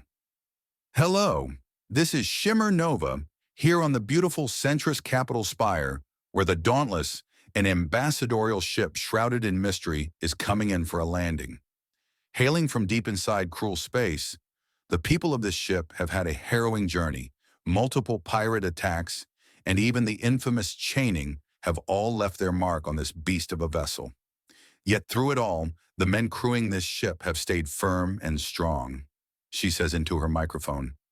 The view switches to her side and she turns to face the camera as the Dauntless is slowly coming down behind her. That's right. I said men. She says before leaning to her left as half the screen is taken up by an image of Admiral Cistern standing at attention. According to reports, this species, a classic bipedal mammal omnivore, are truly unusual in their birth rates, and this ship reflects it. It's crewed almost exclusively by men. We have here an image of the stalwart champion serving as both commanding officer and chief ambassador, one Admiral Garfield Cistern, and according to the records they've shared with us, he's a lifelong military man with trouble at home. This poor man has been abandoned by his only wife and is once again a bachelor with no one to comfort him on a harrowing journey further than he ever dreamed possible. Apparently, she also took the children with her and a great deal of his personal fortune, a tale of tragedy and woe apparently common in the most appropriately named cruel space. Hamming it up like a bitch, J3 notes and Airfars starts chuckling before Mr. T shushes them. But don't think it's all doom and gloom. We've got some lightspeed action as well. While the Dauntless was victimized by the chaining, it turned out that the prize was too hot to handle. And not only has the infamous vessel's crew been cut down by the very man they stole, but the ship itself was hijacked and renamed the Chainbreaker after the captured soldier, one Gregory Schmidt, successfully led a slave revolt. The Chainbreaker is now a registered bounty hunting vessel, last seen in the Rune system, and she pauses and tilts her head to the side. This just in, apparently the Chainbreaker crew was successful in their hunt in the Urwin system as notorious criminal and mass murderess, Haley the Flayer. Tuft has been turned in for her bounty by Gregory Schmidt and a small team of other humans. Apparently, they even refused the bonus for bringing her in alive, despite it being a hefty 5 million credits. What incredible skill. What impossible integrity. You guys gave up 5 million credits? Scaly demands, and there's a chuckle. Kid, we couldn't buy the goodwill we just got for 50 million credits.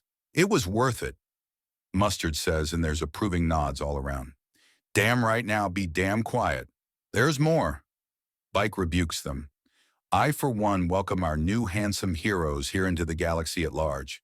Hopefully they'll consider sweeping some of my sisters off their feet. Poor girls aren't as lucky as their celebrity sister. Nova preens in front of the camera as the Dauntless lands with a minor boom. No doubt someone deep inside the ship is getting dragged over the coals for that one. Oh, and here comes the Speaker of the Council herself, Lady Tickenped. A word for our viewers, please. Nova gushes, rushing up to what looks like a cross between a peacock and a woman, which is just baffling to the men on the chaining. I mean, yay, it looks pompous enough, but peacocks are cocks, not hens, Itchy protests. Next person to talk gets shot, fair warning. Tang threatens as he holds a pistol out for everyone to see. The hat flips him off as a matter of principle. This is our first formal contact, little reporter. We must set aside our expectations and let this new race shine through as best they are able. Lady Tickenped gently notes before looking out above the silver-hued alien to the chrome-covered Dauntless. The central door opens and a massive ramp extends downwards. Then a huge stomp echoes out, followed by another and another. The fourth reveals a line of men in stark white dress uniform.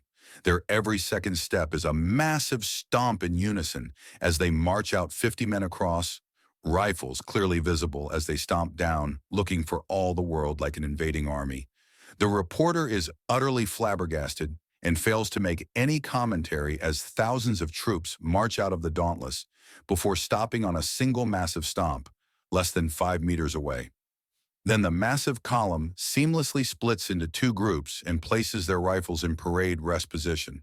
Then the admiral appears, flanked by two honor guards and marching at a fast clip down the ramp. Every soldier he passes snaps off a salute that stays up until he passes, before finally stomping to a stop some 2 meters from Lady Tikenped. "Lady Tikenped, Speaker of the Galactic Federation Council?" he asks in flawless Galactic Basic. Left hand on the hilt of a ceremonial saber, and the metals gleaming on his chest like stars, backlit by the light shining off the Dauntless, and with the rows upon rows of soldiers behind him, he looks like he's nothing less than the living embodiment of modern war. "Yes, and you are Admiral Garfield Cistern, representative of humanity and Admiral of the Earth Defense Fleets?" Lady Tikenped asks slowly, somewhat off balance by the sheer presence of the man. She can see clean over his head, but the sensation of being at the foot of a giant has her off balance. "Yes, I am, ma'am. I am also the Admiral of the Earth Foreign Legion as well, a small fleet of mercenary vessels we have hired to help ease our transition into a galactic people," Admiral Cistern says before turning around. "Excuse me a moment. Companies, at ease!" He barks, and the entire formation shifts as one. "That's better. Now, are there any questions before we get to our negotiations proper?" he asked, turning back in a smooth motion. "Hello, I'm Shimmer Nova from Centrus at Station 5 Galactic News. How many men do you have?" "In formation right now, we have 2,000 men exactly. As you've no doubt noticed, this formation is wider at the front, at 50 men across and 40 men long. There are over 3,000 additional personnel on the Dauntless currently, the vast majority of them men. Does that suffice, Miss Nova?" "You just wait. Dear Goddess, you've increased the male population on Centrus by 25%. Nova gasps in shock. "Really? I would have expected a substantially larger number among the local populace."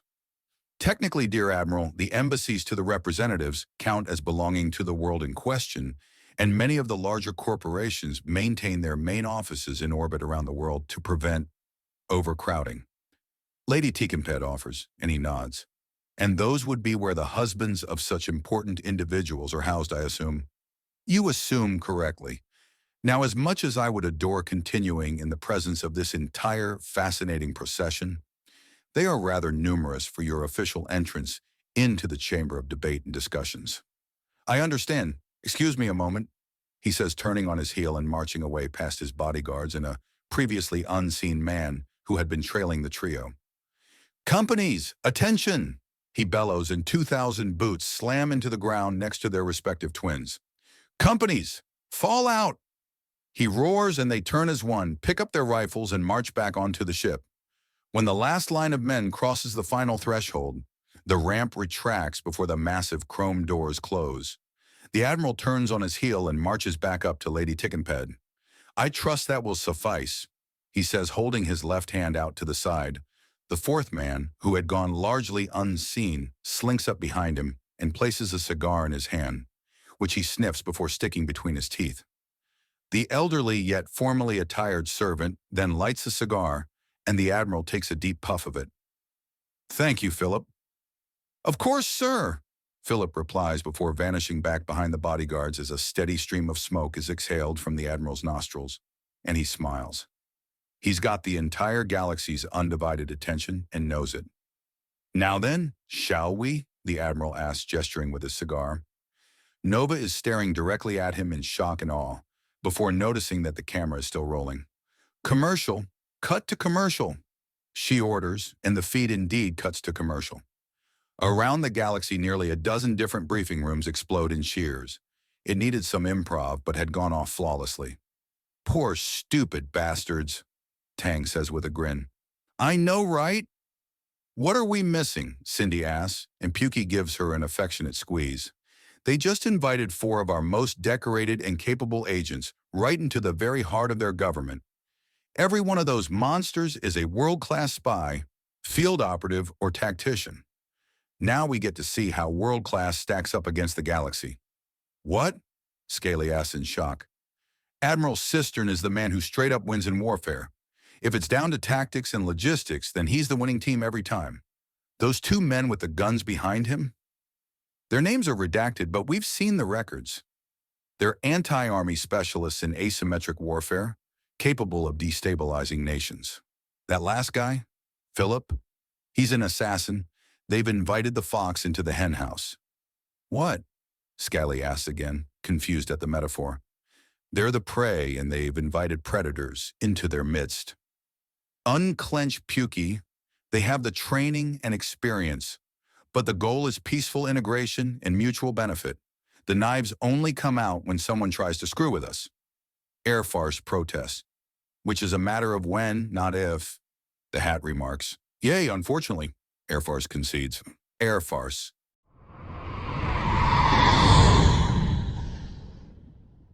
Chapter 15.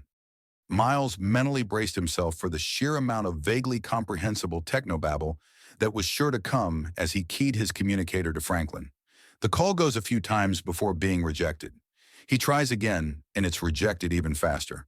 He goes a third time wondering what the hell the nerd is up to, and it's accepted. What? Franklin roars into the device, audio only. The fuck are you doing? Miles demands. The hell's with the hostility. Me! What's going on? A woman shouts, equally pissed off for being interrupted. Oh, the hell do you say to get out of accusations of cock blocking? Is the ship about to explode? No. Is someone about to die? No. Admiral on the horn. Number I need to talk to you, though. Main conference room. In an hour, Franklin says before a sigh of disappointment sounds out. And a half. He amends before closing the connection. Thank God it was audio only, Miles remarks before shoving his hands in his pockets and getting something to read while he waits. 2 hours later. What took you so long, Miles demands when Franklin, freshly showered and in clean, if rumpled clothing, slinks in. Ichi called in her sister Nietzsche. Those bunnies know how to party. Now what do you need? Sit down and try not to be smug, Miles orders, and Franklin chuckles as he leans over the back of a chair. I'm fine, what's up?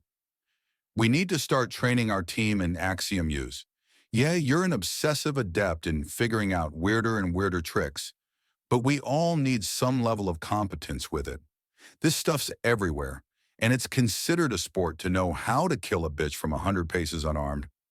Miles explains, and Franklin runs a hand through his growing hair as he clearly fights down a smug grin. For God knows what reason the ginger had decided to start growing it out. Maybe he just wanted it to be good and long for when he started going gray so he could do a proper Gandalf impersonation or something. Not quite like that, but I gotcha. What are you most worried about? I'm obsessive about this shit, and I know it, so I consider the basics, the point you can fastball fireballs and punch through a tank. Let's focus on detection and defense. I trust our team's got enough psycho instinct that we won't lack for killing tools. Detection's a side effect.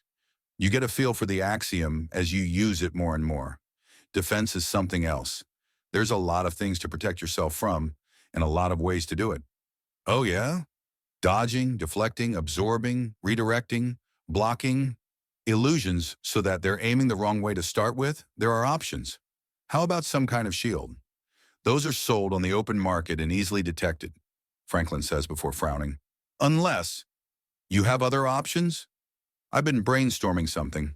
I've made a few prototypes already. He says, patting his jeans a bit. Here we go. He says, pulling out what looks like a brass ring that he flicks towards Miles. Try that. It won't help with detection, but it should work for some quick and dirty defense, he says as Miles reaches up and catches it. It's a pair of flat Kutha wires that wrap around a tiny, nearly transparent crystal before forming the rest of the ring. Is this Jehest? Miles asks, referring to one of the more valuable minerals in the galaxy. They make up the 2.5K credit coins. Yep. The Kutha bands gather and channel the axiom, and Jehest crystals are already used in hard light tech. That little sucker should give you a dome for as long as you channel energy. If it works, this is my 5th try. I was called to give my girls some much-deserved attention before testing could begin in earnest. What happened the previous times?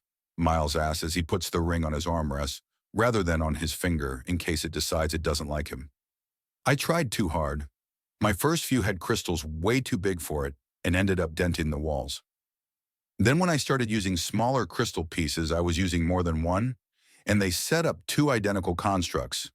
When they manifested into the same space at the same time, the Axiom really didn't like that, and I got bounced halfway across the room.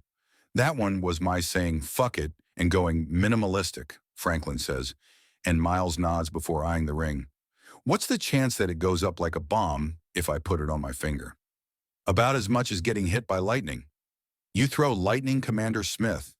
Miles reminds him and Franklin holds up his hand, and electricity sparks between his fingers and rides up like a living Tesla coil. By which I mean with Axiom, nothing is truly certain. It's too much of an unknown that I'm poking from every direction I can with everything I can poke it with. I highly, highly doubt it'll bite you to put the ring on, but there's always a chance that things go fucky. Okay, but how's this little hoop and rock any less detectable than a shield? From what I understand, it has all the same components in all likelihood. Shields are constantly active for when a person senses trouble. You figure out the other person has a shield up and you know it's go time. That, on the other hand, has no internal power source. You have to actively channel Axiom through it, or it's just a lump of metal and a rock, which means that until you use it, it's just a ring. Split-second protection rather than constant. I getcha. Not split-second. If you keep your focus up, the shield stays up, and as you get good at it, you should be able to shape the shield too. Maybe even remake it into spiked Axiom knuckles instead. But if you lose focus, the shield goes down and you're meat. Yep, but it's real subtle.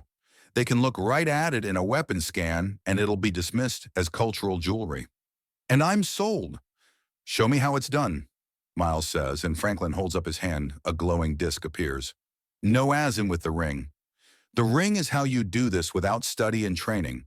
The Kutha gathers and focuses the Axiom through the Jehest into a hard light projection, which can be shaped like anything if you've got the brain for it. Franklin explains and Miles puts the ring on with some trepidation. Feels like it's crawling, like it's alive. It may as well be. The energy going through it won't hurt you, but that's basically an active circuit. It just needs a final push to move through the Jehest. Will alone is enough when it's that ready to move. And this can't be detected? Dude, Axiom is fucking everywhere. The amount, the density, and the quality fluctuates from 1 millimeter to the next. A Kutha coin stands out like a flare, and it takes 1 coin to make maybe 5 of those. Not to mention Kutha is used all over the galaxy as jewelry. It is not at all weird looking for you to wear that. It's like having a bachelor ring, silver and zircon. That's the equivalent. Okay, makes sense. So Miles begins before focusing, and he flinches away from a sudden appearance of light. That's it exactly, Franklin says, and Miles gives him an odd look before he glares at his clenched fist with ring. A solid disk of light the size of Frisbee appears an inch above his hand and just sits there. How solid is this? As solid as you make it, it's just a shortcut to small Axiom constructs. You won't get anything bigger than maybe a trash can lid without a lot of training, but that's enough. You made a fucking Green Lantern ring. No, I fucking didn't. Have you read the comics? Those things do almost all the damn work and are a stupid powerful supercomputer to boot. That sucker can't take you into space. That sucker can't be used for translation, communication, or hold information. It relies on how much you understand physics to make that barrier strong. If you just picture some little flat plane, it will shatter like a bitch. You need to understand how to make something strong from the molecule up to get the biggest bang for your buck. Oh God, I gotta go back to class. Oh no, kiddo, this is self-study with a pass-warrant fail grade for when you use it to try and stop a shanking. Just look up and mentally picture a cutaway of metals and slap things like I-beams and hexagons and stuff to really bring it together. Construction, composition, and focus. Yay, but picture the structure of tungsten or, I don't know, titanium or a diamond or iron or anything really strong? Then picture how a beehive is put together and imagine that every little line is made out of an I-beam. Right there, it should be strong enough to block a tank shell. Do you know that it works for a fact? Stops lasers and plasma cold, shotgun slugs bounce off, and it can deflect a grenade, but the shock wave will still get you. I managed to project the shield to the outside of the ship during the micrometeor shower last week, and even knocked one space rock into another. I can't really test it any further without doing something really, really stupid. At least you still have that much sense. Miles notes and barely registers Franklin flipping him off. The door opens and Chiria, one of the mech troopers, walks in and looks from one to the other, then smiles. Am I interrupting anything, boys? The Snikt asks with a wide smile. Her mind is clearly in the gutter. We're wrapping up. Bossman here just has about a week's worth of work for me to do on top of everything else. Speaking of, how often do you think this will be needed? Should I make a machine to do the work for me, or do you want custom work all the way through? At least draw blueprints for a machine if you won't make one yourself. If these shield rings work as well as hoped, then it's something we need to get to the rest of the EFL and the Dauntless. All right, I'll Shanghai Victor into lending a hand. He knows a few tricks, and the Dauntless already has a copy of all my notes. I talk to them daily about my ideas, and they bounce a few off me in turn. They know about the ring, just not that you tested it now, Franklin says before he grabs the top of his seat and hurls himself into the air where he floats and calmly rights himself before touching the deck plating. Excuse me, cutie pie, he says to the mantis, who blushes before he leans in and kisses her on the cheek. You're still flirty, but you've done the Rabbit Sisters? She simpers and he grins. That doesn't mean I can't appreciate beauty, he says. Do you think you'll be able to spend some time tomorrow? She asks, and he kisses her full on the mouth. I'll be there, he says as she squirms due to the higher concentration of pheromones in his spit. He walks off and she follows him for a few steps, which causes the automatic door to close behind her. Oh my God, these aliens, Miles says to himself before chuckling. First contact is official. We made a hell of a first impression even if the ship hit the ground like a tin can and the big open the door and reveal the army bit was botched. The marching stomp saved it though. But is it enough? We've got some foxes in the hen house, but we don't know how many of them are actually hens and not, what are they called, emus? Capybaras? Those stupid, deadly shanker birds from Australia. We know these girls can hack into a system like it's not even there. Nothing electronic is safe. They've got spies that can shapeshift if they're not invisible by default. They've been at this for hundreds, if not thousands of years, and have what is effectively magic on their side as well. We have surprise, willpower, and focus. Is it enough? He asks himself before snapping his fingers. Cassowary. Yay, modern freaking dinosaurs, they'll gut you good. How do I should, damn it. I'm just a jumped up grunt. I can't do anything but my best here on this ship.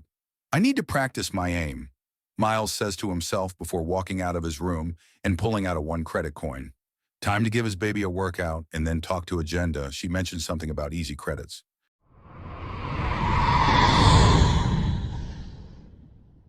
Chapter 16. Vernon Shea sighed after drinking the Centris Special.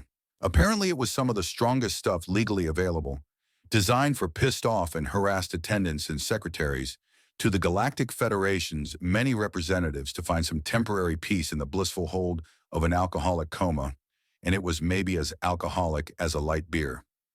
There had been a warning on the bottle, but it was close to dirty water for him. The time since first contact had been hectic as all get out. The Dauntless had immediately been hacked so thoroughly that they were pretty sure the aliens also knew what was written down on their paper records as well. They had gotten everything, the plans, the fake plans, the double fake plans, the bait, the bullshit, every bad idea and good idea and more.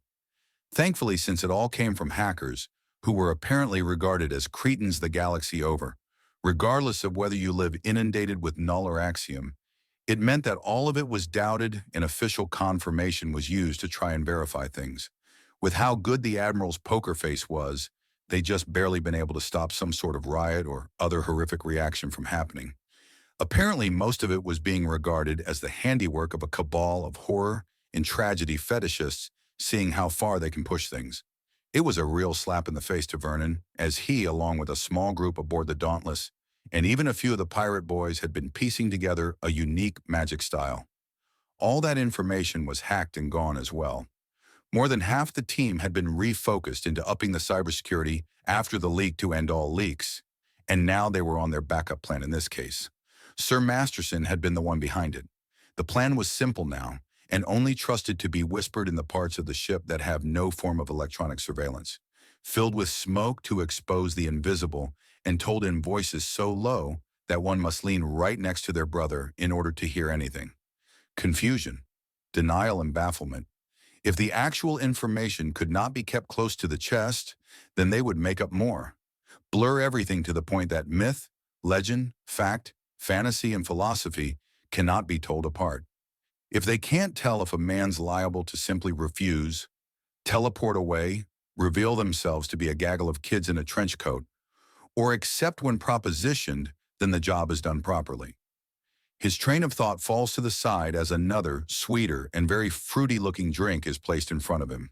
The young lady over there sends her compliments. The older Drin woman says, pointing down the bar.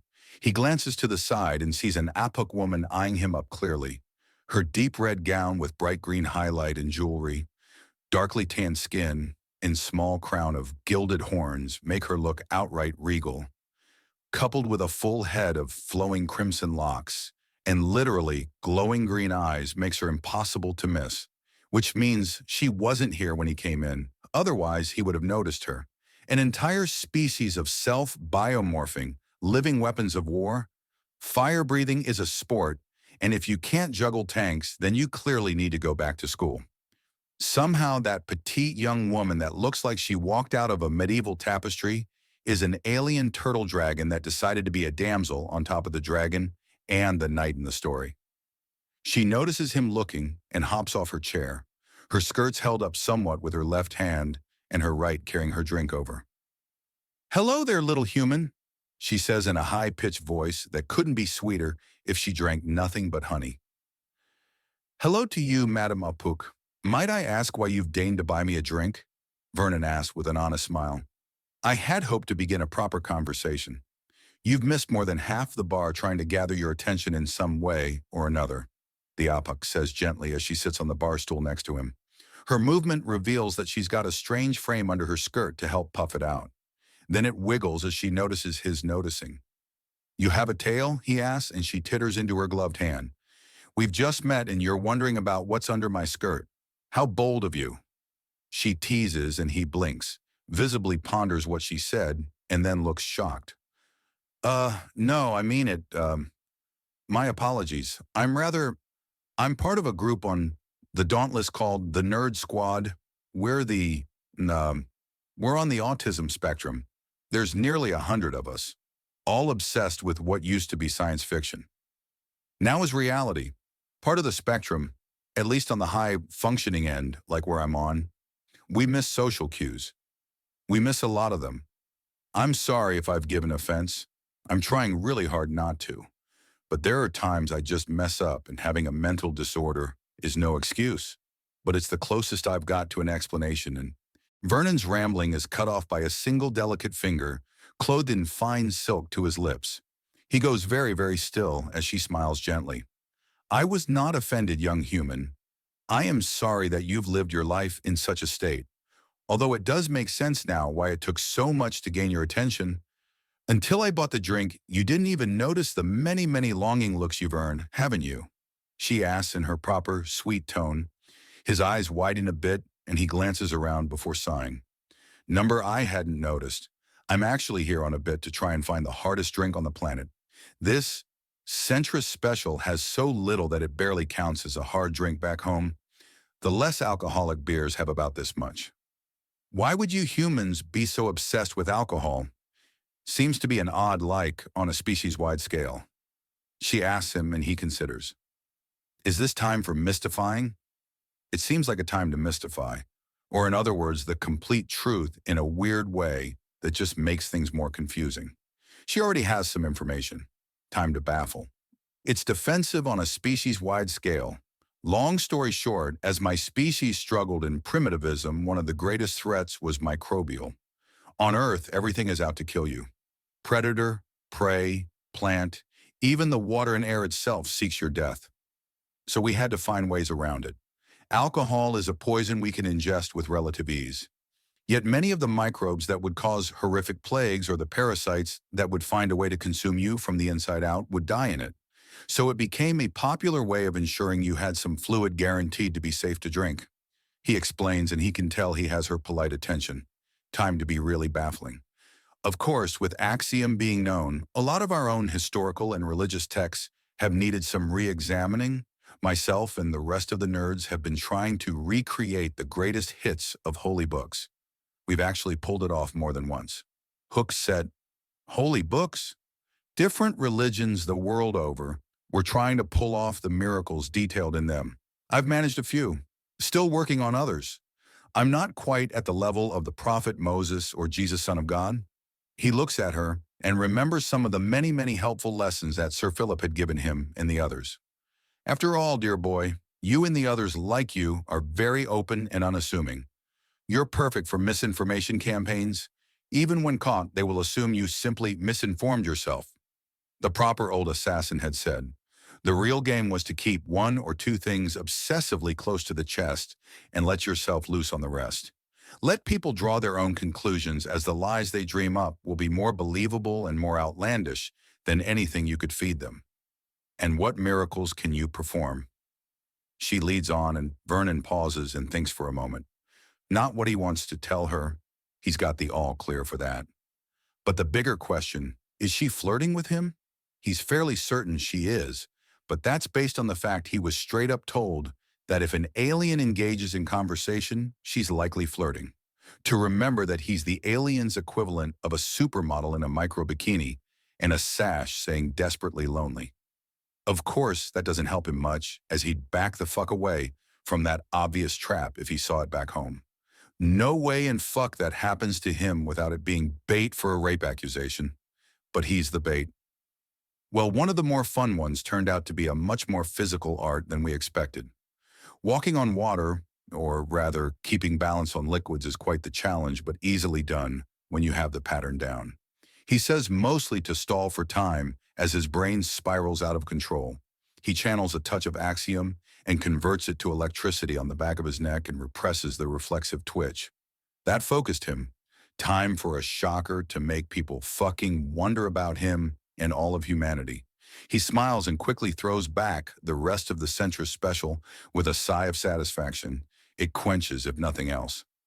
I can show you another one. I and a few others figured it out about a week ago, and it made us really popular on the ship, especially with the medical staff. Could you fill this with water, please? It's for a demonstration.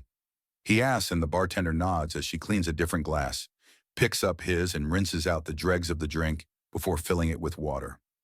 All without taking a step or pausing in the cleaning.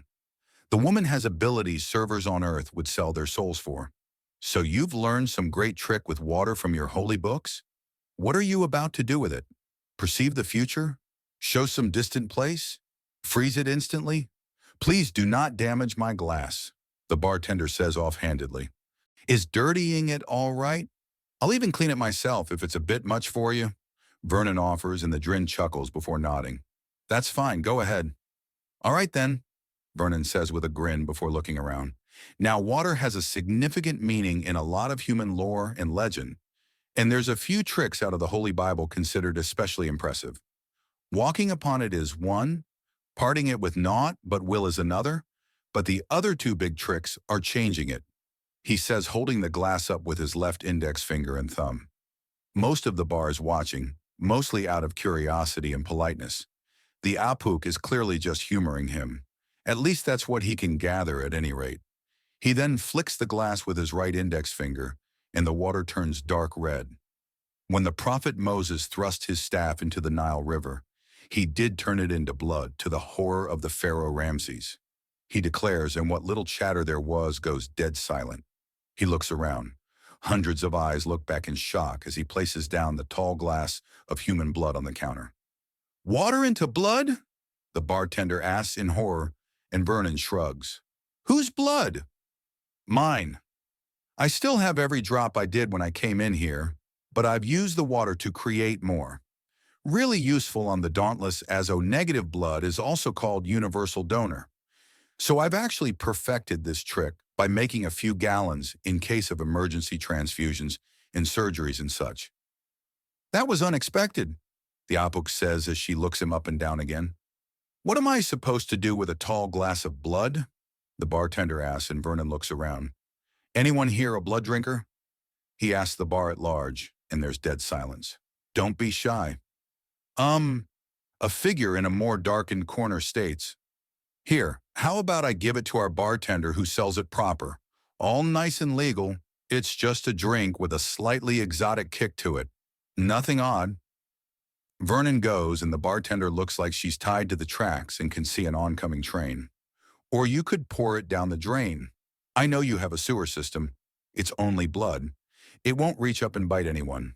I'm not a vampire. My blood can't hurt you. What's a vampire? The bartender asks. Blood monster, drink it, kill with it, all sorts of awful things, Vernon says before looking around. All right, how about I get rid of the scary blood and we all go back to enjoying ourselves? He asks with a clear tinge of amusement in his voice. No one says anything, so he picks up the glass, pours it down the sink on the opposite side of the bar, and rinses it out a few times before scrubbing the insides with his fingers. He then levitates the glass into the air with Axiom and has it bathed in power for a moment. There, it's cleaner now than when it was newly made, he says, levitating it down in front of the bartender. You're a scary little thing, aren't you? The Apuk asks, and Vernon lets out a little huff of amusement as he picks up the drink she bought him. I don't control what others fear. It's not my fault that they chose to quake in their boots at every little thing, he says as the sweet taste of the fruit drink rolls over his tongue. Besides, that was just a little blood. Big man Moses transformed one of the largest rivers in the world into a gigantic, festering wound on the landscape, and that was just him showing that he was more serious than turning his personal walking staff into a stupid, lethal, cannibalistic attack monster, and back again. Still trying to figure that one out, actually. Oh, yay, he's off on a tear. This reminds him of high school, where he was digging himself deeper with the verbal equivalent of backhoes every other conversation. Knew he was doing it and couldn't fucking stop. I'm sorry, I've dominated the conversation. Oh dear, My name is Vernon Shea. May I have yours, ma'am? He says, and she giggles. I came to have a conversation. Ended up with more than expected as a bargain. Not a disappointment, she says, assuring him. I am Princess Miro Noir. A princess? Any further question is cut off by a delicate finger to his lips. He nods and she pulls away to let him take a sip of the fruity drink. Among my people, royal titles are proof of ability. Those that win the Shellcracker tournament earn the title of princess. It can also be passed from mother to daughter, Miro Noir says, and Vernon nods with a smile. She smiles herself as she sees he's giving her his undivided attention. A small part of herself cheers. An exotic man with divinely inspired axiom arts and is a humble soul that would appreciate anything on top of being immune to poisoning from any political rivals. Great spine-shelled goddess, this is even better than what she's been looking for. Now she just needs to properly bed and wet him. Why, I remember the last tournament quite clearly. My cousin Cia Noir had learned how to manifest blue fireballs, which are much hotter than the standard cherry red most girls attempt. I have a sneaking suspicion your flames would match your eyes, he says, and she pauses before giggling to try and get back on track.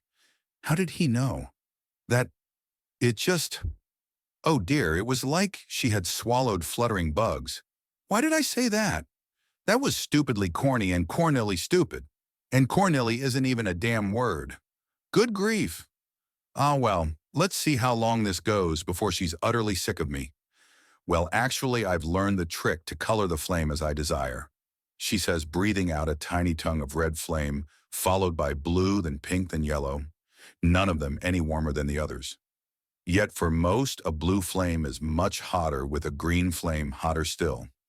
However, poor Cia Noir hasn't been able to get quite to the level of a green flame yet. Too stubborn to listen to her cousin? He somehow hits the nail on the head again. How? How is he doing that?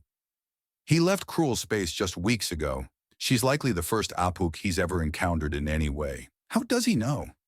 Oh dear, shot in the dark and I hit the mark, didn't I? I apologize for interrupting, he says gracefully, and she reevaluates him. Perhaps he's not some kind of social cripple, just held to absurd standards.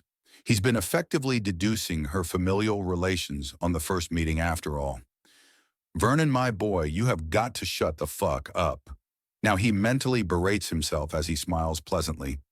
This girl is high-ranking, maybe enough to declare war if he keeps poking what's likely as literal as an alien dragon woman can get.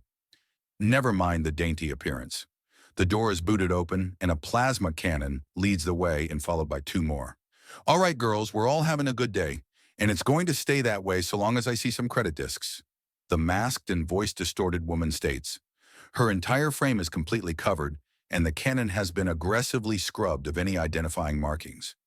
Recently, too, if the gleaming gouges along the side of the barrel, where the manufacturer's mark and serial number would be. Mira Noir turns to deal with them herself. Perhaps these idiots didn't know an Apuk Battle Princess was in the bar, but they will learn. Don't even think about it. You try anything, and your boy toy gets cooked. The thief promises, pointing the cannon at the slowly rising Vernon next to her. You do anything but leave in the next 5 seconds, and I'll kill all 3 of you.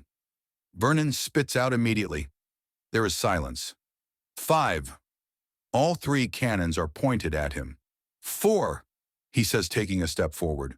3, he growls as they step towards him.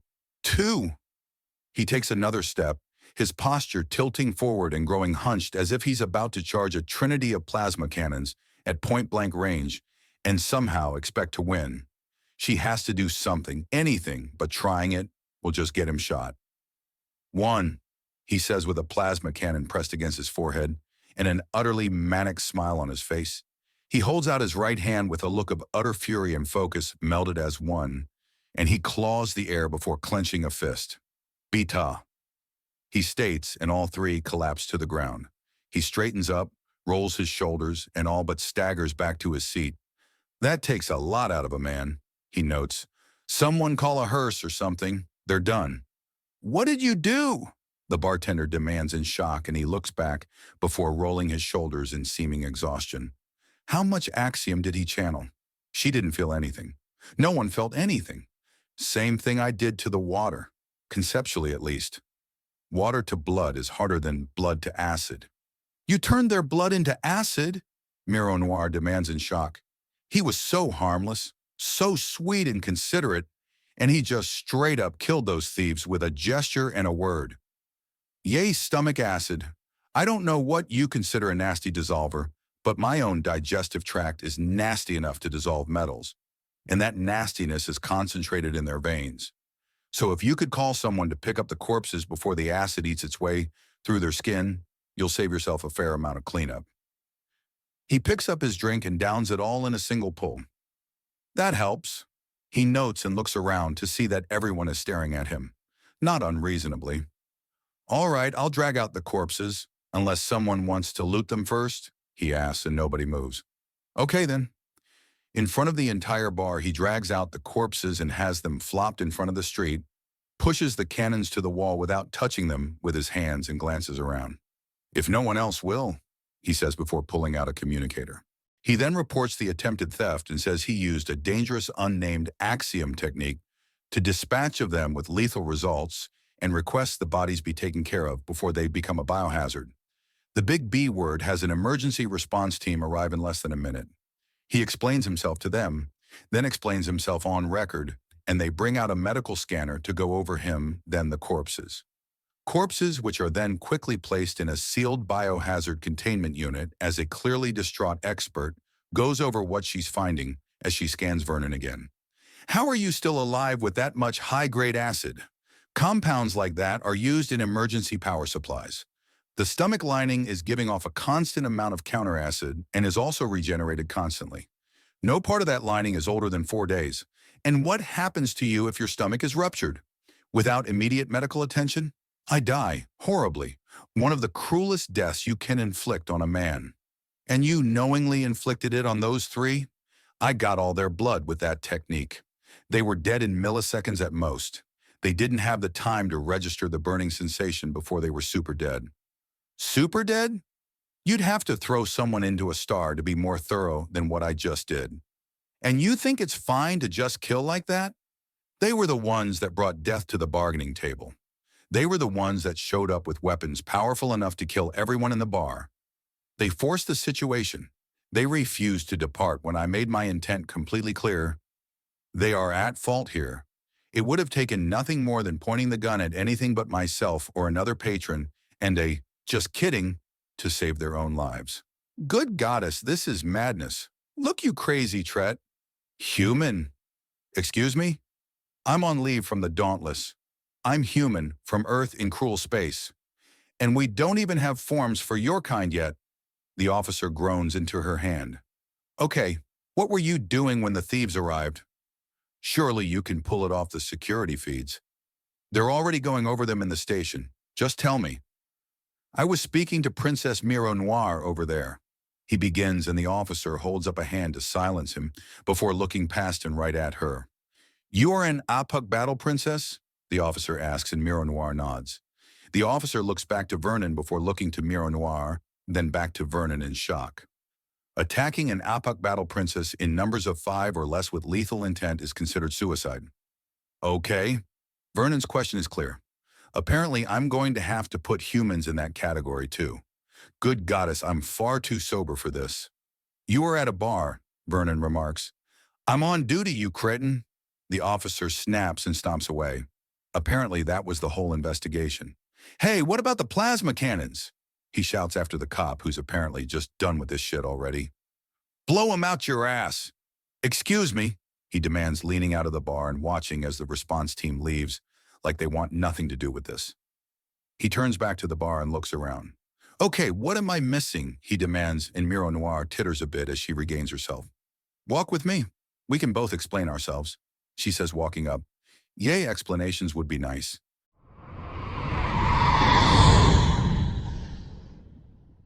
Chapter 17. He walks apace with her easily. His strides are crisp but unhurried, as if he hadn't dodged arrest by virtue of her august presence or brutally killed 3 thieves in public with a gesture and a word. Now that she thought about it, his entire form was designed to be as unassuming as possible. Baggy pants in a pattern designed to blend with earth and vegetation, thick black boots, a warm-looking shirt in dull green with a hood and a large pouch on the front. Everything he wore was just loose and baggy enough to hide armor or any number of surprises. Let alone his horrifying axiom tricks. She had underestimated him and found herself intrigued. She needs a topic of conversation and smiles before asking. This is a new species. There's no telling what might scare him off. So, how do you go about inventing some kind of water-to-blood or blood-to-acid technique? Cabin fever, is the extremely confusing response. Oh, right. The words translate, but not the meaning, he says, rubbing his chin. I suppose the best way to explain it is chronic boredom and restlessness on an enormous scale in each and every person on the ship. Our initial journey outwards from Earth to the edge of cruel space took 1/4 of a year. Comparatively, after breaching the border and bringing the systems online, we've made much better time. A mere 5 weeks from cruel space to here in Centris. Was it truly so horrible? You have no idea how much you rely upon gravity to center yourself until you go without it. Simple things like cleaning yourself, feeding yourself, or even rest require complicated and unusual rituals. We shipped out with an overlarge crew, so the Dauntless was full nearly to capacity. There was no quiet place to gather our thoughts, no reprieve and no release, just an environment that gives one the sensation of wrongness and nothing to do but slowly go mad from the stillness and nothingness. Surely sleeping the hours away would suffice, or some form of exercise, she asked, concerned. The thought of ship travel without something to occupy one's thoughts or even gravity had never truly crossed her mind. For even eating or bathing to become a complicated ritual was concerning.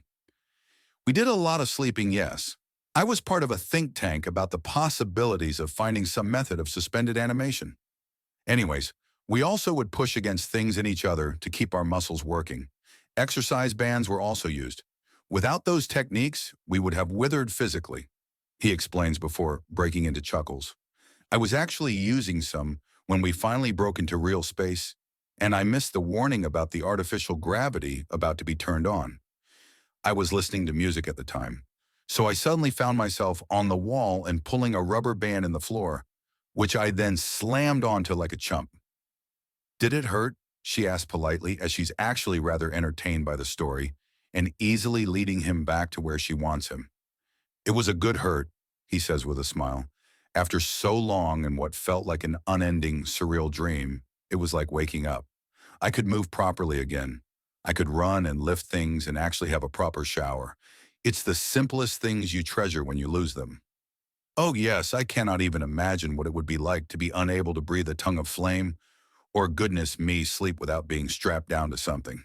She says as her mind runs through the sheer havoc weeks upon weeks of weightlessness would play on herself or any of her sisters or cousins, something he had endured for months. I'm glad you understand. We all pretty much cracked. Madness spread amongst us like a plague. Then we were finally out. There was so much to learn and do, and then we were attacked by pirates. Everyone went out for an eager fight, things lined up and made sense, and then it was over so quickly. Most of us barely had time to do anything but get ourselves excited and eager before it was finished. Oh dear, I've been in a tournament or two like that. All kinds of build-up and excitement, and then nothing. It's enough to drive a girl to drink, she says as she guides him to the left.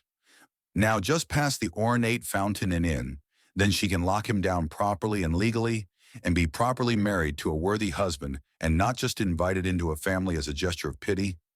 Not Miro Noir the Matchless anymore. Oh no, now just to seal it. Thinking of something tasty? Vernon asks her, and she's startled out of her train of thought. You licked your lips. Remembering a meal? Anticipating, she replies, very observant, very, very observant of him. Oh? Fair enough. You said you'd explain that bit about it being considered suicide to fight against you, or rather against Apuk battle princesses, whom count you among their number. Care to explain why? Feel free to boast, he offers, and she feels a smile blossom across her face before she can stop herself. Oh my, you certainly know how to make a lady feel special. I'll gladly tell you about the Shellcracker or Broken Shell tournament. It hails back to the earliest days of the Apuk people, before the founding of the Galactic Federation of Systems.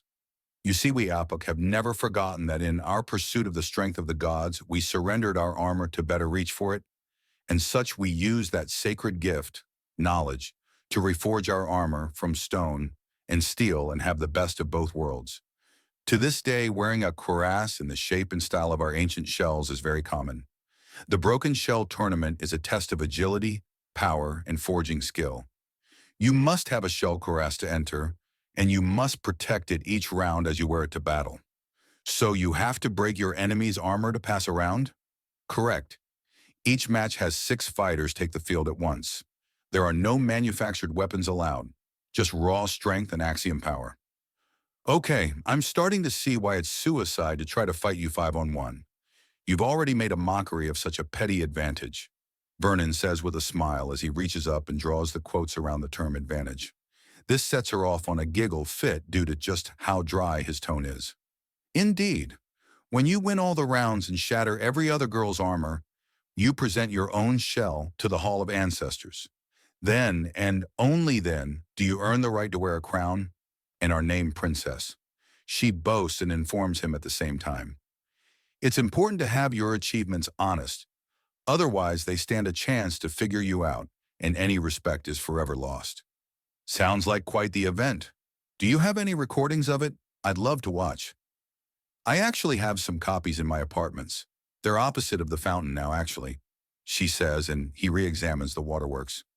4 pillars of water shoot up and pour back down into an endlessly overflowing clover-shaped pond, just deep enough to reach the waist on him. Is that it? He asks, pointing straight to her small estate exactly opposite of them. Yes, precisely. This fountain is lovely, but such a chore to get around. It's one of the larger ones in the district, she says, and he chuckles. He doesn't know she's deliberately guided him the long way around to give herself more time to woo him. She was certain of herself, but no warrior is harmed by being thorough. Care for a shortcut? He asks, and she blinks at him oddly. What does he mean by that? Here, he says, stepping to the side and onto the fountain. He takes a step out onto the flowing water and balances upon it with ease. He then holds out his hand to her. Come on, ever had a walk on the water before? She weighs the options quickly. On one hand, strolling upon the water with a man is unbearably romantic, and it's a very sweet gesture. On the other, he might slip and drop her, and that just wouldn't do for a battle princess. She might even have to consider it an insult and demand restitution, which would kill the romance she's been all but wrestling into place, which is all moot. Refusing would kill the mood. She takes his hand and feels the axiom flow from him to her like a gentle hug. His touch is so delicate, it feels like the most mine of an increase in temperature, rather than the force of nature it truly is. Most go for sheer power and excess with axiom use. Vernon is using a needle where most would apply a jackhammer, and succeeding. Her delicate formal footwear is held up firmly by the water, and she stands upon it without issue. The hems of her dress might get a little wet, but this is an amazing move. He gently kisses the back of her gloved hand. Shall we? He asks, and she nods. He pulls her close at the waist, and still holding her hand, glides across the surface of the water, his firm but gentle grip carrying her along with him. She gasps at the movement and the slight wake they leave behind, painfully aware that at this point there are cameras pointed at them. She catches a grin on his face, and he suddenly seems to throw her out while holding fast to her hand.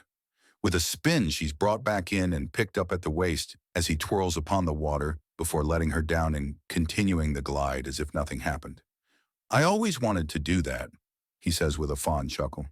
Thank you for the opportunity, Lady Miro Noir. What? You? That move was elegant, agile, and astounding. Flawless from one step to the next, even as they come to outer edge of the fountain. In a single move, he picks her up gently, steps off the fountain, and places her on the ground again.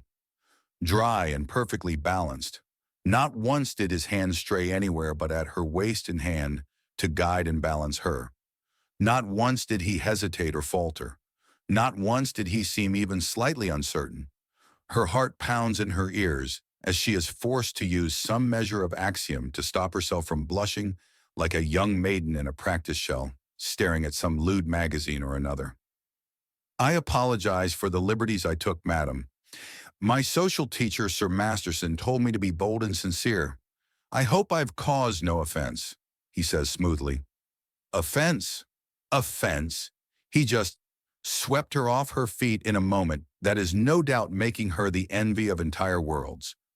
What woman in her right mind would take offense at that? No offense, if you could please, she asks, gesturing towards her home. She hasn't let go of his hand yet. She doesn't want to. She was supposed to seduce him, not be seduced by him. She just has to get him inside, get an official proposition going, and have him accept her token. Then just send in a recording, and then when he's properly married to her, get started on a few children. 8 sounds like a good place to start. Then maybe how many others her sister wives will want when she's had her 8th. 8 is a lucky number after all, being each direction the goddess's spines point from off her shell. That was a wonderful bit of fun. What do you call it? She asks as she pulls him ever so slightly towards her home. Well, to be honest, milady, we don't have a name for it. It wasn't water skiing or ice skating. Before axiom practice, we could only do stunts like that on frozen water, or rather ice, or at great speed. The funny part is that I've never been much of a skater. Yet I can glide on the water very well, it seems, he says, and her smile is a little strained now. She wants him and is running low on patience. Indeed. Well, perhaps we could discuss further over drinks. I have something I'd like to show you, Mr. Shea. She invites him in. The door, sensing the indicator in her brooch, opens for them, and she leads him in. I don't see any camera. The door must have been triggered by something else. He notes absently as he follows her in. Excuse me a moment. These boots will carry a man across continents without trouble, but they're not the most delicate or clean things, he says as he pauses to unlace then to open his boots. Now's her chance to slip away and finish preparations. Of course, there's something I need to attend to quickly. There's a sitting room to the left here. If you'll excuse me a moment, she says, picking up her petticoats and hurrying into the house. The control gem in her brooch glimmers somewhat and realigns the windows ever so slightly. She doesn't want the entire street gawking at her alone time with her soon-to-be husband after all.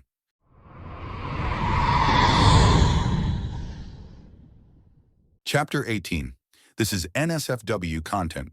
Please take a look at the original Reddit post if you want to read it. Chapter 19. As stated previously, while colonization rights around cruel space have long been settled, we do recognize your right to found colonies and the need to expand the borders of human-controlled territory outside of its birth quadrant, if for no other reason that political and commercial expediency.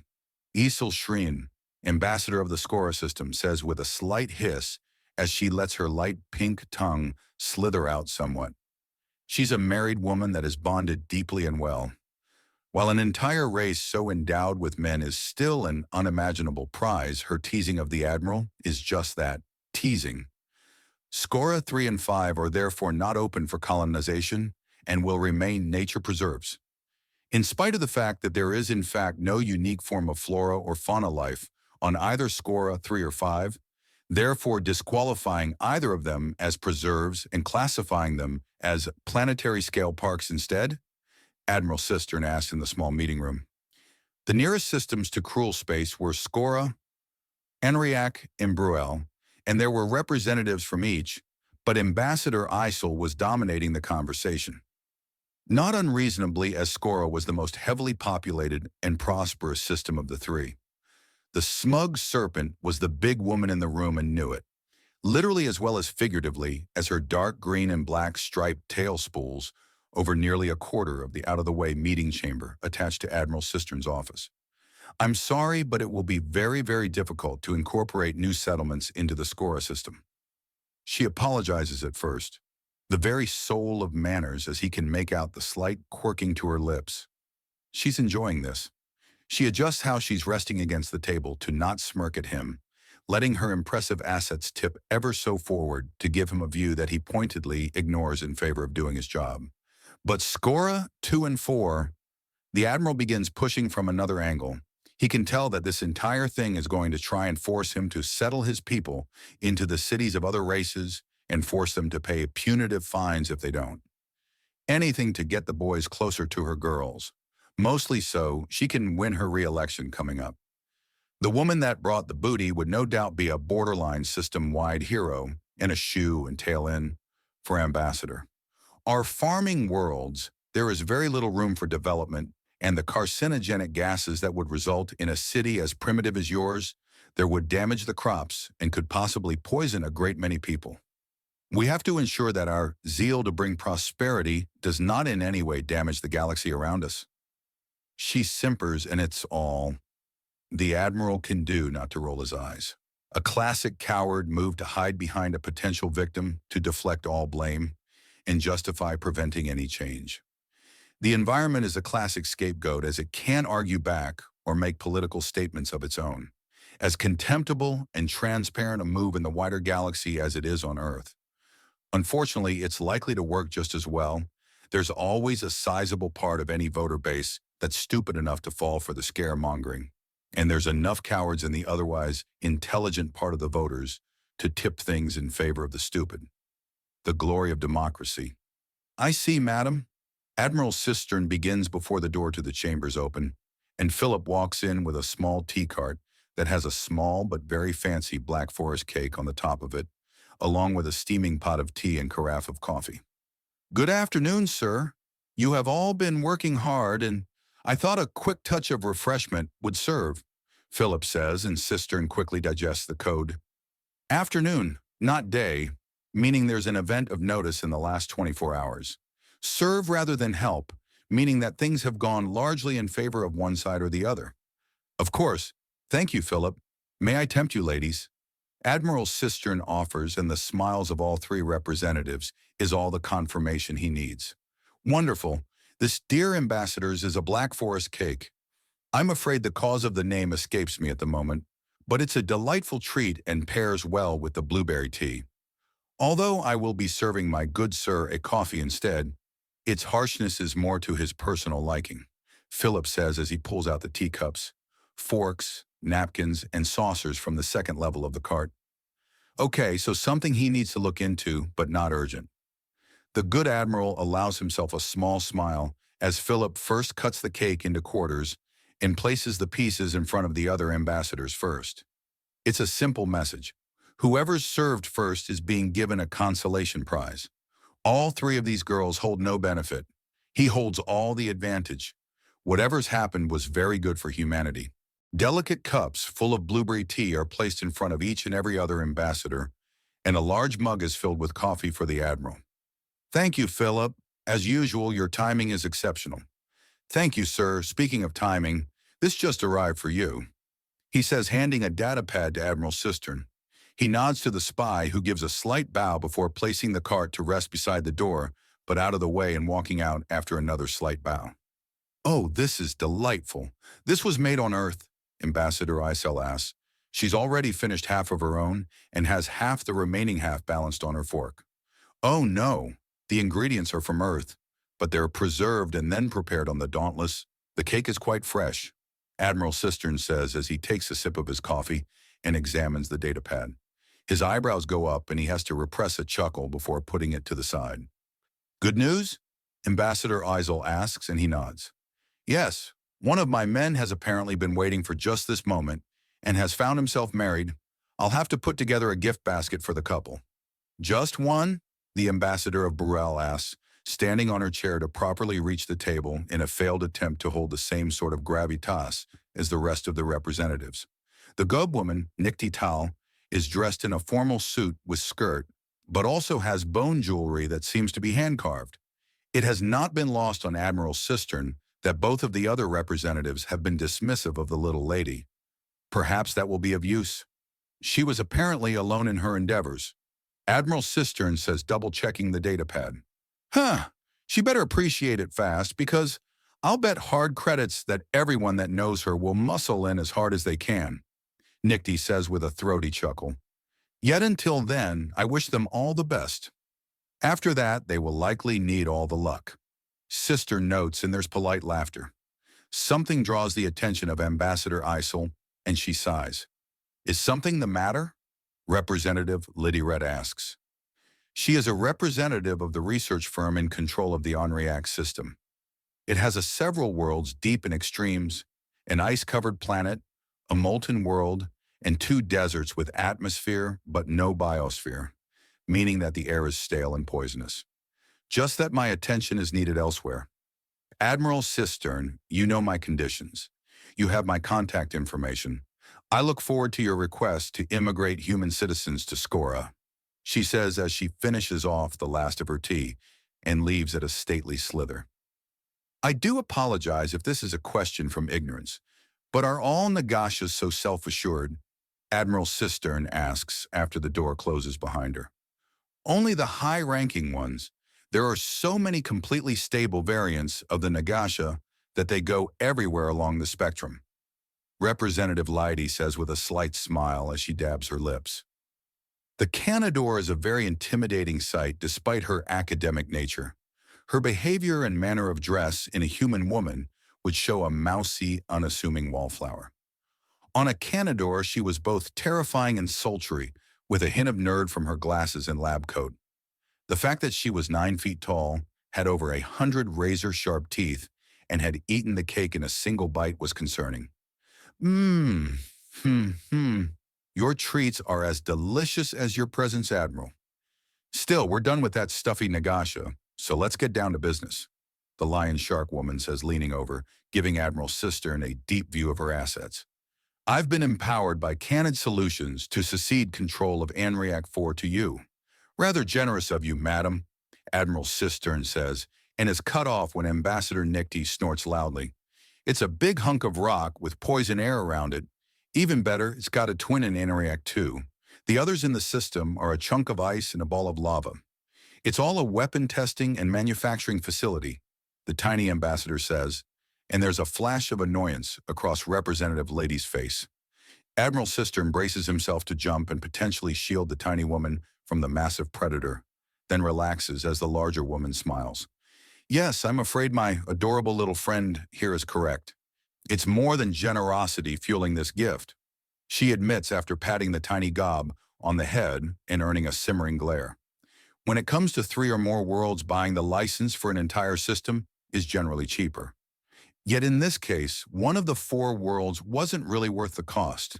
It is, as our little friend here has stated, a ball of rock and a poisonous atmosphere, one that's a nearly perfect replica of its twin in the system. It will be of use to you in your own research and development, no doubt, but it will not make a colony. Regardless of what use it is, the gift of an entire world is not a small one. You have my deepest gratitude for such astounding generosity. Oh, don't go making me blush. I'm married. Really, this is to both of our benefits. We can claim this for a massive tax break. This gift is paying for itself twice over.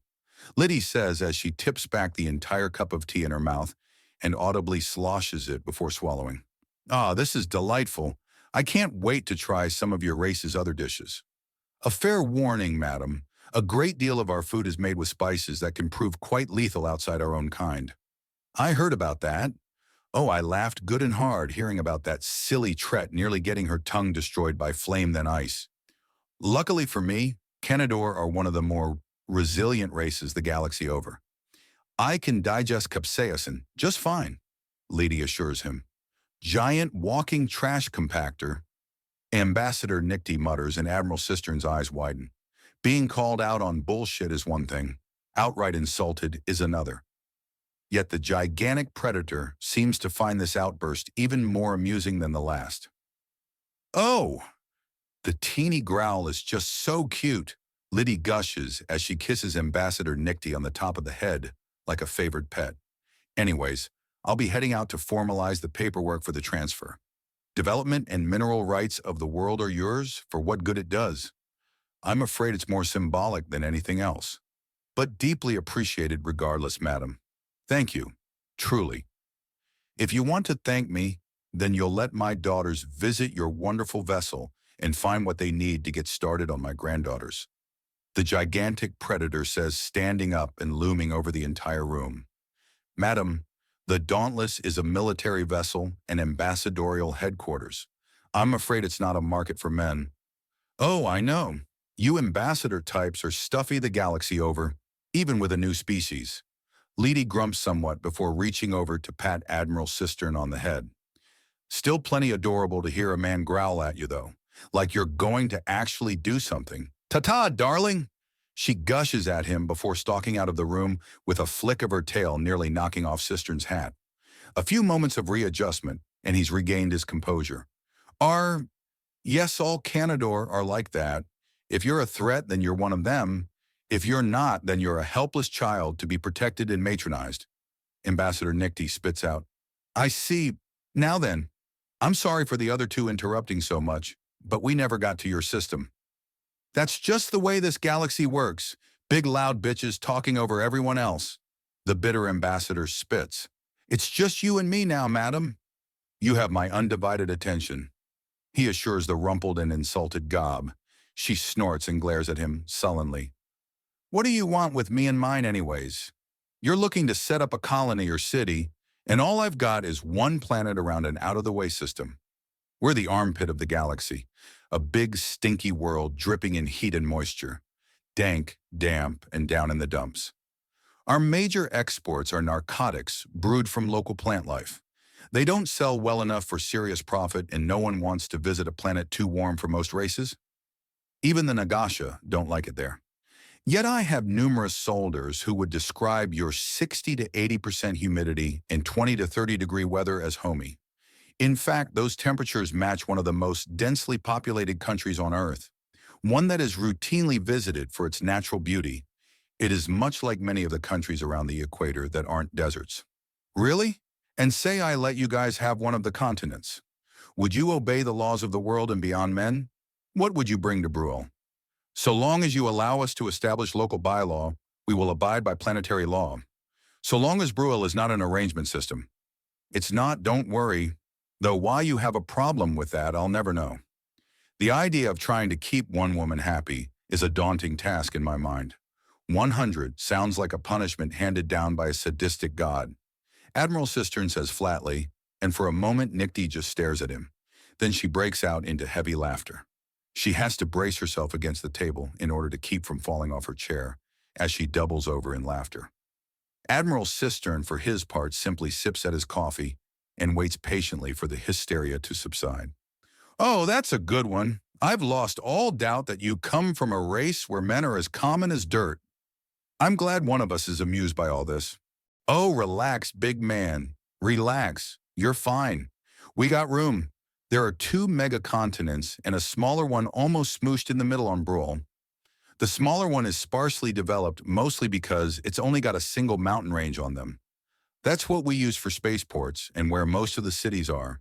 You can have that one. It can be under your laws, but the main laws of the world are no killing without good cause, and keep your hands to your own things.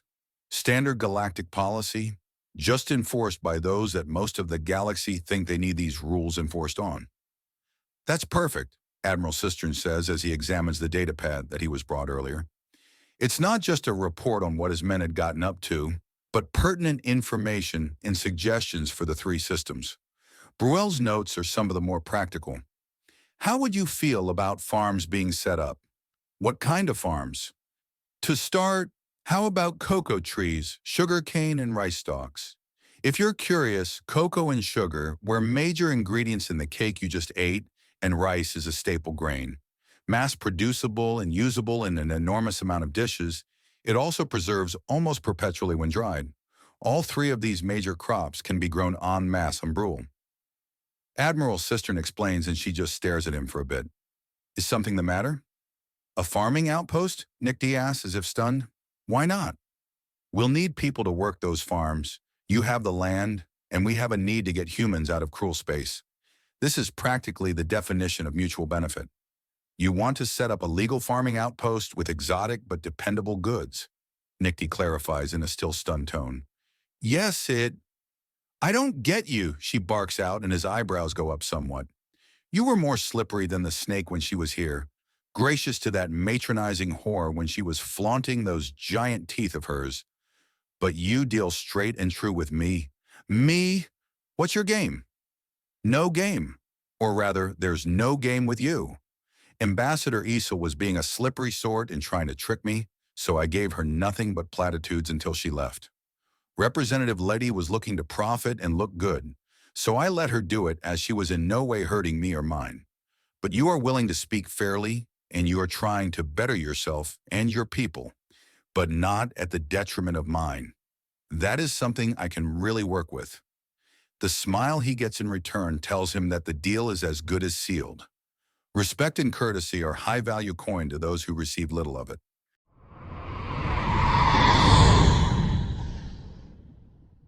Chapter 20.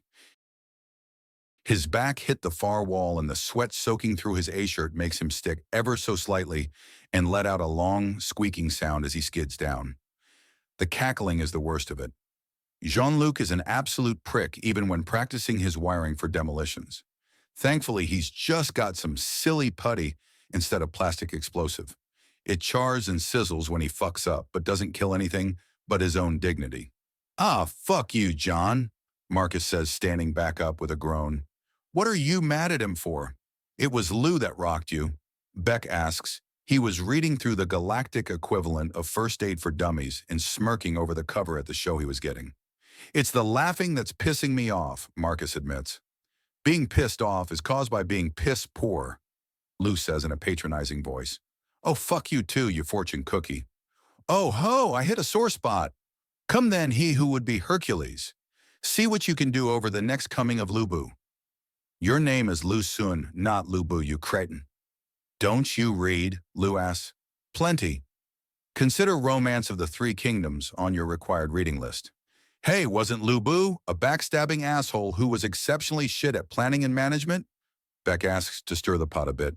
Silence! Do not get your facts into my fantasy, Lou declares before taking a stance. Now come, child of Rome. Face me in the full might of my axiom again. I don't know what's worse, The fact that you've been throwing me around like pizza dough, or the fact that you're clearly high as a kite while doing it. I'm stone sober, Lou protests. Bullshit boo, Marcus snaps. Oh, for the love of... Do I have to spell it out? Lou demands as he runs a hand over his short mohawk. Yes. What am I missing about Axiom Combat? Marcus demands, and both Beck and Jean-Luc turn to see what happens next. Lou rubs a hand over his face in exasperation as he slides out of his fighting stance. Okay, first you need to get a feel for what you're doing slowly. Pull the axiom in and empower everything. You leave any part of your body out and you will hurt yourself. The basics will let you use all your muscles to 100%. That's strong enough to shatter your bones and rupture organs if you don't reinforce them too. To say nothing of what it does to the nerves and veins. So just put it over all of it, he instructs, and Marcus nods before closing his eyes and focusing. Lou can sort of feel him pull it in and nods. Good. Franklin's shit at explaining things sometimes. Now there's a reason I've been going through the Lou Boo routine. Remember that feeling of axiom and name it? I call mine Lou Boo. Then call it up and focus on that mental image.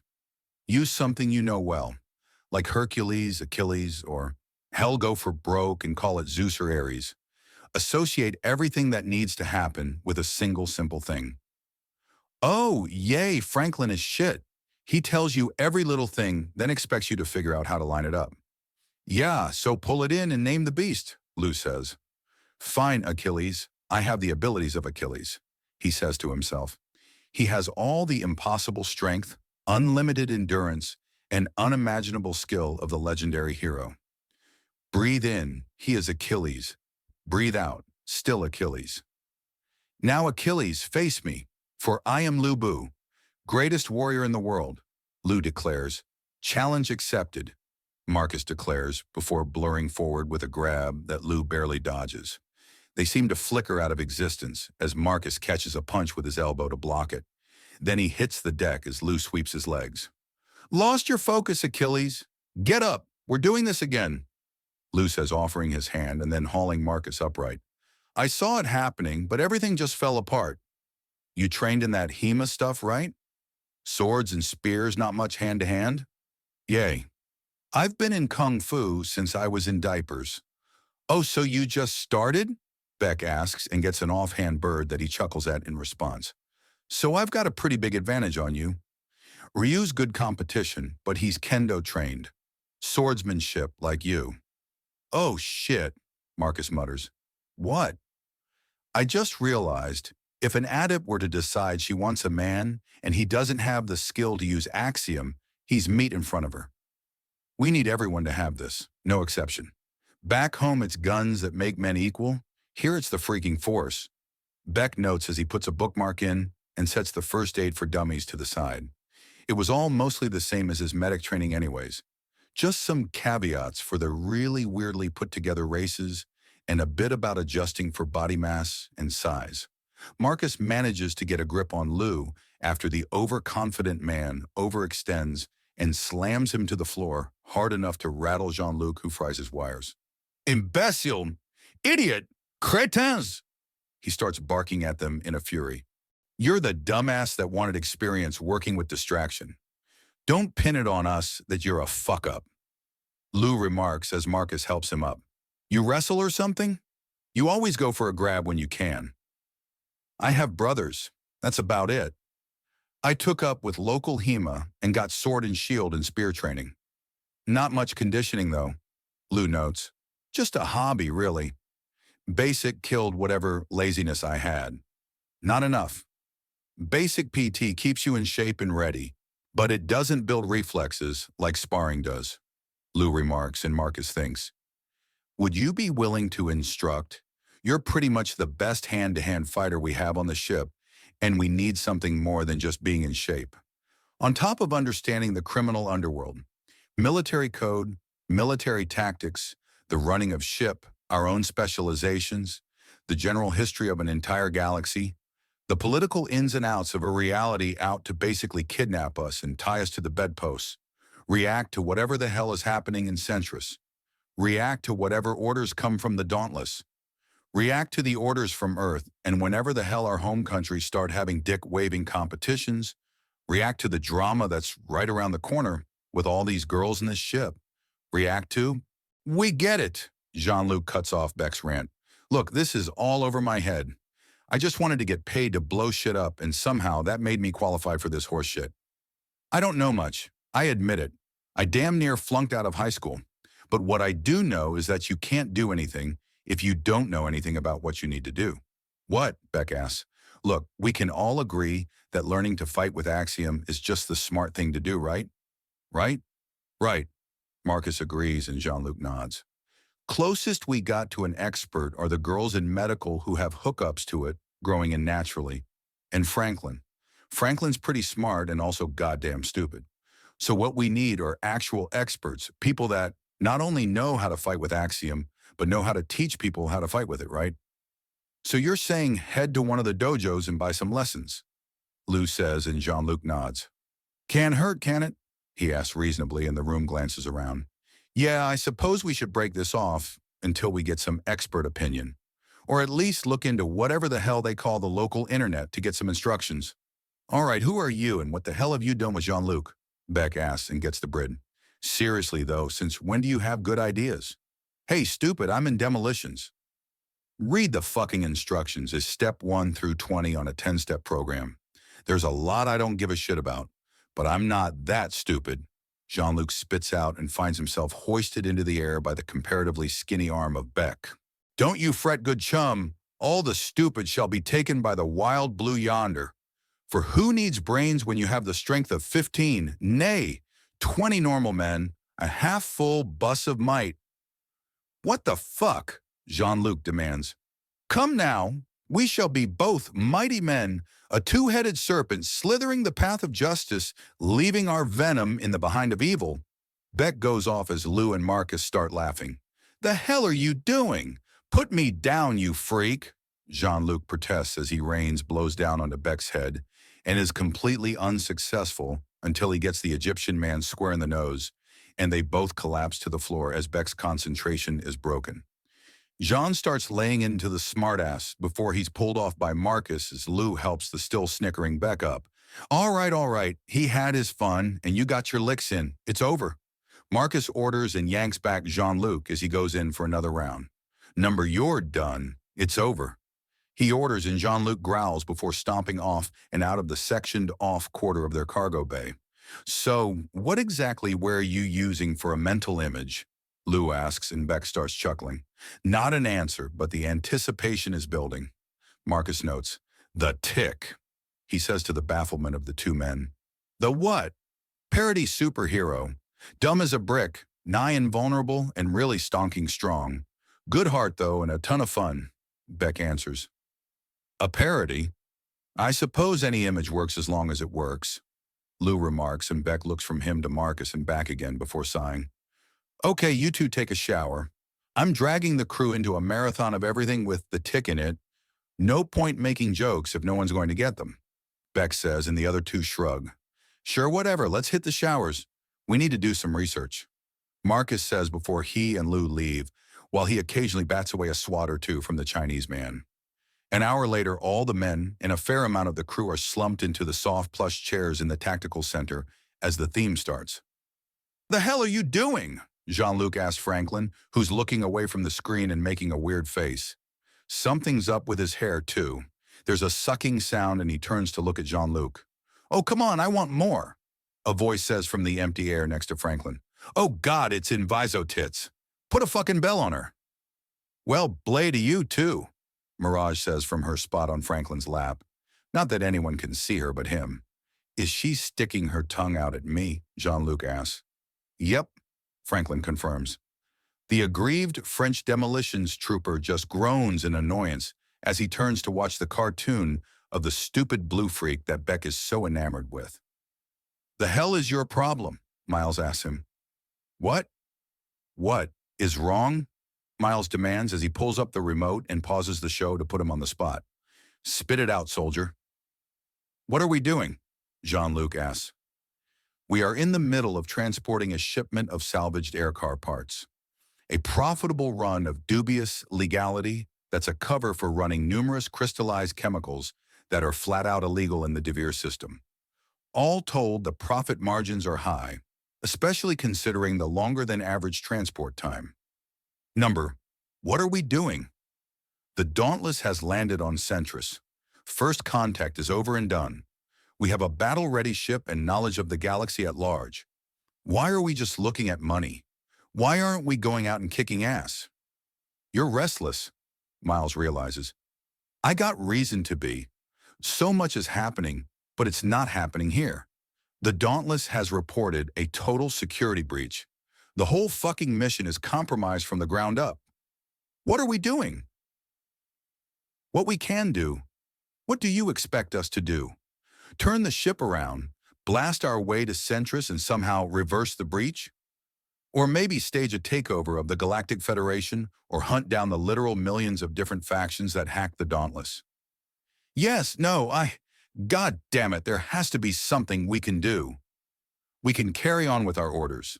We're part of the pirates until the Dauntless or any other Earth-aligned faction sets up the flag. Then we shift to the EFL. I know it sucks. We have to limit contact and we have to play it smart. But what's the plan? Surely there's more than sling bullshit. We have to have a plan. We do. Sling bullshit as we wait for or dig up opportunities. Until then, keep your head down. None of us are some kind of super soldier that can take a planet. We have to be smart, and freaking out and charging off is as dumb a move as you can make. It just... Jean-Luc cuts himself off with a huff. I mean... He tries again this time, miming trying to strangle something. This! The strangling motion is even more violent this time. Grah! He roars out in a sudden fury. I know, Miles assures him. Doesn't fucking help. Jean-Luc growls. I know that too.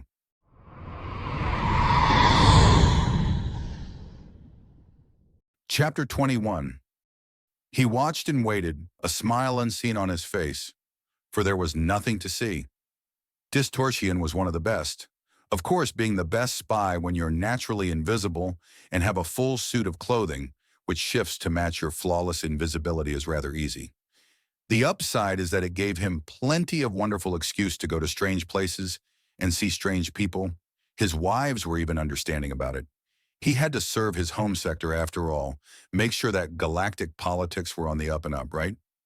He had legal permission to be in the building, but the spying was either something they were ignorant of or so woefully stupid that no one realized the completely invisible man who could hide recording devices in his invisible pockets would defiantly be working as either a spy or working to blackmail government officials. People could just be so dumb when men were involved. Even other men. Humans seemed to be no exception, as their ambassador slowly agreed to and debated several points. Mostly about the legality of human men being the soldiers and laborers of humanity. The primary sticking point he's using to debate this is that no matter how much they insist that human men not risk themselves, they have little choice and less ability to enforce these rulings in cruel space, where humanity's only actual settlement is located in the form of their homeworld of Earth or Terra or Sol 3/Prime. The fact that the legal framework had expanded to the point that all four names needed to be used in official documents was a testament to how bloated and redundant things had grown. Madam Ambassadors, I do appreciate the concern you have for myself and my people. However, to acquiesce to such demands would mean a catastrophic economic and cultural breakdown among my species. Furthermore, even if these risks were not present, I myself am merely the current representative of numerous divided countries and cultures across my homeworld. My primary concern is to bring about peaceful contact with the rest of the galaxy and report back with possible solutions to allow my people to better communicate with the galaxy at large.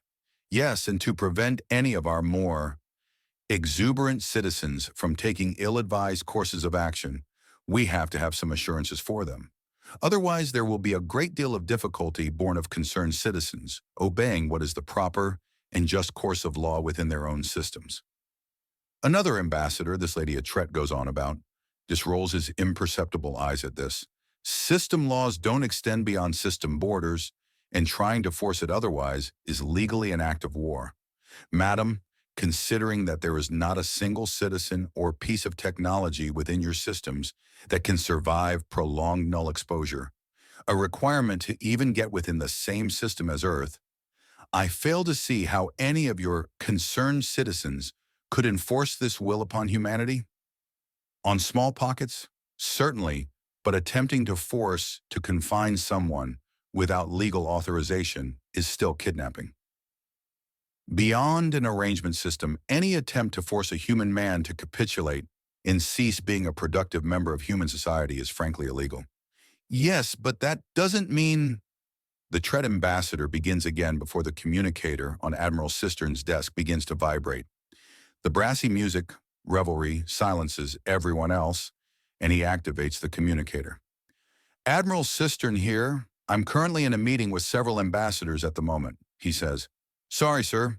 There are some things you need to deal with here on the Dauntless, a woman's voice says, and he sighs. Very well. Send it to my private communicator, he says before deactivating the one on his desk. Excuse me, he says, standing and beginning to walk away. Philip, if you could accommodate our guest, my good man, he says.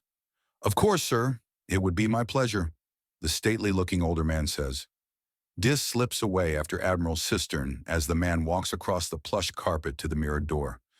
All rooms in the building are soundproofed by default, so he won't hear a thing if he doesn't get in with the man. A touch of axiom, and for just a moment he is perhaps a foot ahead of himself. The door closes as the Admiral steps in, and he focuses further. The sheer odds of him being a foot ahead rather than where he began grow until they are certain, and he is on the other side of the door, having done a nearly imperceptible short-range teleport. Report, Lieutenant Colonel. Admiral Cistern barks into his personal communicator. What is dioxygen difluoride, and why would the research department be tampering with it? He demands, and Dis is equally confused. Foof? Satan's kimchi? It's how reactive. Are they trying to burn my ship down? He roars into the communicator, and Dis steps far away from the livid man. If he starts thrashing in rage, he does not want to be in swinging distance. Okay, put the fires out. Throw those arsonist idiots into the brig and sit on them until I get back tonight. I will deal with them personally, the enraged Admiral states before taking a breath. Any other apocalyptic disasters waiting in the wings? The man goes very, very still at the answer, then starts shaking. What the hell are the humans up to? Are you implying that we have some form of magic mumps jumping around the ship? No. Thank God. All right, purge it with fire and throw those idiots in with the arsonists. I'll deal with them as a group. He growls before letting out a breath and composing himself. Why is it that the mentally infirm obsessives on my ship have given me better results with less headaches than my actual accredited scientists? The Admiral listens for a moment before snorting in mild amusement. I'm not sure I wanted an answer to that, but it does make sense. Do we have any other impending disasters? Dis creeps closer to maybe catch whatever's being said on the opposite side, as the Admiral receives a lengthy explanation. That's not a disaster. That's the intended result. The Admiral takes some steps away and leans against the desk, getting Dice to roll his eyes and begins sneaking up again. Yes, implement stage 2. He says just as Dis leans in close to listen with the microphone turned way up. The person on the other end is the same woman that he had heard on the main communicator. I think it should be delayed a few weeks, sir. Give things time to properly process and settle before we stir the pot again. If we do too much at once, they may simply declare our entire species pathologically insane and move to place us all in protective custody. A fair point, Miss Larkin. However, we still have to test the reactions the locals have towards human affairs in order to have a proper grasp of things going forwards. I'm aware, sir. I've already selected who gets shore leave and the restrictions on their behavior. Larkin says from the other side, and Dis wonders exactly what a human woman looks like. Probably like a Tret. Like exactly like a Tret. The human men could certainly pass for Tret men. Some people were convinced this was a breakaway colony, sending literally all their men in an attempt to mess with the Council. As far as scams go, such an attempt would be unprecedented. But no, there were small physiological differences, mostly in that sting that human men give off. Nasty to him, but apparently it was loaded with pheromones, So it was pure sex and an unending invitation to female senses. Of course, the second big difference was that the humans casually ate poison. Just straight up poison and chemical weapons in absurd amounts. If these men were Trets, then they had to have been genetically engineered on a massive scale. And where the hell would they hide something like that? As his imagination runs wild, Dis completely fails to notice the conversation wrapping up, Admiral Cistern giving him a dirty look out of the corner of his eye and standing up to leave the room. "Hello, sir. I do hate to interrupt, but I feel that our guests are growing impatient," Philip says, opening the door. "Thank you, Philip. Clean up in here, would you?" Admiral Cistern says, stepping out as Philip steps in. "Of course, sir. I will do as the butler does and tidy up," the proper old gentleman says as he closes the door. Dis begins slinking around the older man so he can do his teleport and continue to follow the Admiral. Then the old man's hand snaps out and wraps around his throat with brutal force. "Now, then, young one, perhaps we can have a chat at exactly what you think you're doing." "What?" Dis chokes out in shock. How had he known? How had he figured him out? The humans were supposed to have little, if any, skill in axiom use. There's no way he'd be detected. "I believe I'll be the one asking questions here, young man," Philip says with an angry glare. "Now then," he begins before quickly patting Dis down and finding the recorder. He pulls it out with a flick and sets it to playback. The entire damning recording is played at length before the older man nods and tucks the recorder back into Dis's shirt. "If that's all, then you're free to go, and I apologize for the unpleasantness," he says, letting go of Dis's now bruising neck. "What?" Dis demands. "This is not what's supposed to happen when a spy is caught. He can just go? Where are the threats? Where's the danger? What's happening? You're free to go. Cheerio and ta, and all the other forms of farewell." "Good day, sir," he says, walking back over to the door and placing his hand on the handle. "I don't understand." "Oh, then allow me to educate you, young man. You see, we're in the midst of a massive disinformation campaign, and your little spy efforts are actually to our advantage. It's really quite simple." "How is it to your advantage?" "Several reasons. First off, you entirely lack any form of context that makes anything you heard damning at all. Secondly, with your technological level, it's considered child's play to splice and modulate voices into any known sample. You can't prove a thing with a voice recording.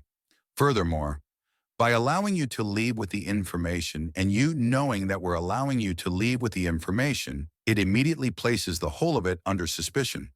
So thank you truly for your assistance," the proper old man says with a little bow. "Who are you? Really? Really? I am Sir Philip Bernard Masterson, retired agent from the employ of the Queen of England. I have been pulled from my palatial estate, vast personal wealth, and numerous beloved grandchildren for this one final opportunity to serve Queen and country in a manner that previously was simply not possible. I have set the record for every type of mission prior to my retirement, and now with my reinstatement I will set the standard for missions such as these. You am the better spy. Yes. Incidentally, would you acquiesce to receiving advice? Okay. Make a point of standing behind furniture or physical objects. Invisibility is an excellent boon, but it does not preclude you from having an impact on the surrounding environment." "What?" "You're leaving footprints in the carpet," Philip says plainly to dumb it down for him. The shifting of the footprints he'd been using to track the young cloak and shift ever so to show he's indeed looking down. The nervous shuffling of them lets him know that his message has gone across cleanly. "Now then, young man, run along and please tell your masters that Sir Philip bids them a good day," the proper old spy says, opening the door and gesturing him to leave. "What's going on?" one of the ambassadors asks as Dis walks out in a bit of a daze and simply leaves the ambassadorial suite. "Nothing to be concerned about, madam. However, I am most concerned that I have let this meeting go on too long without some refreshment. May I offer some herbal teas, perhaps?"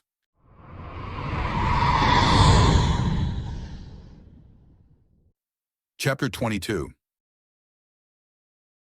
"We get one shot, get it right," Airfarce says as the doors on the air van open on either side. The howling winds blasting through tear up a few loose wrappers that had been missed in the cleaning, and after a few rotations of slapping against everyone were whisked outside.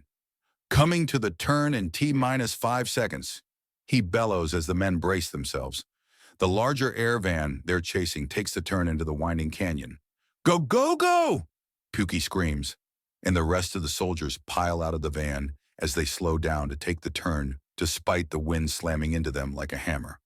4 men jump out of each side and race toward the canyon entrance with large bags of gear as the air van takes off after its target. The doors remain open as Pukey clips his harness into the braces installed on the ceiling. "Oh, what a day! What a lovely day!" he exclaims as he syncs up a laser cannon to his cybernetic arm and eye. "Nothing like a Sunday drive to calm the nerves at Pukey?"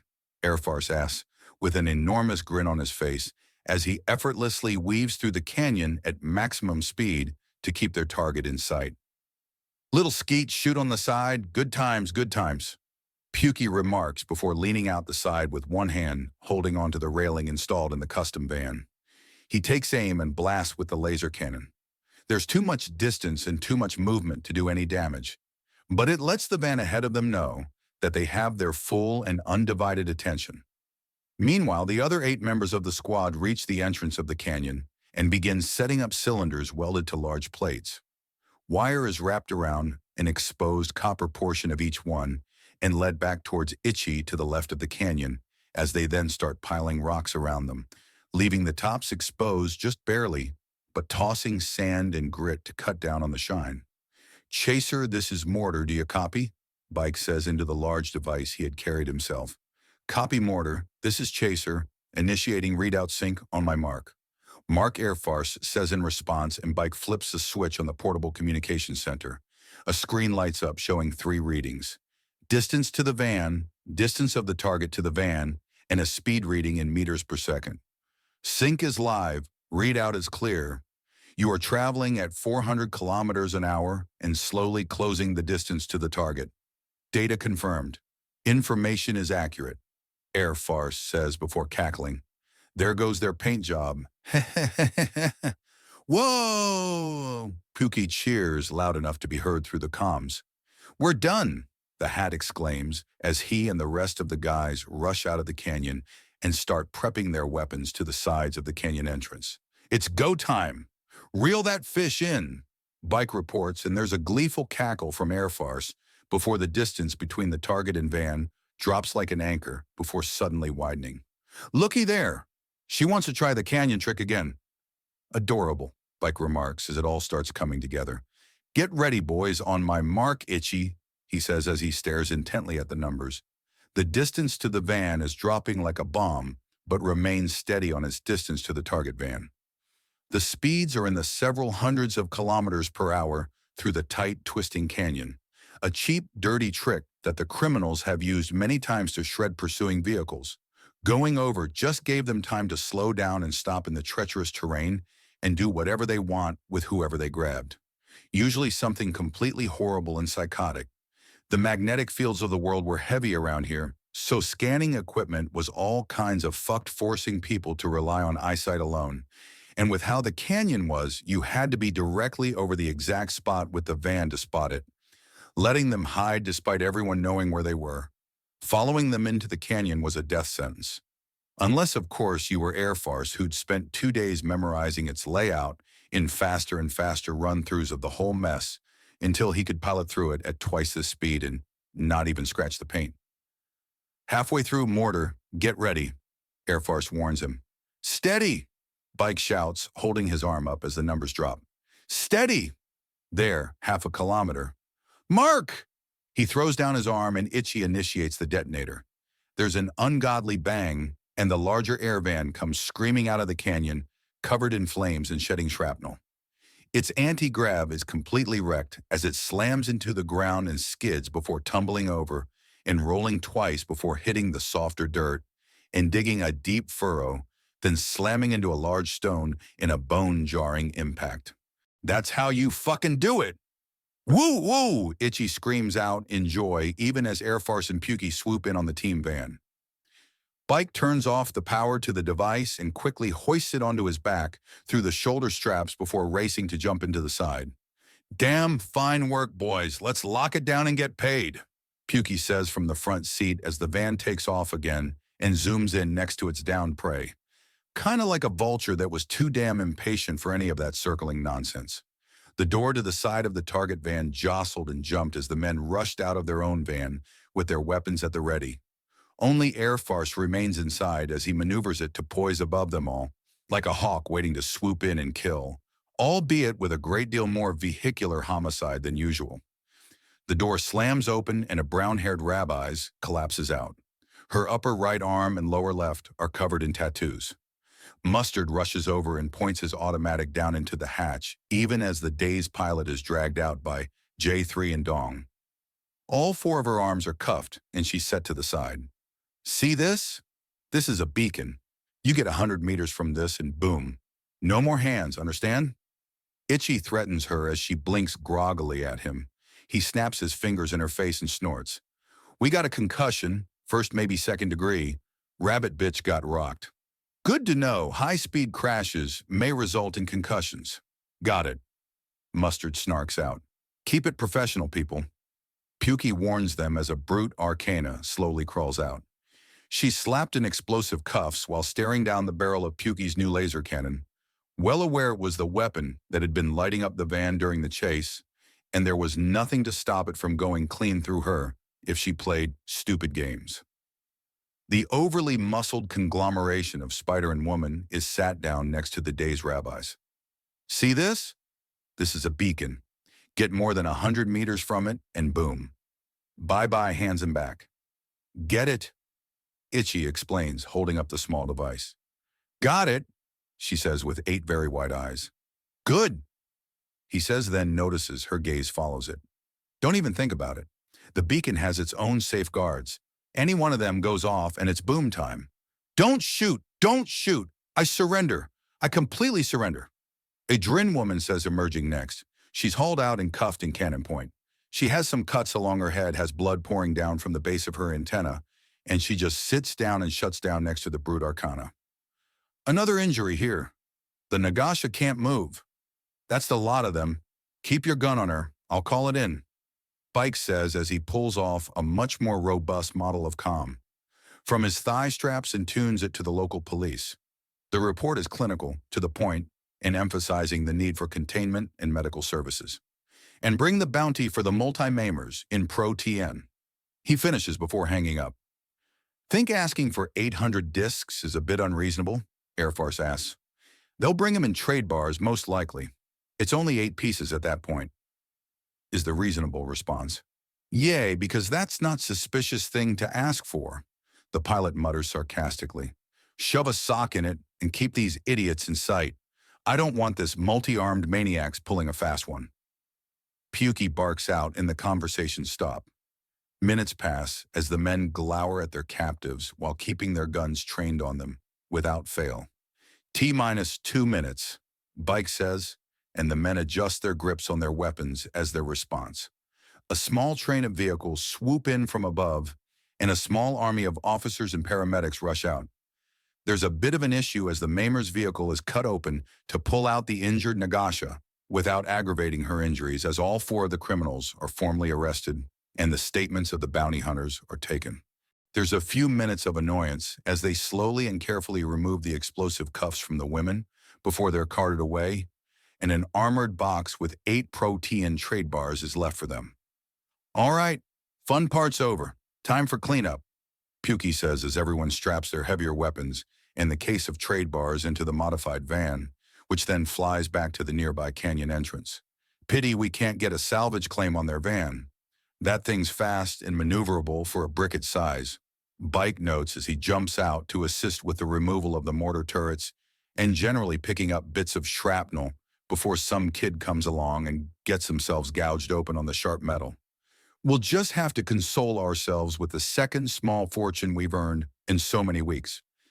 I know it's hard, boys, but we've only got a stupid amount of cash and the admiration of all our peers on the Dauntless. These are trying times for us poor neglected bounty hunters, the Hat says as he removes his headwear and holds it to his chest with a theatrical sniff. Motherfucker kept a straight face and everything. Mustard mutters loud enough to be heard, and the canyon is filled with good-natured chuckles. The cleanup is quick and efficient as they soon have a pile of used mortars to the side of the canyon entrance and are tying everything together for easy transportation. We got company, Airfarce says a few moments before an air bike with a massive Canador woman descends from the sky. Her pelt is jet black with yellow highlights, and her lips are naturally a bright red, signifying that she's ripe and ready, as if her massively overdeveloped proportions that she's barely bothering to hide in her tight leather biker outfit weren't hint enough. Oh my. So you are the ones who just took in the multi-maimers? How did a bunch of little boys beat me to the bounty? She asks as she sways over to the van. When active, the vehicle hovers at least a foot off the ground and is 5 feet from the bottom to the ceiling, giving it plenty of legroom even after accommodating for the half-foot of sheer mechanical and electrical work to keep the thing flying. Despite the technical specs keeping Airfarce at nearly 6 feet, she has to lean down to address him, then take a step back as all he can see is her massive side boob. He shakes his head and focuses himself before she gets a glimpse of him staring, but he most certainly did stare. So how'd you do it? Tracker with sensor bafflers hooked up to the back of their van? Some Axiom projection to make them think they're being followed? Something else? Skill, lady, skill, Airfarce states, and she softly snorts. I'm sure it was very impressive, little man. Now really, how did you do it? Chased them through the canyon twice. The first time was to give them a proper scare. Second time to set them up into our trap. Airfarce explains, pointing to the cleanup finishing up around the canyon, then jerking his thumb back to the massive furrow the Maimer's van left. See?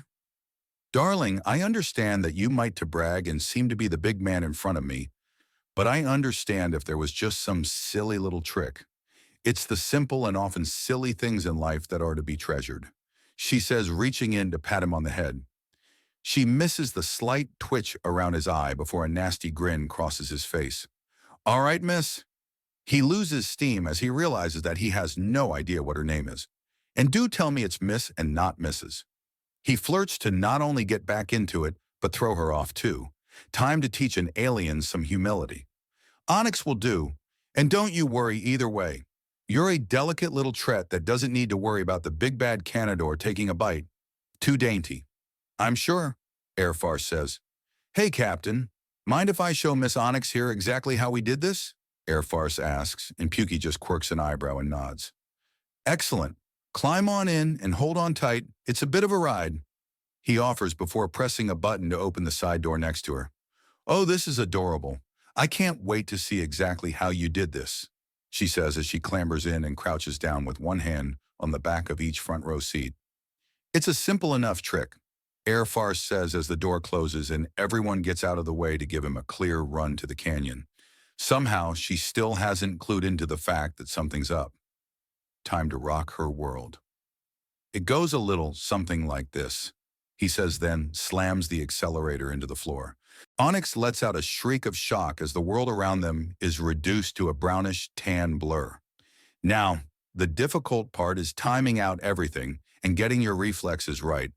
I've actually cheated a little in that I'm flying a smaller vehicle than the Maimers use, Airfarce says casually as Onyx screams in terror, and her clawed fingers dig through the cushioning of the van to hold on to the frame, and only the frame.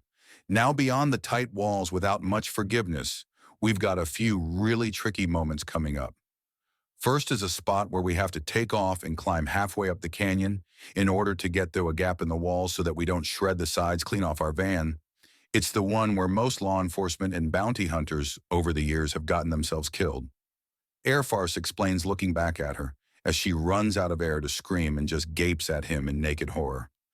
Are you trying to get us killed? She stutters in fear. Killed?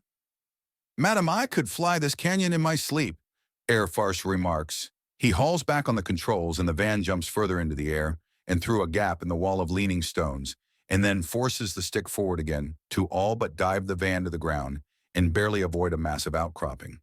You're insane, she shrieks as a near miss causes her to try and jump, only to be painfully reminded that she's in a tiny van and has little if any room to maneuver. Insane, Miss Onyx. I've flown this canyon at full speeds dozens of times. I practiced for days and days before today's run. But with these speeds, I know, kitty stuff, but the van doesn't go any faster without illegal modifications. Airfarce cuts her off. Oh, by the way, he continues looking back, we're coming up to another hard part. he says with a huge smile right before the canyon closes overhead and they're plunged into pitch-black shadows. This is the second point near the other end of the canyon that killed almost as many people as the wall from the other side, he says, not even bothering to look at where they're going. Watch the path. But we can't see Dick. Not to mention the whole cave is full of refractive crystals. I turn the headlights on and we go blind. He says as he jerks the steering left then right to jink around some unseen hazard as Onyx whimpers in horror. Oh, relax, we're almost out, he says, and suddenly forces the van to take a brutally sharp right turn, and they blast into sunlight and out of the canyon. See? Oh, thank the goddess, Onyx mutters in relief as she lets go of the headrest and lets herself slump onto the floor. You are insane, little Tret. Human, Airfarce says. What? I'm human, not a Tret. Oh, I'll have that new species that arrived on Centris. Mostly men? The Dauntless is mostly full of men, but there are as many women as men. Of course, that means the girls just get so picky most men are left out cold. Ah, well, time to go back to the rest of the gents. Airfarce rambles before flashing a nasty smile. He then accelerates back into the canyon. No! Onyx screams and he scoffs openly before massively veering to the left to avoid slamming into a wall. You really need to relax back there. That kind of stress can tear years off your life. Learn to decompress, you know? You're fucking crazy. No, I'm just really damn good at what I do. Hear you like music? I like music. Let's put on some music, he says absently, fiddling with the controls. Here's a good one, he says as a strange instrument sound up. Oh ho ho ho ho oh ho ho ho ho ho. There's a repeat in the music, then a pause. Everybody was kung fu fighting, he translates as he sings. Those kicks were fast as lightning. He then turns around and holds up his hand with his fingers and thumb an inch apart to demonstrate the next part. In fact, it was a little bit frightening. But they fought with expert timing. He continues, all but dancing in his seat as they weave through the canyon at hellish speeds. They were funky China men from a funky Chinatown. They were chopping them up. They were chopping them down. He mimes out, letting go of the controls in his excitement. Are you insane? What, you don't like funky music? Fine. Let's get something with more kick to it, he says, fiddling with the buttons, and strange halting music comes up. This has more kick to it? She almost says something before everything shifts. Man and machine and nothing there in between. A flying circus and a man from Prussia. Airfarce sings along as he shoots through the upper gap in the wall again, and once more dives towards the ground to avoid the van being shredded by the merciless canyon. The sky and a plane. This man commands his domain. The Western Front, all the way to Russia. A slight smell makes itself known in the van as she all but shrinks back against the rear hatch, just before they veer away from outcroppings that she hadn't noticed due to screaming the first time through.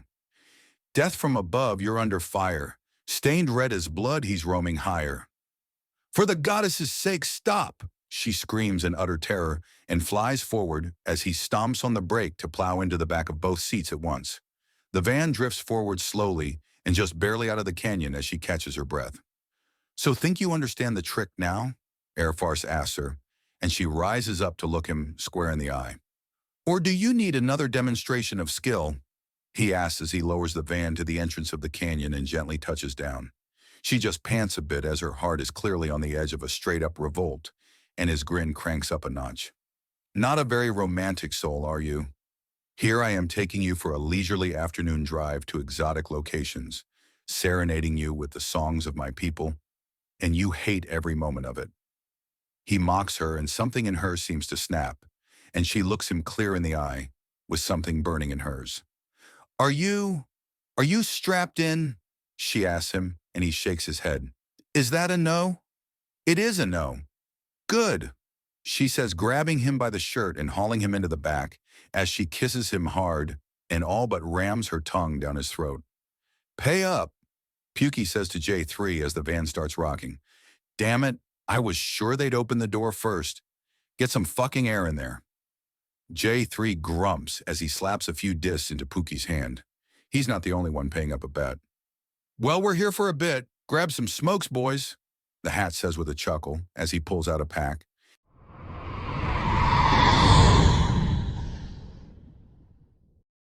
Hush Hush, Chapter 23.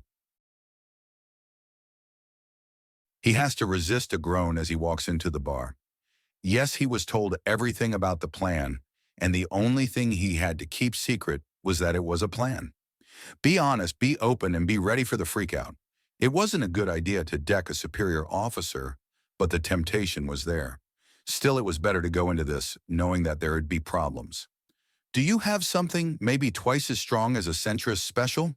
He asks, and the insect woman womaning? The bar gives him an odd look. Are you one of those humans? She asks, and he nods. Okay, I'll need you to sign this.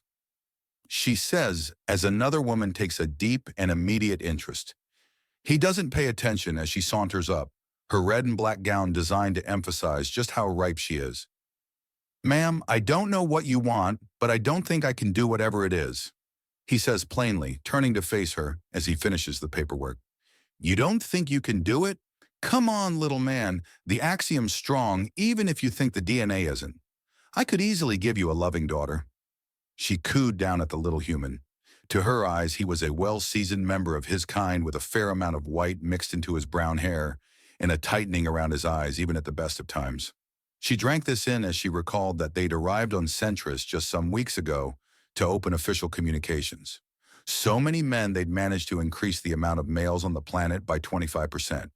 And this was one ship. One ship she was going to get lucky tonight, come hell or red wind. Ma'am, look, I'm flattered that you think I'd be a good partner, but there are some problems. He begins, and it's all she can do to resist rolling her eyes as she brings up her drink to her lips with her lower left arm. It's probably some silly bubkiss about her being an insect and him a mammal. Like it really mattered. With the Axiom, her eggs would grow anyways. I'm not going to eat your head, darling. I may have evolved from such a murderous species, but I assure you, the only eating is something you'll love. She croons, and he seems to flush. Ah, she's getting to him. This'll be in the bag good and quick. Ma'am, please call me Misty. She chirps at him. He sets down his drink and swallows before looking up at her with a glare. Ma'am, fuck it, I'm asexual. I don't have the urges you're aiming at. The very idea of sticking the place where my piss comes from into the place where your piss comes from disgusts me in ways that galactic trade cannot convey, he says with a harsh snarl as she almost recoils at the sheer toxicity in his tone. What? She asks as the bar goes very, very quiet, confirming her suspicion that the entire bar was listening in. No sexual urges? What is wrong with him? Should she call an ambulance? Is he sick? Has he been struck with a terrible curse? Do his pants cover brutal scars and terrible wounds? Furthermore, even if I had those urges, my family's tendency to cancer took care of that some 15 years ago, meaning that when I had to choose between the testicles I never used or my life, the choice was obvious. Now could you please direct your focus to someone that won't be straight up disgusted by it? You've what? The Drin womaning the bar demands in shock as someone drops their drink and it crashes to the floor. I'm calling an ambulance, one of the other patrons exclaims. I'm fine, he protests.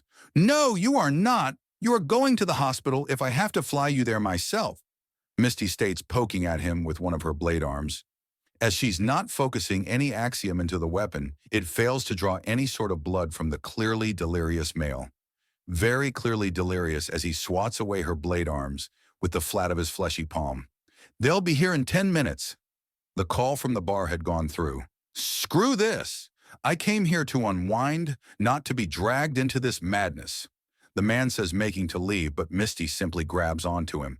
Then he goes utterly berserk, wrenches himself out of her grip, and makes for the door.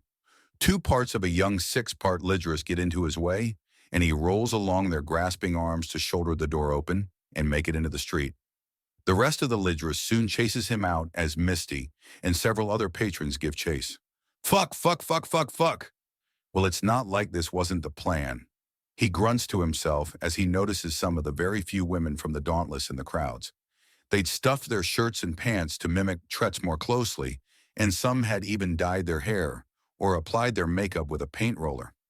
It had taken all he had not to burst out laughing at the sight of his observers and backup. This is for your own good, darling. Misty declares dive-bombing at him as a gigantic mantis porn star from hell, prompting him to dive to the side. Oh, hell no, was he going to let these crazy bitches catch up to him? He darts down an alleyway, only for the gigantic mess that was the 6 snake women joined at the tails to land in front of him and pen him in, stomping the large pair of legs they share, which helps keep them upright. "You're going to the hospital and nowhere else," she says with all 6 mouths at once. It's amazingly creepy, and he turns to run the other way, but the mantis has already cut him off. "You need to calm down. You need help. Let us help you," Misty says as he looks around. "The pipes, maybe." He doubts they could support his weight, though. Well, the biggest failure is failure to try. He goes for the pipes and starts climbing straight up, letting the monkey buried deep in the DNA guide him. "Are you crazy?" the Lydris demands in shock just before the pipe starts coming off the wall. Not wanting to fall the 2 stories he's already climbed, he jumps hard to the opposite side of the alleyway and grabs the edge of a window. The Hydra woman is right under him and using her massive 4 legs and strong tail to slowly raise herself up. Up he goes then. He braces his hands against the opposite sides of the window and crawls up. There's a buzz, and the Snick woman is kneeling on the rooftop above him. "You've got moxie to spare, human, but it's done. You're going to the hospital. As they say on Earth, it's not over till the fat lady sings," he says, and there's visible confusion on both women. "What does that even— Holy shit!" the Lydris exclaims before he swings himself to the side and runs along the wall to grab the next window. A quick hand over hand and a harder throw, and he gets to the next window, which has a pipe going up it. Grab, climb down, and make for the now empty entrance of the alleyway. Then is forced to race hard as a small crowd from the bar starts chasing him, and he goes to the edge of the road and looks down. This is a massive tiered city. The next tier down is a 3-story drop. He does the only sensible thing and jumps as hard as he can. Unfortunately for our escapee, the ambulance had actually showed up about a minute ago, and we're trying to figure out how to get a clearly uncooperative and injured patient to the hospital without causing further harm. The ambulance swoops down from above, and the rear door opens to reveal a deep-crag Nagasha in a nurse's uniform. Her rattle glowing brightly with axiom as she shakes it, and he's covered in a matching aura. His fall is guided into the ambulance, where he's strapped to a gurney and the door slams shut. "Well, damn, for a dude without balls, he sure has a fucking pair," a voice says, and from just under the tier, a man on an air bike flies out with a grin. Are you a friend of his?" "Kinda. We play poker. If he was in really bad shape, he'd have called for me," the man says, then starts as the ambulance flies away. "Excuse me," he says and shoots off after the emergency response vehicle. Now Misty is just plain confused and honestly rather upset. Something is UP, and she's positive that she's being made a fool of, something she doesn't like. She huffs to herself as she rubs her blade arms together before turning to the young Lydris. "Excuse me, miss." "Shireen of the Hexiform clan. You've heard me introduce myself as Misty, I take it?" "Yeah, these humans are mad, yet capable in the oddest ways.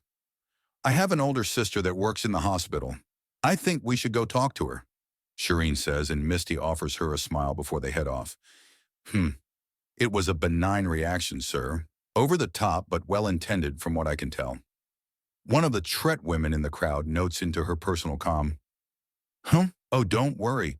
There's so much gossip going on that it would take a dedicated spy standing right next to me to sniff me out, and they'd need to learn English besides. Anyways, I'll be following some girls of interest. Corporal Yale out." "I'm goddamn fine already, let me go," he protests as he's rushed into examination and moved from the gurney to an examination table. A panel of solid, soft blue light manifests just below him and moves up, showing a wireframe of his person with red markings all over it, most of them correlating to old scars and wounds he's taken through his life, with the biggest ones focused around his crotch. The fact that there are several in his brain actually has him concerned. There's talking around him about techniques relating to regeneration before he clears his throat loudly and repeatedly to grab attention. "I know I can't stop you from using your alien techniques on me, but could I at least have a copy of the record of whatever it is you're doing to me?" he asks, and there's a pause. "Yes. We were told you were manic and unable to understand your injuries. No, someone called it in wrong. My family is prone to a condition called cancer. This is where malignant tumors start growing in the body and destroying the organs they grow from. They're also prone to spreading. I had testicular cancer and made the choice of castration over death, as it had a very good chance of moving to my intestinal tract or maybe even brain. Unfortunately, it seems you actually have some growths in your brain. So it flared up again. Well, that's just something else in common with my father and grandfather then. He says, letting his head slump back as he considers things before looking up at the wireframe. The red indicators of disease or damage are focused around the lower parts of the brain. Can I be allowed to use my communicator? I need to talk to some people. He's unstrapped without further questions and pulls out the device. Hello, ma'am. I've just been rushed to the hospital and it looks like my cancer's back for revenge, he says in a forcibly flat and calm tone. It's in the brain. I think the part called the cerebellum, which means it's not really affecting me yet, as I'm getting around just fine, but do we have the means to extract the tumors on the Dauntless? There's a dead silence in the room. All right, let's leave that as a backup. I'll speak with the doctors here. Thank you, ma'am, he says before deactivating the comm. He looks almost hollow before he takes a breath and focuses. Doctors, we've identified a potentially life-threatening issue. What are our options?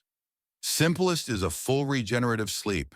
This causes the axiom to basically reset the body to the DNA's baseline. Surgeries, scars, even lost body parts are restored or taken away as appropriate, and all malignant growths are undone. So if I understand this, then this will remake me as if I never took an injury in my life? Yes, optional surgeries and calluses are unfortunately wiped away as well. A great many patients also report a period of increased sensitivity. So I get everything back, including my wisdom teeth? Dandy. Wisdom teeth? A holdover from evolution. Humans have more teeth than our mouths can hold, so the wisdom teeth are removed to make room for the rest, he says before his communicator goes off. Engineer Pike, here, he says into the device. All right, I understand. The Dauntless has sent another soldier to check in on me. Make sure I'm not being forced into anything, and get another pair of eyes on whatever your procedure is. I see. Military policy means that I have the final say over my own health and can refuse or accept any offered operation for any reason. He's just showing up to report back after I make my choices. He's more a paperwork runner in this scenario. I see, one of the doctors says. So lay it on me. How expensive is this and how long will I be out? It's actually a very easy thing to do. It's time-consuming, but once it's started, a regenerative coma sustains itself on the ambient axiom energy. It even feeds you and prevents starvation or dehydration. So you just need to get me started and a shelf to shove me into. Makes sense. What's this about a shelf? The bike-riding soldier from before asks as he walks in. Way to be back up, you jackass. Pike mutters. You were fine. Hell, you were straight out Assassin's Creed. Just need a hood and wrist shanker. You still could have helped, Lawrence. Pike counters using his name to drive the point home. Then you should have hit your panic button or called my name as we discussed them, Reginald. Lawrence snaps back and Pike just sighs. Cancer making you pissy? Lawrence asks after a moment. It's like having a gun to your head in your head. If that doesn't upset you, then something is really wrong with you. He returns and Lawrence snorts. Fair enough. What's your plan? I'm going to give it a shot, but we need to figure out what we need to sign so the scientists and doctors off the Dauntless can show up for observation. If it works, great. If not, I'm nearly 60 and I've crossed the fucking galaxy. I've beaten cancer once already and more than a few accidents that should have killed me without a mark. If it kills me, then we know not to do it, and you only lost one broken old bastard. You're not broken, buddy. Banged up? Maybe, but not broken. Pike gives Lawrence a smile as they clasp hands. He pulls the younger man into a half hug before letting him go. All right, ladies, what do I have to fill in to get this healing coma thing started? You don't have to be so nervous, sir. This is a well-practiced and known technique. The doctor says gently, as she would have to be blind and deaf to miss his trepidation. Not on humans, it's not. Still, let's start signing the needed forms. Pike says, standing up. and then following a doctor who gestures for him to follow her. I know you're there, ladies, Lawrence says after a moment, prompting Misty and two of Shireen's heads to peer around the door. Why, ahem. Misty begins stepping through and regaining her composure. Why is he so convinced that a healing sleep would hurt him? What's with you humans? Shireen demands. What's with you non-humans? We're different races. Our perspective on things is as strange to you as yours is strange to us. As for Engineer Reginald Pike, Lawrence begins jerking his thumb in the direction the older man went. He's a bit more fatalistic than most. Sickness and accident has claimed all his family, and he's the last of them. His line ends with him, and on top of that, he, along with a good chunk of the soldiers serving on the Dauntless, were convinced it was a suicide mission. Since things have turned out well, he's waiting for things to balance out, which at this point in his head means he's waiting for something horrible enough to kill him to happen. That's just, Shireen says before the head speaking covers the lower half of her face in horror and another looks thoughtful. Awful. The other head finishes. Lawrence just shrugs. People deal with pain and tragedy in different ways. Pike's accepted his pain and loss and come to expect it. He needs help, Misty states. He's getting it on the physical. The mental, though, that's something that takes a while, and he's not exactly a young man anymore, Lawrence says before sighing. Excuse me, I need to make a comm. Call to the Dauntless to let them know what's going on.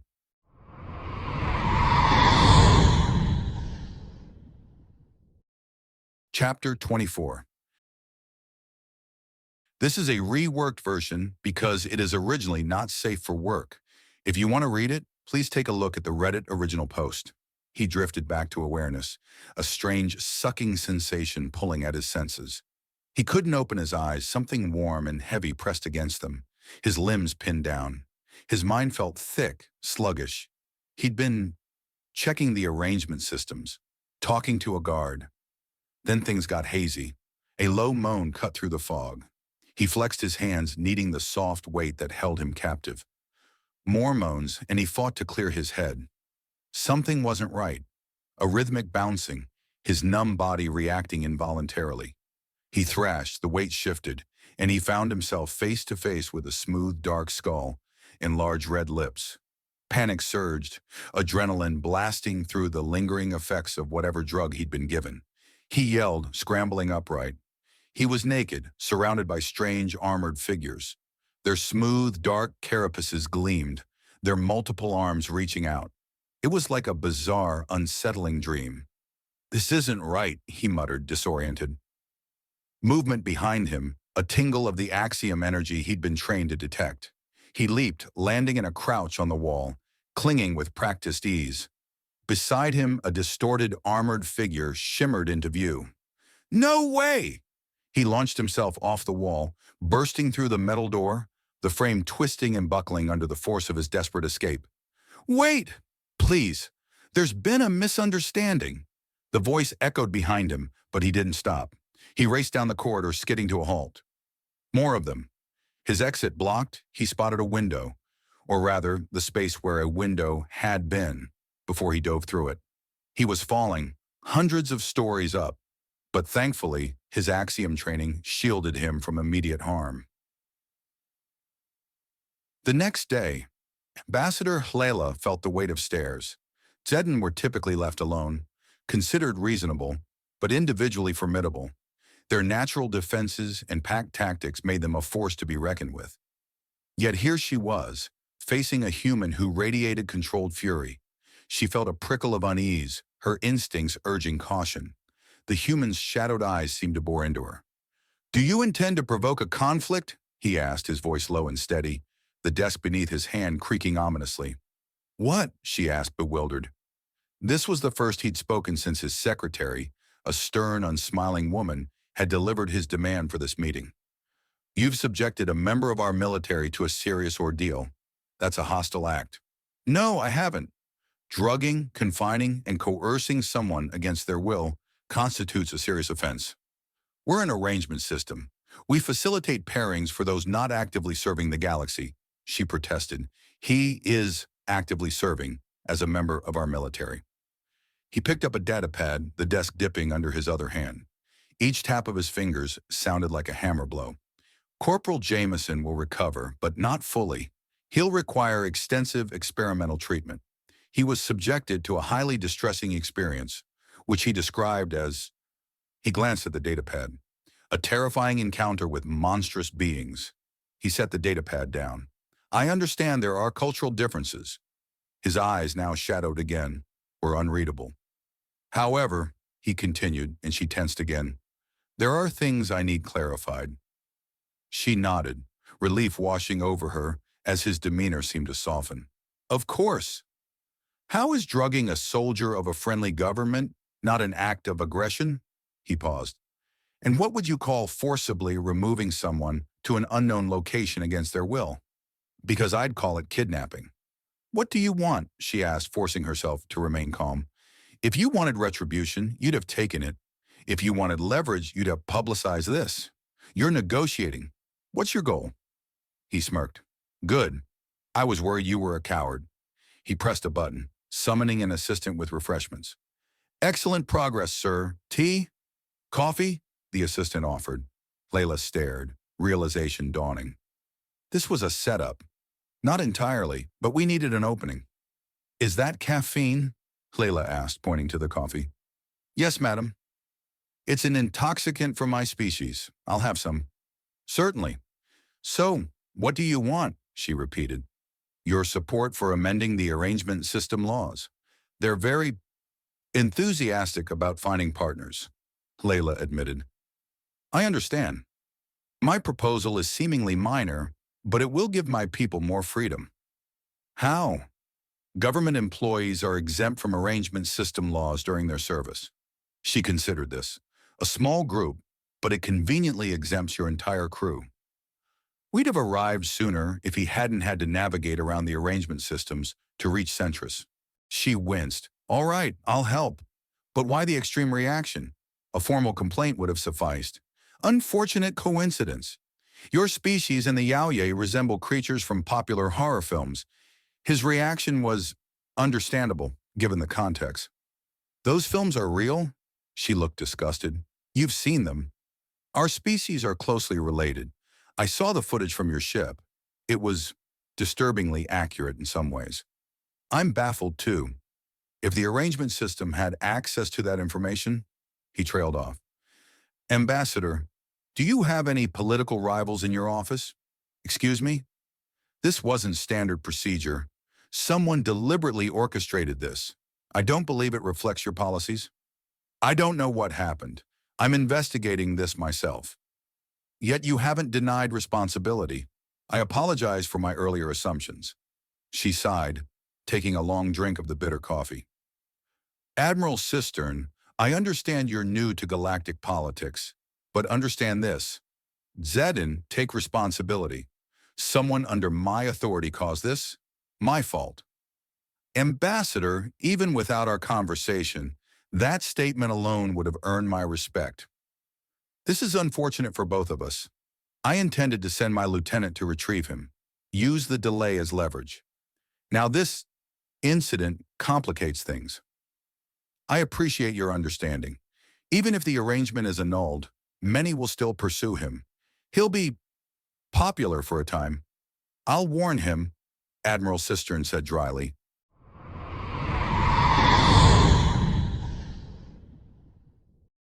Chapter 25.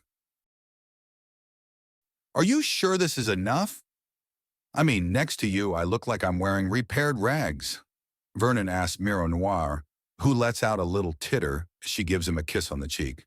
Your dress uniform is fine, my love. You need to stop worrying so much. I'm only getting the one chance to make a good first impression, and family's important. I'd like to be on their good side. He frets and she shakes her head fondly. The last few weeks had been nothing short of blissful. Vernon was attentive, sweet, and considerate. His commanding officer, Admiral Cistern, had not only given his blessing, but had given the soldier the next month off for a honeymoon, apparently a human tradition to celebrate the marriage with a vacation, as well as a rather astounding gift of raw coinage that apparently a large portion of the crew of the Dauntless had all contributed somewhat too. There had been talk about having a wedding ceremony when humans get out more easily from cruel space. He wanted his family there for it, which was so sweet she could barely keep the dopey smile off her face whenever she thought about it. Don't worry about it. I'm not sure how it happens on your homeworld, but Apuk are very accepting of husbands. She assures him, and he runs a hand through his hair and chuckles. I know I'm being silly, my spicy sweet. It's just I worry.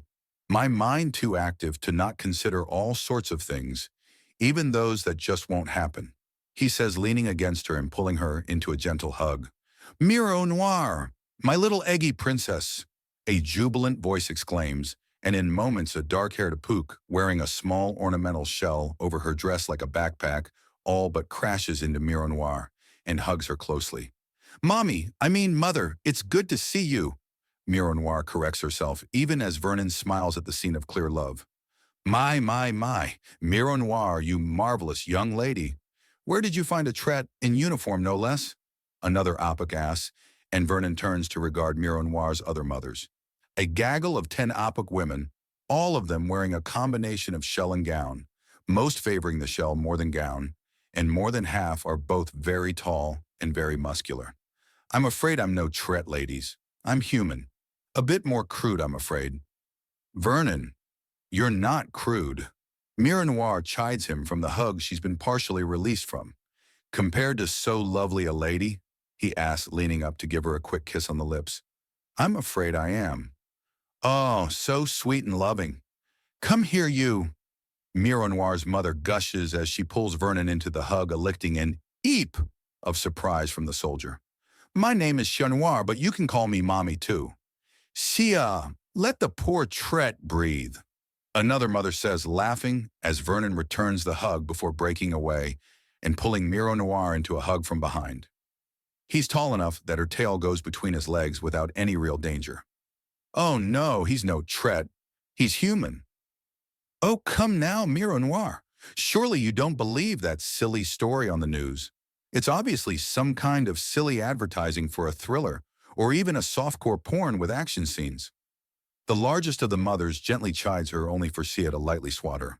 Gutha, have some decorum, there's a man here. Sia chides her. Oh, don't worry, I'm a soldier. I've heard much, much worse. Though I am curious as to how I might prove myself to be a human, rather than a tret, Vernon says calmly. His mind is racing, though. So there's a chunk of the galaxy that flat out doesn't believe they're real? That's interesting, but how to dispel it? Or maybe take advantage of it, as that's a perfect way to get around all sorts of limits and let a person cause all kinds of chaos. Something to tell the handlers on the Dauntless. Show me something no tret can do, something unique to humans, Gutha says with a shrug, and Vernon considers. Oh, a bioscanner. Humans have some intriguing internal differences, particularly with the internal organs. Miro Noir says, and Vernon gives her an affectionate squeeze. An excellent idea. That reminds me. You remember the sheer disbelief on the officer's face when she scanned me for corrosives? Oh my, yes, the poor woman. She was not having a good day. Miro Noir says, and Vernon just chuckles. Anyone bring a scanner? Sia asks, and there are blank looks all around. Well, there are basic ones at the average restaurant, Vernon states, while also reminding the group as to where exactly the majority of this get-together was planned to be. He's right. Besides girls, we were planning on introducing him to some Apuk dining. Let him know what he's in for, Sia says. Right, this way then, mothers, the branch of the shelled supper is quite close, Miro Noir says, and there's some good-natured chatter as the whole group starts moving. Curiously, they form a sort of protective ring around Vernon and Miro Noir. Another little something to bring up when he next contacts the Dauntless. The restaurant they lead him to isn't massively fancy, and not a family-owned establishment. Okay, it's probably a single family and a few locals running it, but it's part of a company. It's a chain, sit down and don't feel too cheap restaurant. Fancy for those that are counting their coins. Vernon is taking all the alien culture in that he can, as they're led into an out-of-the-way dining room that CIA had apparently reserved. She wanted a chance to dote on her daughter and son-in-law, and the other girls had all pitched in. Just from what he was hearing and the general behavior, Vernon was pinging to the idea that all children are more or less communally raised, but the biological parents have the ultimate authority. Menus are brought out and it's printed in galactic trade, but all the dishes are cultural. None of them are things he recognizes the words of beyond the prepositions, conjunctions, and determiners. The nouns are all completely foreign, and as such, the adjectives and adverbs are left rather pointless. First time eating Apuk style? CIA asked with a coy smile that Miro Noir definitely inherited. I'm afraid so. I know the language this is written in, but not what any of it means, he says, and there's some gentle chuckling. What do you recommend? Try the simmered Olkan thigh. It's a classic, Miro Noir suggests, and he smiles at her. What? Oh, no. This one is simmered in score extract, poisonous for Trets. Gutha protests. Well, I do intend to prove myself as something other than a Tret, and if they don't bring a bioscanner after an order like that, then eating it will be proof enough, Vernon says mildly. By the by, these drinks don't have an ethanol content or alcohol content on them. The pyre breath is the strongest, Miro Noir tells him and titters at the sight of her mother's looking concern. That'll do for a light drink. I should have brought something off the Dauntless for a proper kick. Okay, that's it. I'm calling the bluff before someone gets hurt. Another of Miro Noir's mothers says, standing up and walking to no doubt borrow the device from the staff. I dare say you're all in for a surprise, Miro Noir says and lets out a giggle as Vernon leans over to give her a kiss. Well, delusional or not, I can't fault how well you've charmed him, Gutha remarks with a smile. That's when the mother that went in search of the scanner returns. Ah, excellent. Time to put this to rest. Indeed, calibrate it for acidity, please, followed by stimulants. Oh, you're showing off those glands? Miro Noir asks, and he nods. It makes sense. No Tret the galaxy over has anything like those. Not internally, but there are similar effects in a frenzy patch. Vernon reminds her, and she nods at the thought as her mother scans Vernon and gasps. How are you still alive? Quite comfortably.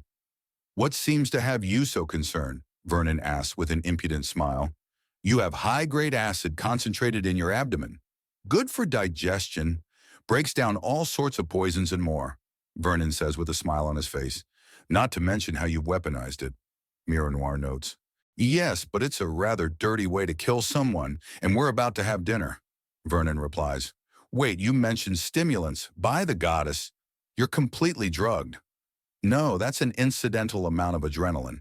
The glands aren't pumping at the moment. And what does this adrenaline do?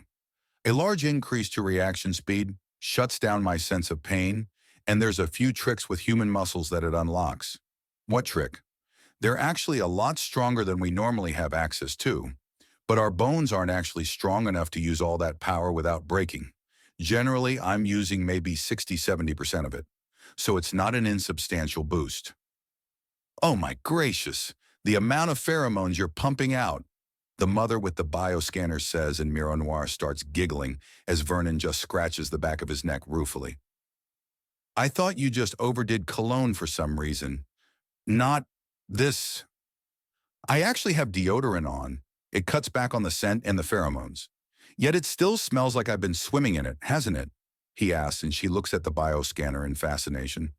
There's a higher concentration in my spit, he says, and the little bit of conversation ends as a waitress walks in. A very, very short woman with bright pink hair and a clipboard. Hello, I'm Morga. I'm your waitress tonight. Can I get you started on drinks, or do you all know what you want? Oh, I know what I want. So does my hubby here. Mothers, you all remember your favorites, I hope? Miro Noir asks, and there are smiles all around, and the orders are quickly set as the menus are collected. She pauses when Vernon orders simmered Olkan thigh with a glass of pyre breath on the side. Are you sure? That's all for Apuk biology. Unless breathing fire's a pastime for you handsome, then it's a pretty rough meal. I'll be fine. I'm human, not a Tret, he says, and she gasps. Really? Is it true that you consider Wicked Winter and Farrakis Flame to be seasonings? She asks, and he nods before grinning. Here, scan this, he says, reaching into his pocket and pulling out a small case with tiny white pills. He levers one into his palm and holds it out for examination. Morga is given the scanner and examines it, causing her eyes to widen. Concentrated wicked winter, she declares, and he nods before making a point of placing it on his tongue. It's just flavor for me, he says to the stunned waitress.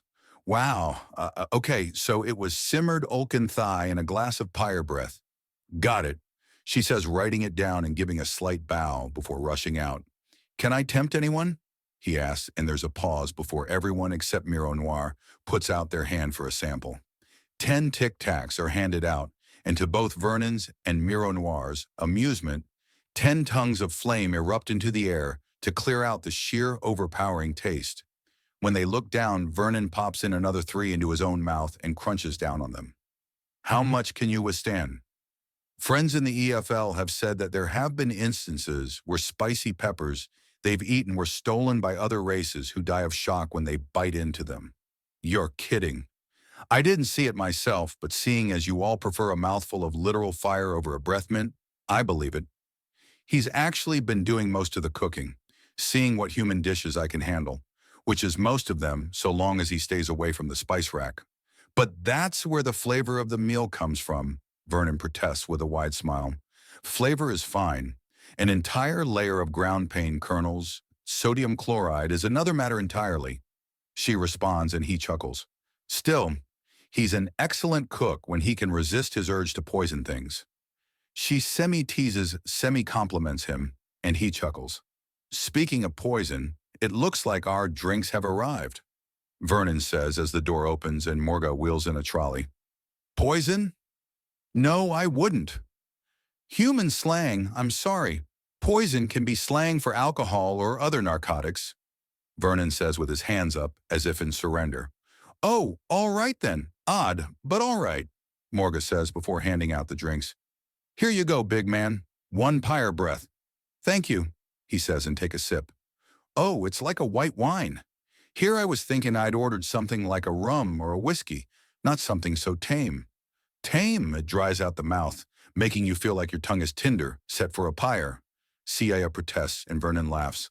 Oh, is that all? Drinks aren't considered exciting for my kind until we can light them on fire before drinking them. This is the sort of thing I was allowed to have as a small child.